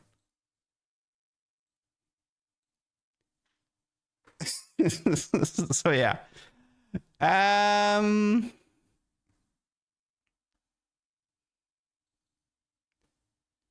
see why this is the worst set for me, yeah.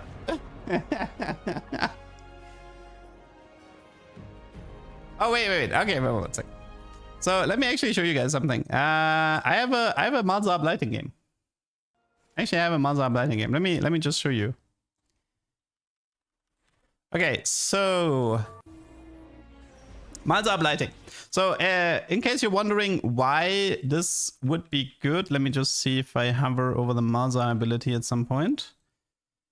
I think maybe did I hover over it at any point? Maybe here? No, right? Okay, I'll just read it from the team builder. Okay, I'll just read it out loud. Summon 2 voidlings that each attack a nearby enemy 15 times. Each attack deals 22, 33, 60 magic damage. Okay, so every time Malzahar casts, there's 2 voidlings that attack 15 times, both of them dealing magic damage. Now you hear this and you're like, that is amazing.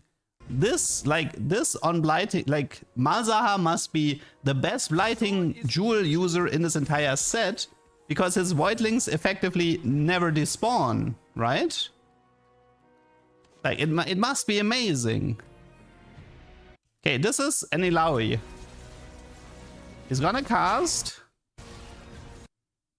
Okay, 82. Okay, she died.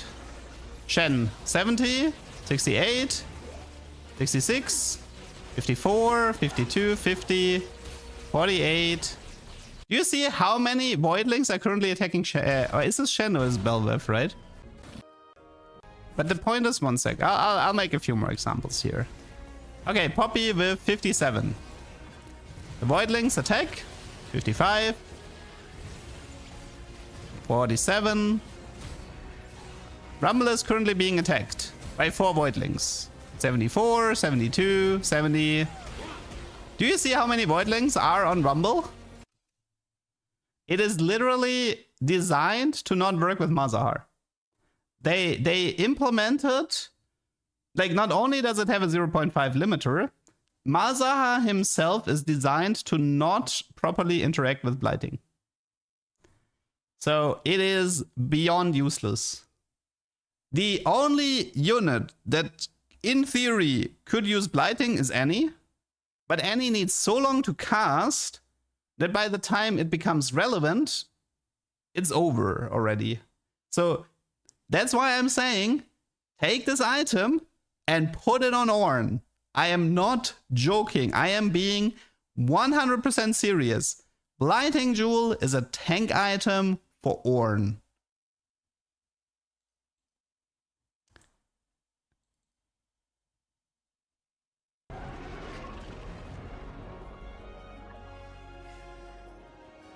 Orin has a... So the reason for this is that Orin has a passive that says the following.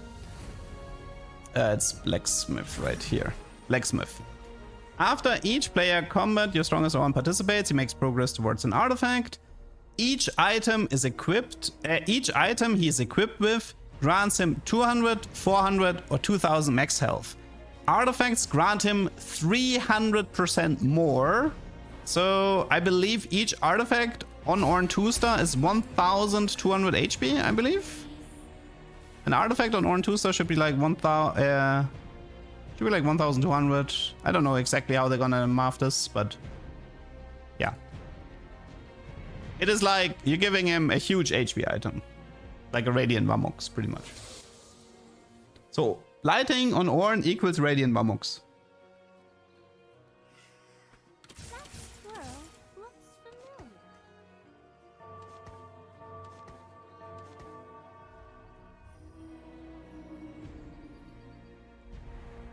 I want the Ladakh artifact tier list. No thanks. I think Singed in theory should be okay with Blighting. You like again, but like you would think Blighting Singed is really good, but you're still gonna be limited by the it only works every 0.5 second thing. So it will work on Singed. Quite frankly, he's probably okay with it.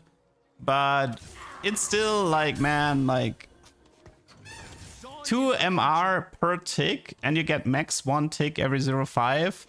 You're just not reducing that much MR, right? Like that's the issue, right? You can actually make the argument that Void Staff on Singed might reduce more MR throughout the entire fight than Blighting. Because it's just so little. 2 MR per tick is just too little to ever reduce anything by a significant amount.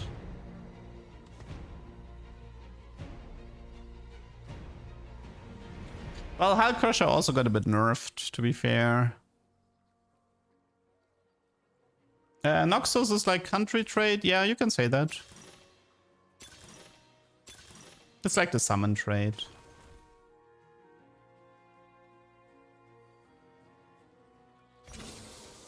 Bow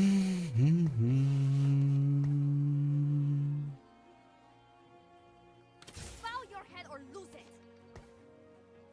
I mean, artifacts for the most part are already like in a state of where they can remove most of them.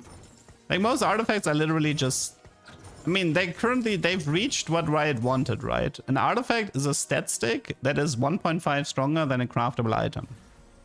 That is an artifact now. In terms of effect, even if there was an artifact that ends up having a useful effect, they literally said, if an artifact outperforms a Radiant item, they're gonna kill it. They said that.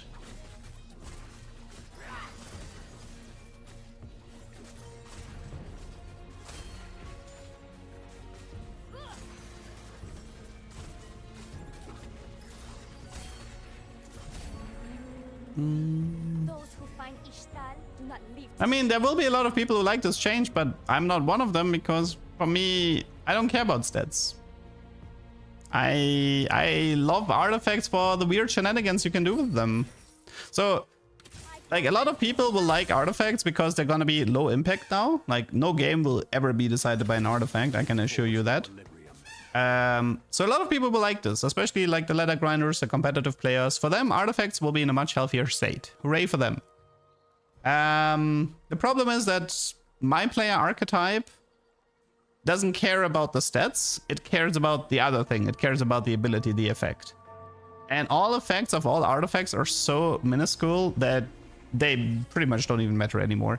You can really see it with like the Darkin stuff. You get like, hey, deal 1% of your max health every 3 seconds or something like that, right? And like, it just doesn't matter.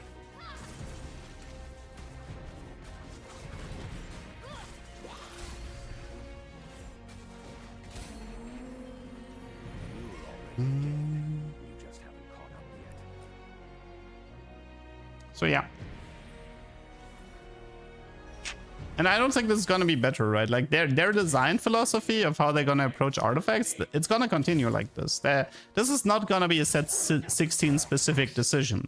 They're not gonna magically revert artifacts into something fun for set 17. No, they're gonna stay dead.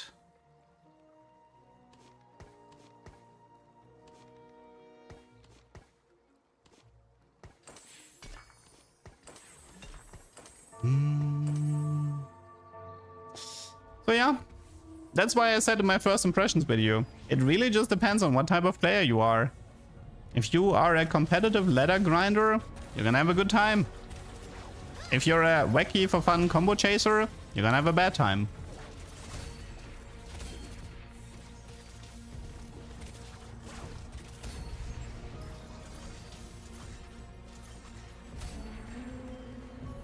Those who find Ishtal do not live to speak of it.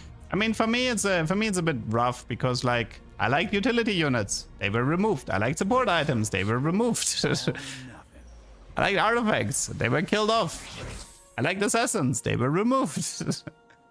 So for me the problem is that TFT has a little bit devolved into you have your frontliners and your backliners. Every fight is front to back. And your items are all a different variant of a stat stick. There's no utility units, there's no utility items. It is front to back, stats against stats. For me, that kinda gets boring fast.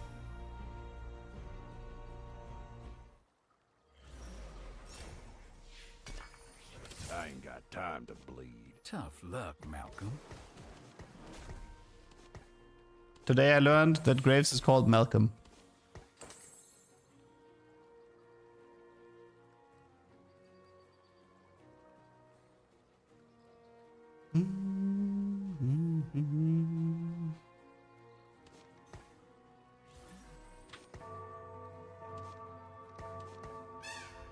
Fine vintage, my beloved. Hey guys, guys remember when we had a ZZ comp that was super fun to play, and then Riot said, "Oh, we really like if players are creative like this, but we don't want this to become the ultimate comp to play, so we're just gonna nerf it a bit," and then they killed it, and they never reverted them killing it. You guys remember that? That was fun. I'm still mad about that one.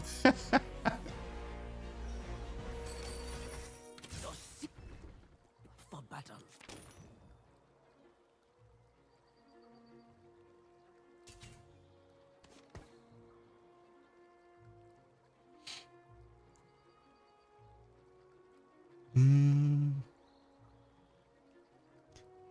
Like one thing that actually bothers me a bit. So the thing is like, okay, listen, I don't have a problem with this being an esports set. I really don't. Like like the for fun players, they kind of had like set 15, right? They were able to do wacky stuff with the power snakes. So now it's the time for them to shine, right? Like it's their time to shine, to really just have a really balanced competitive set. I don't have a problem with this. My problem is that if you kill artifacts to make a competitive set, they're not gonna revert the change. Like set 17 are still gonna, the artifacts are gonna be dead in set 17 as well.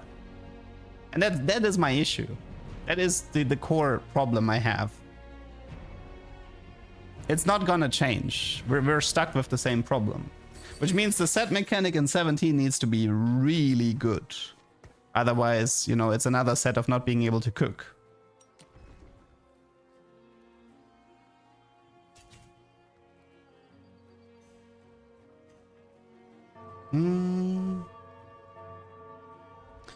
You can definitely commit onto Targon. Aphelios was actually not that bad as a carry, and Diana and Aurelian are intended to be carries in vertical Targon.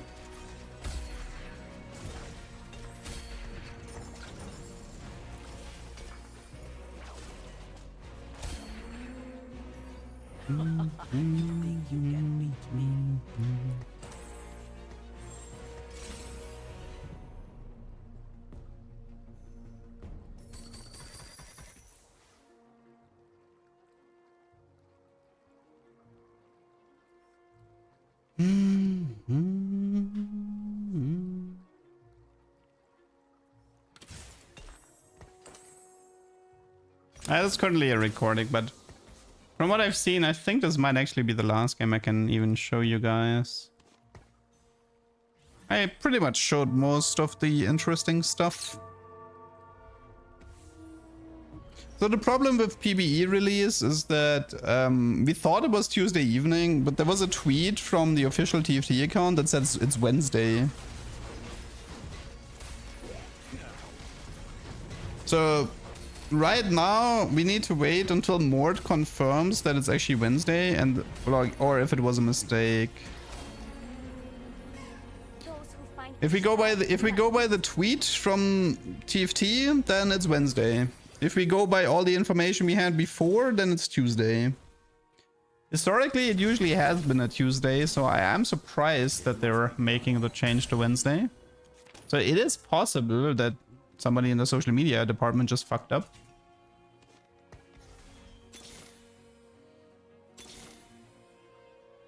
Keep a weather eye out.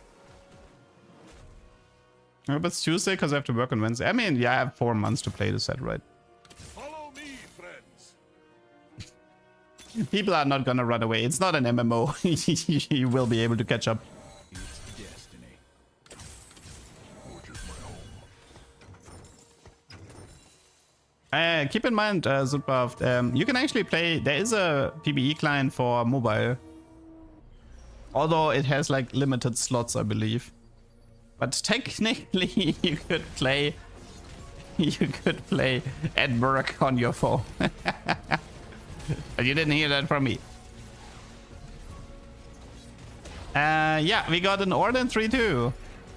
I think I was just rolling for 7 bilge, but yeah, I ended up finding Orin before 7 bilge. But you know what's actually broken? Azir.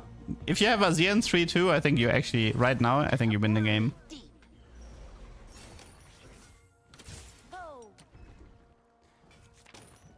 So right now I'm trying to reset because I'm looking for Misfortune, I believe, right? I was trying to find Misfortune with the Black Market reroll.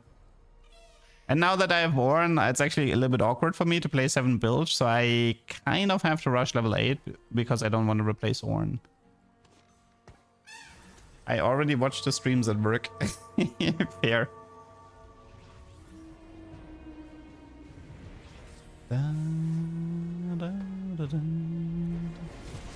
Queue times will be insane. Nah, they have a new system. We had this in the past. So in the past, like at the so initially we had this issue where it was really difficult to get onto the PBE server when it was overloaded. But Riot actually made a change that they effectively let everybody in, but then you have to like wait 10 or 15 minutes to start a game, I think. It was like an enforced queue time. Like they disabled any custom modes to reduce the load time, like no talkers, etc. And then they gave you like a 10-15 minute delay per game to reduce the amount of games that are being started. And I'm pretty sure if the PBE is overloaded, we're probably gonna have that system and not the long load, because the really long logging queue was more frustrating for players to deal with.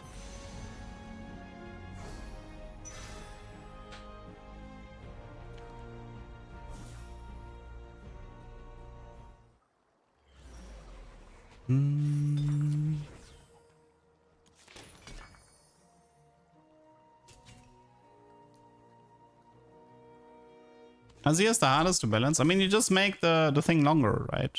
Instead of 2, 3, 4, you make it 3, 4, 5. Or maybe you're gonna add a condition where something needs to be 2-star. I don't know. There are ways to balance Azir.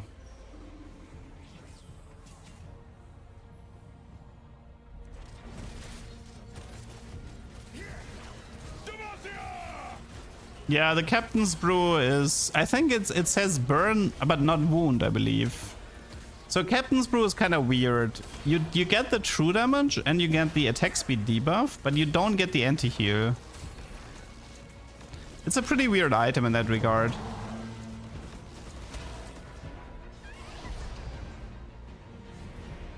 But then if you want anti-heal, you're still gonna need like Morello or Sunfire. Paint the dogs in their blood. But then you're gonna end up overlapping the burn. So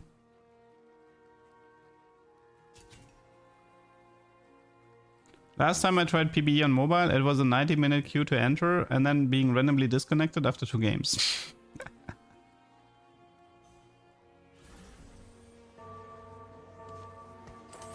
I think I may have read Orin's passive for the first time in the entire playtest. I think I may have just read his passive for the first time. I was like, oh, you're supposed to give him items. Like, I was checking the progress on the artifact and we're like, wait a minute, what is that text? What does this text say? Orin gaining HP.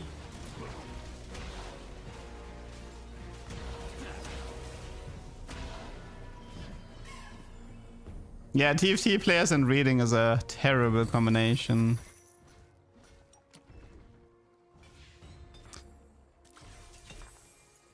Death's Defiance. Give it to Orin. Give it to Orin. No, don't give it to Fizz. Give it to Orin. Whatever. Kadobi,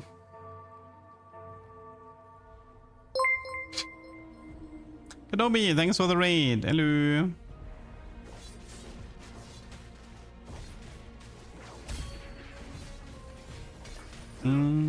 This is gonna be just as annoying as he's in League. We'll see. His damage is pretty low. So, and his itemization is quite tricky to actually like, Fizz killing a backline on the first jump seems unlikely. He's kind of like better at getting somebody to like 50% HP and then somebody else needs to clean up. Wait, guys, what did we learn? What did we learn about Blighting Jewel? You give it to Orin. Unfortunately, I didn't know yet. My forge is my home. I mean, the thing is, like, you can just give it to Fizz and pretend it's a Rabadon, I suppose. I still have not found Misfortune, by the way, in case you're wondering why I'm rolling like a maniac. I'm rolling like a maniac because I am looking for Misfortune. Because I want to play 7 Bilgewater.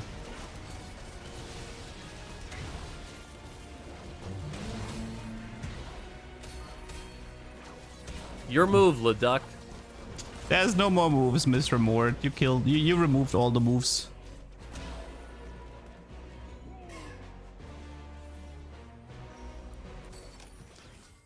I don't know. I guess it's... I don't like exiles, to be honest.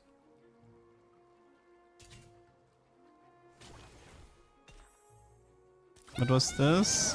Yeah, this was not it. Zoe is actually pretty good. I like Zoe carry. Like, in general, all the Targon units are quite useful. I can recommend all the Targon units. Or like give them a chance at some point. Dude, I cannot find Misfortune. It's crazy.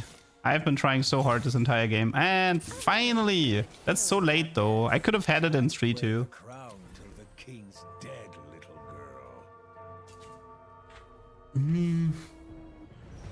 That's funny. I remember seeing the rundown for yesterday and I thought, how is Leduc gonna feel about this set? Yeah, we'll see. I'll try to cook, but man, don't like keep your expectations low. It is a pretty hard set to cook in, that's for sure.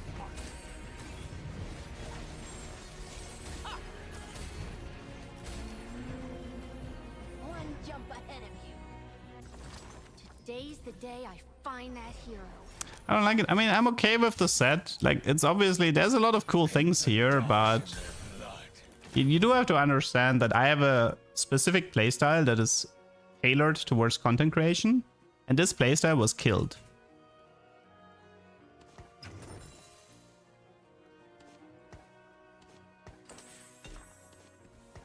So what's kind of funny about this item that I just bought, the lucky doubloon thingy, I thought you get gold. I don't know. For some reason, I thought you get actually gold. I didn't read the item, of course. I'm a TFT player. Why would I read items? So yeah, I thought you get like 3 gold takedowns. I was like, ah, cool. That's like an eco boost, you know. And then I was like, dude, where's my gold? And then only later I realized, oh, it's the blue, like it's the silver serpent thingy or whatever it's called.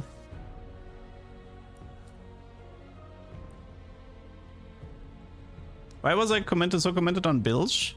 I think I wanted to try a force of I wanted to force a Fizz or Misfortune 3-star, if I remember right. But to be fair, in these playtest games, there's like a 50% chance I was drunk. So I don't know if there's a coherent line of thought that we could follow.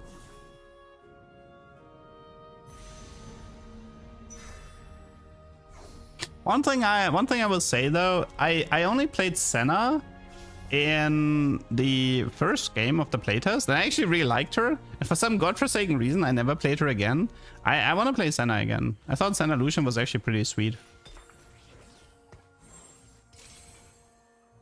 Yeah, Misfortune is undertuned at the moment. Misfortune needs a damage increase. Like, it's kind of weird, but like TF is like your best carry at the moment in Bilgewater, at least on the playtest. Like TF was constantly pumping out the most damage, even as 2-star. So yeah, Misfortune definitely. Like Misfortune also has a really boring ability, I would say. She's like, I would argue Misfortune is the worst designed T4 unit in the set, or like she has the least inspiring ability. So yeah, she kind of needs a bit of love.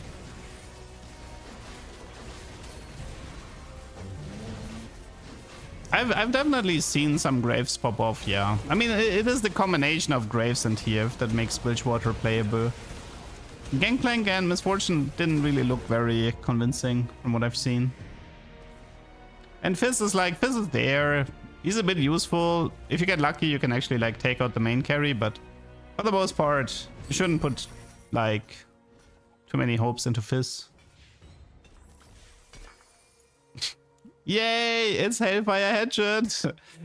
I mean, I can give it to Graves. It would, I suppose, yeah, I guess I give it to Fizz, but I guess it could be a decent Graves item. I think Misfortune can make it rain in the whole map with mana items. Yeah, but by the time that happens, I think you just die, you know? I mean, if you give her only mana items, you're gonna be lacking damage. And if you don't give her mana items, then she's too slow, because by the time she scales, the fight is over. But maybe there's like a very specific itemization where you get the best of both worlds.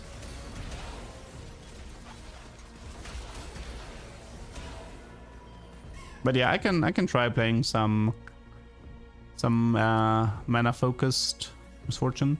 I mean, maybe Invoker MF could be fun, I don't know.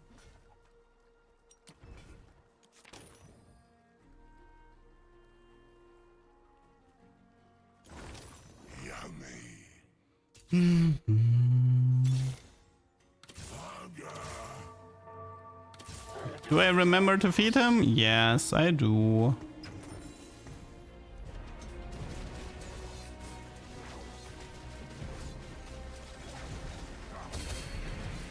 I wonder if there's like gonna be like a comp where you want to play Vertical Bruiser, build around Tahm-Kench and Volibear, but you need to open it through Bilgewater.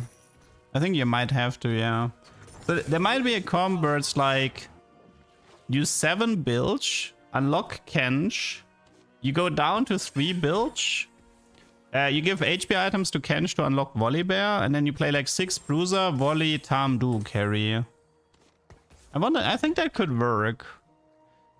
And the thing is, like, you can maybe prioritize the Bilgewater items so you get to keep them, you know, like maybe there's like a good Tahm item, or maybe there's like a good backline item. I can see that one working. I mean, the set is definitely designed to make these types of plays, right? Like, you get something from a trade and then you get out of it. It's pretty common in the set to just play a trade to unlock something and then reduce the trade in the late game. So yeah, this is something we're gonna have to figure out through the PBE cycle. How exactly, like what, finding these types of optimal lines, that's actually gonna be a little bit of work. You're gonna have to wait 2 more days to play set 16 on PBE. What you're watching is a recording. There's some okay-ish Bilgewater items. You can cook maybe a tiny bit with them.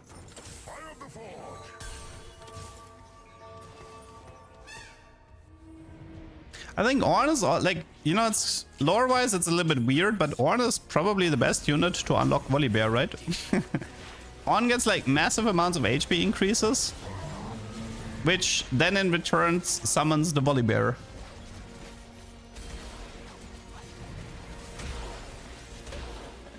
And that's game. Okay.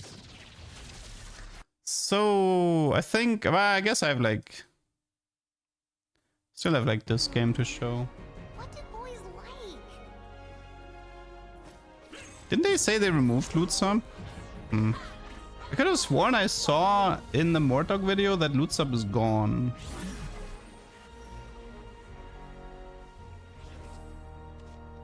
Yeah, set is a bit easy to get. But I think maybe they can do like, you know how Bard has a condition of you need to reroll before stage 2 carousel? Maybe with set they can do a condition where you can't get him until stage 4 carousel is over, you know, something like that. They can make the stage requirement more specific if they feel something is too easy. Mort said that loot sub is one of the few high variance encounters they kept. Okay. I mean, is it a high variance encounter? I think they removed artifacts from it as well, right? Not that it matters. I mean, they can also change the set requirement to something completely different.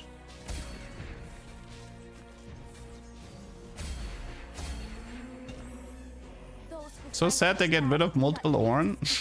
I want the 2-star Orin to print artifacts faster.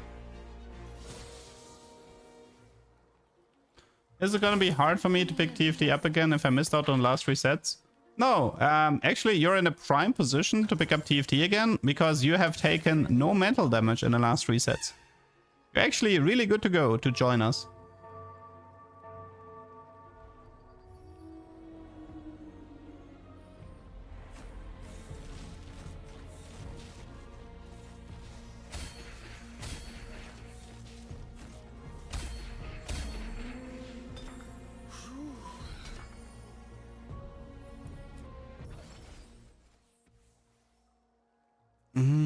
Unfair advantage, to be honest. Play 100 set 15 games first. I mean, Chunk might be playable. Oh, this is a cool augment. So this is one of these like, oh yeah, everybody gets a tech crown, good lord.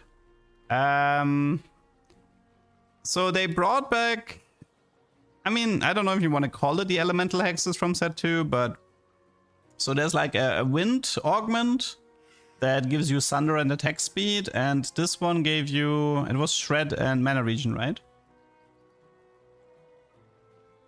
And I believe invokers gain more mana regen. They have like a percentage increase or something like that. So if you put an invoker on the mana hex, then it has nice synergy. Wait, let me reread the invoker trait so I'm not spouting nonsense here. Invoker. Your team gains 1 mana regen. Invoker gain more mana from all sources. No. So I am right. Okay. So yes. So it is like taking water axiom and then playing invoker is a good thing because you get more value out of it.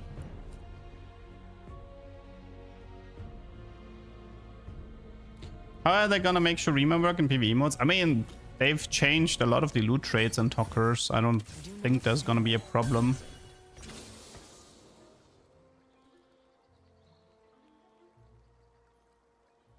Invoker is craftable, yes.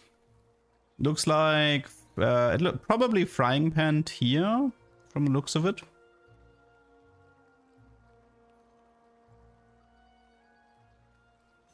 Hello Barry, hello Ollie.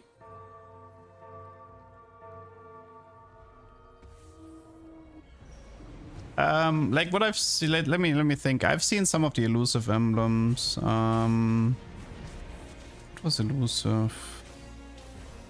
Shoot. I remember playing some.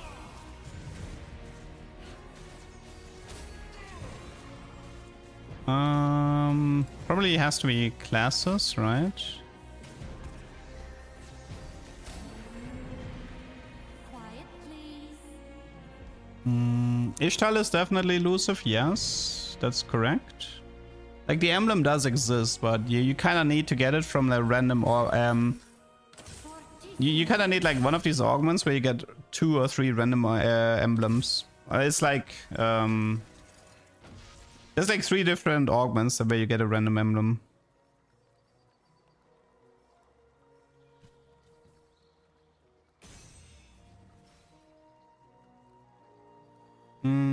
Who's the best rage bait user to set? I don't know, Draven maybe? Draven, Jinx?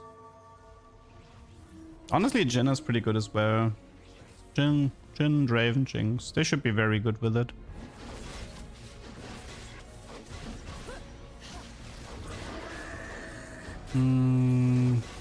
Yunara, I don't know. I'm like Team Atakan, so don't really recommend playing Yunara.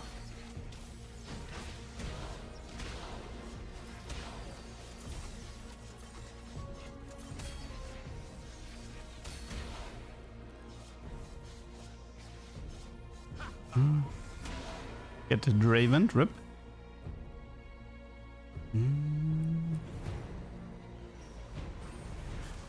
I love that the new 5 cards are like threats. Yeah, this is something that really shocks you. If you right now, if you go to like tactic.tools or meta TFT or whatever, and you open the team builder, you're gonna see every single unlocked legendary doesn't have an origin.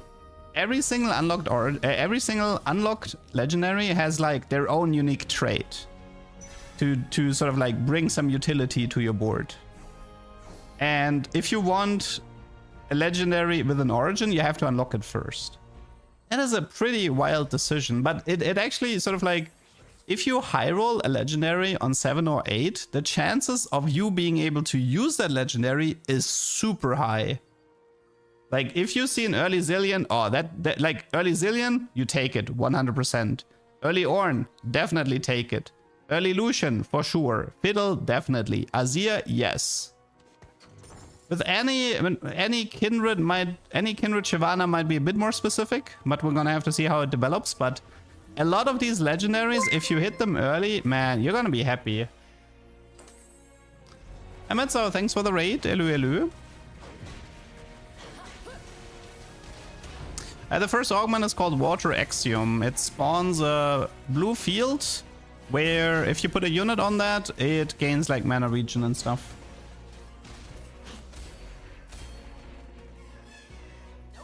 Make any based on anti-heal, you could. It's just like, I feel like any is more based on mana items. I feel like placing an any and you don't have mana items, I don't think it's gonna work. Like the fight is pretty much over before she starts casting. She's like, she needs like 160 mana to cast. So you can't, it's a little bit like our Shin in a way, so. Annie is definitely amazing if you want to like pivot into some sort of an Arcanist board, but If I fall today, let your 160 mana until you get burn is large, yeah, takes like a super long time.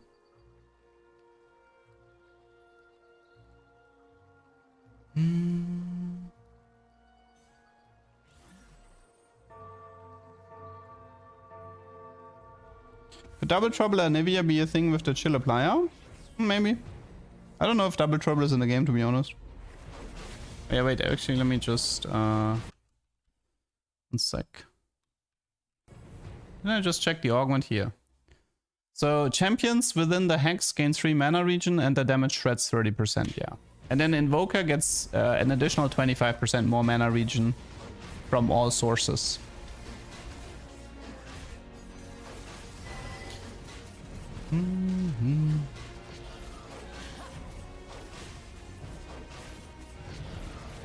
Yeah, I mean, the Twitch numbers will normalize once people have access to the PBE. This happens every set cycle. I wouldn't worry too much about it.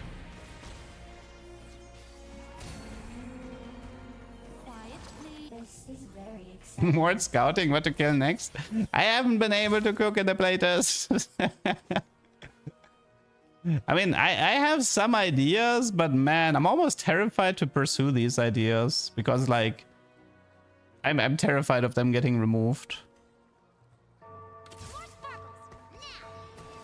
So yeah, something that's worth mentioning for... So something I just did here is the following. So I am playing Invoker, and if you play Invoker, you're actually looking for Piltover units, because if you play 3 Piltovers, you get Orianna, and Orianna is an Invoker. So... And also, 2 Piltover is nice utility overall, because even the first module could be something like you mana reef the entire enemy team 8 seconds into combat, which is a very valuable effect, right? So you just play like Loris for the front, you play like 3 Piltover, you unlock Orianna, you go back to 2 Piltover and you just play Loris with Orianna, and then you keep collecting the Invokers.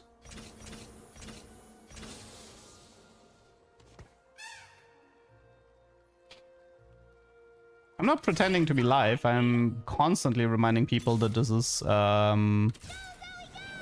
recording and that I am narrating it. There's just like people just want to see set 16 gameplay, but which is why we which is why you record it in the playtest.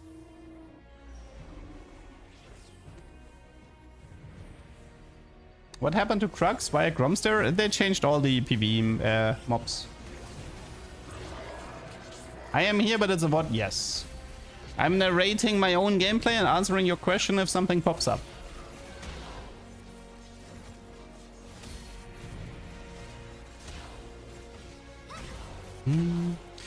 Zoe also has Shred? Yes. But I technically don't need Shred because of the Water Axiom thing. So I could play Zoe, but I'd rather add a 4th Invoker, to be honest. To get the 4th Invoker, the best way is to get Kuboku or LeBlanc. So, honestly, Invoker, I think they have a pretty nice path. Getting 4 Invoker is quite easy. Like, the Kobuku, LeBlanc, and Orianna unlock condition is very easy. The hardest champion to unlock is Baron, by far. You need level 10 for it. It's the most difficult condition.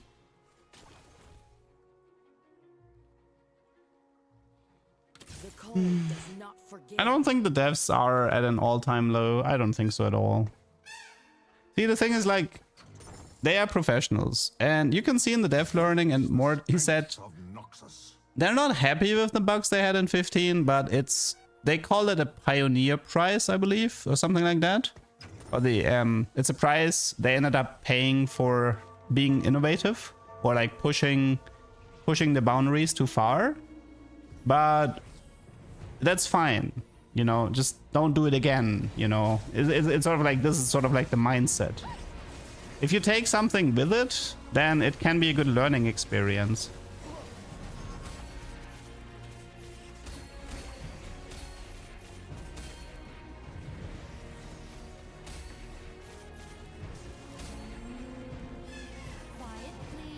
I mean, it was a bit rough, like 14 into 15, I'm not gonna lie. And I mean, the end of 13 into 14 into 15 was a bit rough, but I'm used to it. The thing is, like, I keep saying this. Listen, you don't have to play TFT for 4 months, okay? Like, I'm gonna assume that 99.9% of my viewers are not competitive players. You don't have to play this game for 4 months in a row. You can play it for 2 months, and then you're like, I kinda don't like this anymore, and you play something else. And trust me when I say this, it will improve your mental drastically. Like, even I'm a full-time TFT content creator, and I play a TFT set like 2 or 3 months. And then I just take a break. And I'm like, literally, my job is to create TFT content, and I don't even play TFT for more than 3 months at a time. I don't think it's bad design. Like, I think it's okay. Like, take an MMO, for example, right? Like, an MMO has a new patch and it's exciting and it has a new raid and you play it. And if you feel like you've seen all the content from the new patch, you just dip.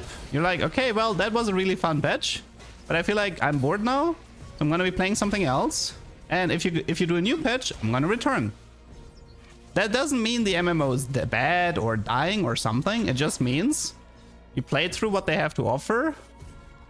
It doesn't have to be your forever home.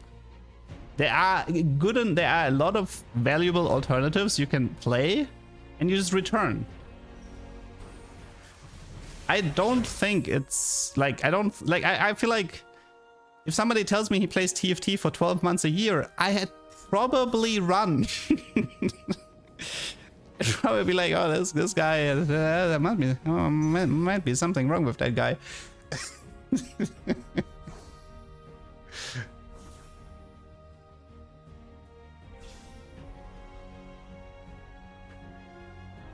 I think that the healthy approach might be to set a goal, and if you achieve that goal, you just decide for yourself if you want to keep playing, you know, like maybe it's like, oh, I wanted to reach Challenger, Grandmaster, Master, Diamond, whatever.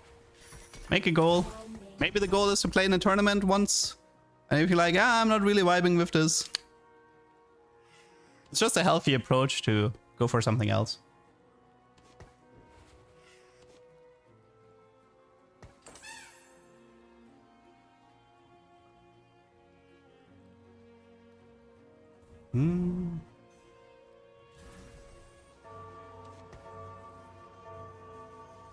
I mean, I can tell you this. I've started doing this and my mental has improved a lot. I used to grind TFT through as well, and I was just raging constantly at everything and everyone.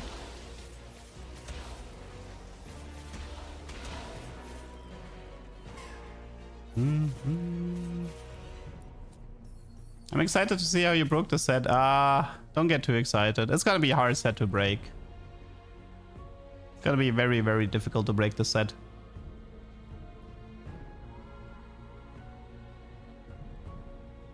Will I pivot to Pokemon TFT? I don't think so.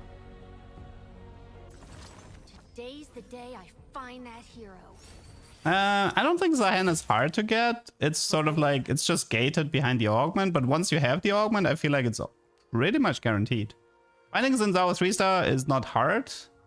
Xin 3 by himself is actually strong enough to make sure you live for 5 more rounds. So, no, I don't think Zaun is hard. You'd have to be very unlucky to like not find Xin 3-star by 4-1.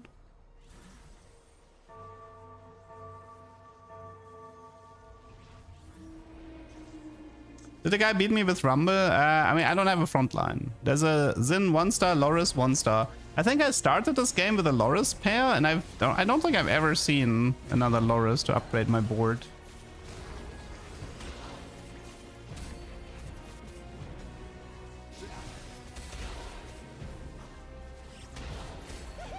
HP stacking Zaun with Cooking Pot could be interesting. Maybe. I mean, the problem is like, yeah, you kind of like, how do you use the HP? Obviously, Zaun's damage does increase based on his HP values, so... I mean, maybe we can... Wait, in theory, it should be possible, right? You take the encounter with the early augments. So your first augment is Cooking Pot, and then your second augment is like triple random emblem. And then you can actually like... And then you feed Zaun from the get-go. That could work, man. It's I mean... It's a pretty rough RNG angle, but it is in theory. I think it's possible. And you know what's actually funny? There's an artifact that that works like Shadow Clone, right? So there is a okay. Listen, there is a dream scenario. It is totally doable. Okay, listen. It does not require crazy amounts of RNG. You start the game with the I think it's the LeBlanc encounter. To get 3 early augments, okay? Your first augment is going to be Cooking Pot. Your second augment is going to be like triple random emblem. And then your third augment will be Portable Forge, where you take the Shadow Clone artifact. Then you're going to dupe a unit with 2 emblems. And then you feed all of this HP into Zaun. That would qualify as a cook. But I think this might take about 1,500 games to see it once. But it would be a cook.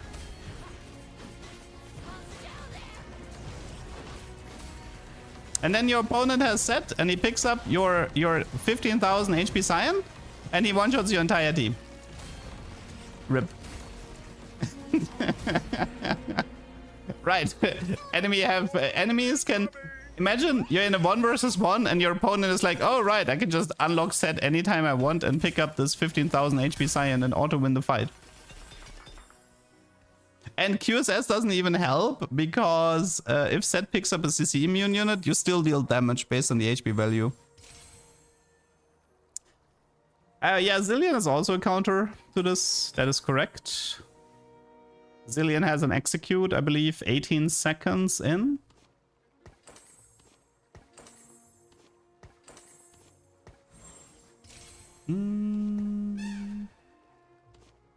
I mean, set is a reprint from set 4. Zilean was, I think, Chrono Keeper Invoker, no?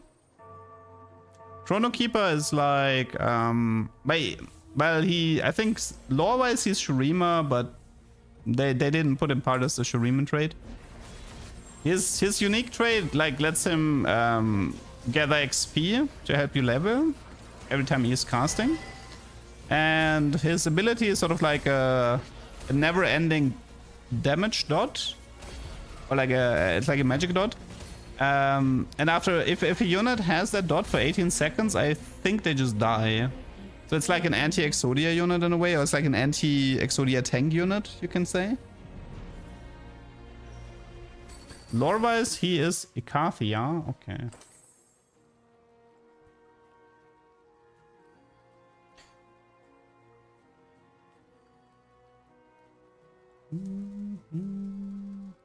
Need to kill Zilean first. I mean, you can put filler units in front. So Zilean, the first ultimates just all go into filler units instead of into Scion.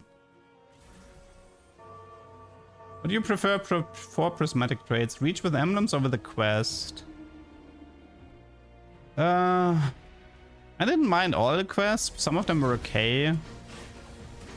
I feel like Star Guardian, concept-wise, was actually fun.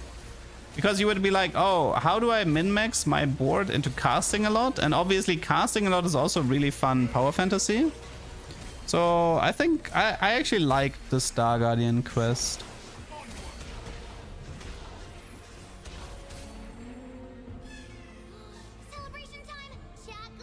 The like needing level 10 for all prismatics is a bit rough. I don't know if I like it that much. Because like if you go rushing 10 means you're like AFK for so long, saving up money. It's kind of boring to play. That's why I don't like rushing 10. I mean, obviously you're not really supposed to rush level 10, but you can obviously like go 10 late. But then you also don't really get to enjoy your prismatic trait for very long. Right, like one of the fun parts about having a prismatic early is you get to see it a lot in action. And one of the problems you have with late prismatics, like your opponent sees it and he forfeits, or he sees it like once and he forfeits. Did you know like, that working out with set makes you bigger? Lagoon was fine. I didn't mind Lagoon. Like Lagoon and Sugarcraft, these types of traits are perfectly fine. Yeah, I actually found a Zilean, but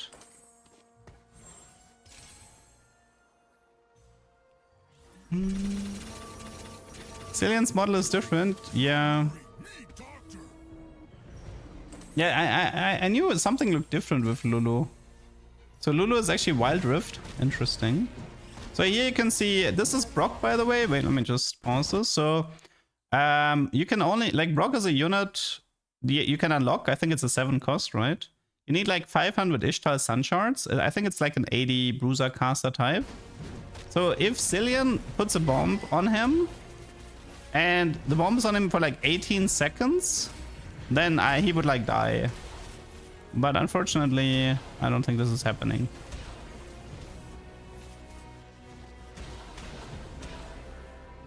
Zilean and Lulu are Wild Rift models, okay. Falling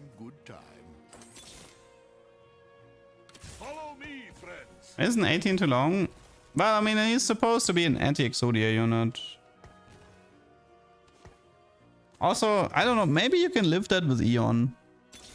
I wonder. You might be able to lift the Zillion nuke with Edge of Night. I'm not 100% on that though. I am Iceborne. The new set is in 2 days on PBE from the looks of it. I thought it was tomorrow, but Twitter apparently said it's Wednesday.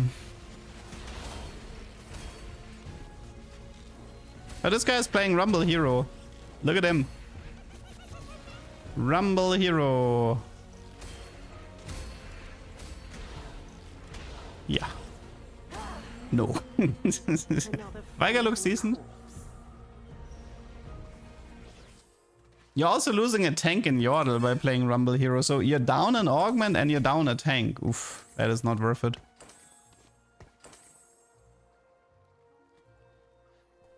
So the way Zillion works is that every time he casts, I think he like stores some XP or like 1 XP or something. And if you ever reach a point where the stored XP from Zillion would make you reach the next level, he just gives it to you. So very like, so let's say right now, Zillion had stored 64 XP. If Zillion had stored 64 XP, he would sort of like spend it all and push me to level 9. So the point of Zillion is kind of like to make him cast as much as possible. And he will then help you to reach higher levels. And he's obviously also like a damage dealer and an anti-Exodia tank. I don't think it's that, like, I don't think the reprints are a big deal or anything, this set. I didn't mind it. Hitting Zillion on 7 is a pretty big deal, yeah. Especially if you have 4 Invoker.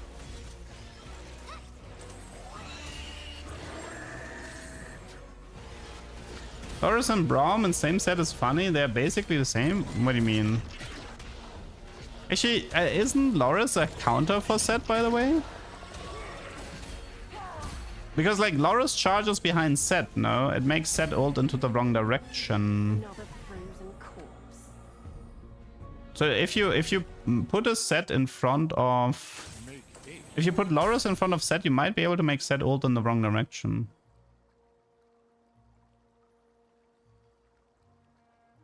It was usually a counterplay.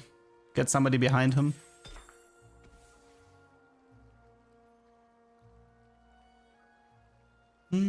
But overall, I would actually recommend playing both Invoker and Freyord. It's a pretty fun trade overall. Like, good units. The Sunderer is a nice unit. Freyord is a nice trade. Ah, rip.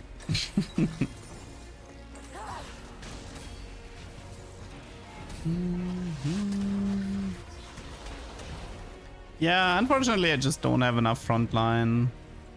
If I had more frontline, this would be a bit easier.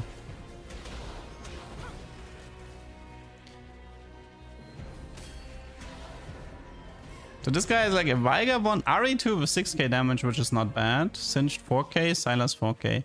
Yeah, Silas is good against these types of blocks because he's just gonna Cataclysm a lot and then AoE CC everyone.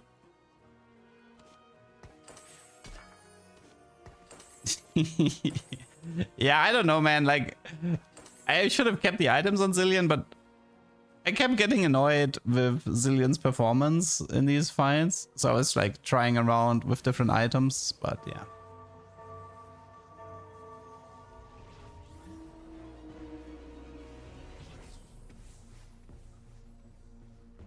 I mean, I have Jeweled Lotus, so I do have Spell Crit, and I do have 2 Nashors, so it's not all bad.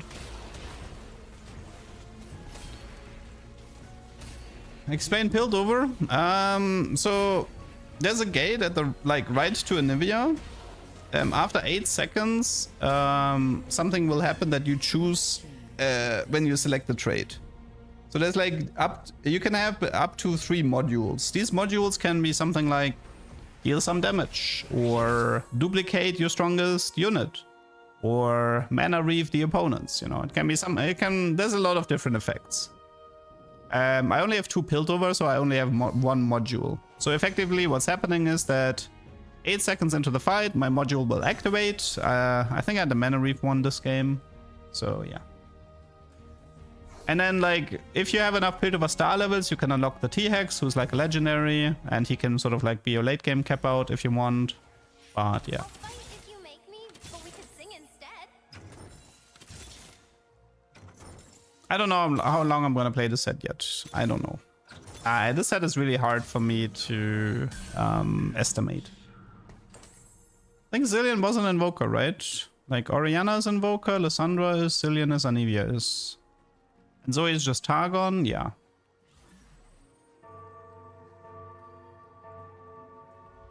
Yeah, there is a magnetic remover inflation, but I do believe... Oh my god, it's Brock. No, it's Brock 2-star. It's Brock 2-star with Jewel. Oh my, look at this nonsense. And... He did get Mana Reefed. Brock did get Mana Reefed. And bam. It's over. I can't beat that.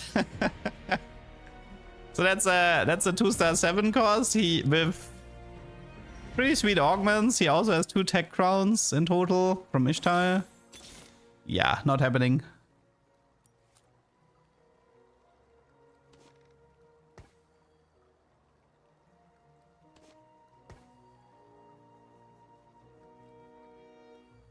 What does the Freya thing do? Okay, so there's like the statue. And people in the second row, I think, gain bonus HP, and people in the back 2 rows gain damage amp. And if you go 7 Freyord, I do believe you get a second statue, and you also get like an AoE stun when the statues explode. Overall, very useful trade, but you can get baited into clumping yourself against boards that punish clumping, you know, like Brock punishes clumping, Sylas punishes clumping, even Atakan here. Oh, that's a Seraph, by the way. That was a Seraph 2-star. Each Arcane Blast dealt 1000 damage. Good lord.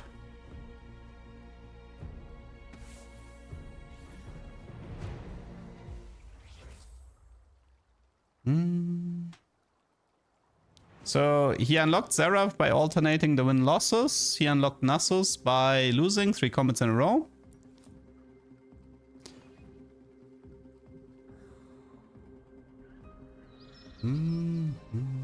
I wouldn't like judge too much like the itemization. Keep in mind this is a playtest. Like half the time we're just reading what the units are doing. So the focus on like it's gonna take a few weeks to find the optimal lines, the optimal itemization and everything. So you shouldn't read too much into it. Or like in a playtest, players that don't know a set, they're gonna gravitate towards towards verticals. Because verticals are usually easier to understand. But that doesn't mean that the set will be vertical heavy. It just means that verticals are easier to learn. Yeah, Shurima on the playtest was overtuned, but it's, you can just nerf it, I guess.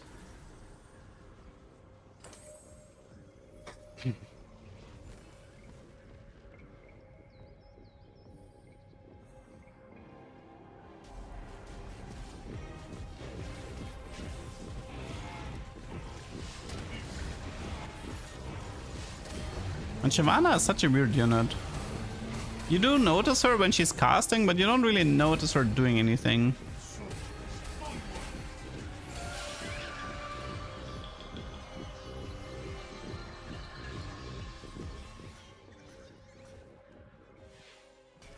And he just got Renekton, which means this is a prismatic trait, by the way. This guy just unlocked prismatic.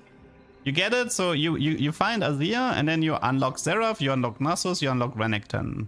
So Nasus was lose 3 in a row, Renekton was win 4 in a row, Seraph was alternate winning and losing for 3 rounds. And once you place all 4 Shurima units on your board, they ascend, and the effect here is every 3 seconds a Shurima unit becomes 3-star. So right now, this is Seraph 3-star, this is Azir 3-star. But yeah. We can watch that again if you want.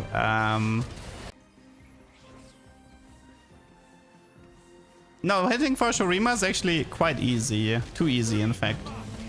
Okay, so right here, 3 seconds into combat, it's between like, so Nasus, Renekton, Xerath, or Azir. One of them is gonna become a 3-star. So here in the top right, you can see Xerath becomes a 3.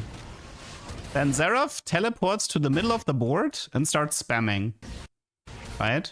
Now you can see Azir in the top left became 3-star. And this is the Azir 3-star ult, the charge through the entire board. So yeah. This is a prismatic trait.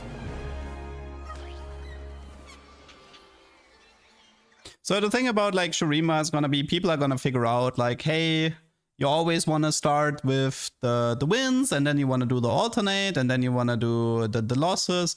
There's gonna be paths where you're gonna be able to get all unlocks like faster. And once people optimize Shurima, Riot will likely be forced to nerf it.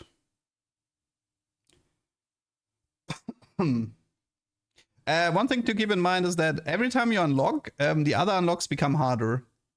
So I think it's a system of was it 2, 3, 4, or was it 3, 4, 5? And I don't know. Well, maybe it was like 3, 3, 4. I don't know. But yeah. So every time you like, if your first unlock is like Xerath, then you need more rounds to win or lose to get the other two. Yeah. But yeah, I don't know if people pay like really crazy attention on what you're trying to unlock. They might be able to grieve you, but I wouldn't count on it, especially not in ladder. So chances are Riot is just gonna have to make the condition more difficult. Because like the moment you get an early Azir, it feels like you kind of auto win the game if you know what you're doing. Yeah, I think going 8 on 4-5 is going to become the norm because level 8 is like more expensive. So yeah, I do believe level 8 on 4-5 is the standard. It's just there's no point in going 8 and 4-2 simply because like you're not going to have money to roll. It's so much more expensive than before. You'd have to like high roll really crazy with good eco augments and stuff.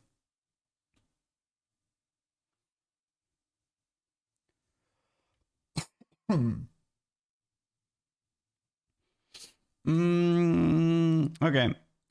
So I think I'm done with my gameplay showcase. I do believe honestly guys, I think you really just saw everything I did in the playtest by now. You saw all the good and all the bad. All the good was yesterday, all the bad was today. But yeah, I pretty much showed you everything I did in the playtest. So yeah. Unfortunately, I was kind of hoping of playing PBE tomorrow, but from the looks of it, yeah, we might have to wait one more day. So I guess tomorrow is Theorycraft then. Tomorrow is Theorycraft, and on Wednesday we start playing. Oh well. Okay, then I think I'm actually gonna call it quits here and take a break. And yeah, if you guys want to join for some Theorycraft sessions tomorrow, feel free to join. Hope you guys had fun. Have a nice evening. See you tomorrow. Bye bye.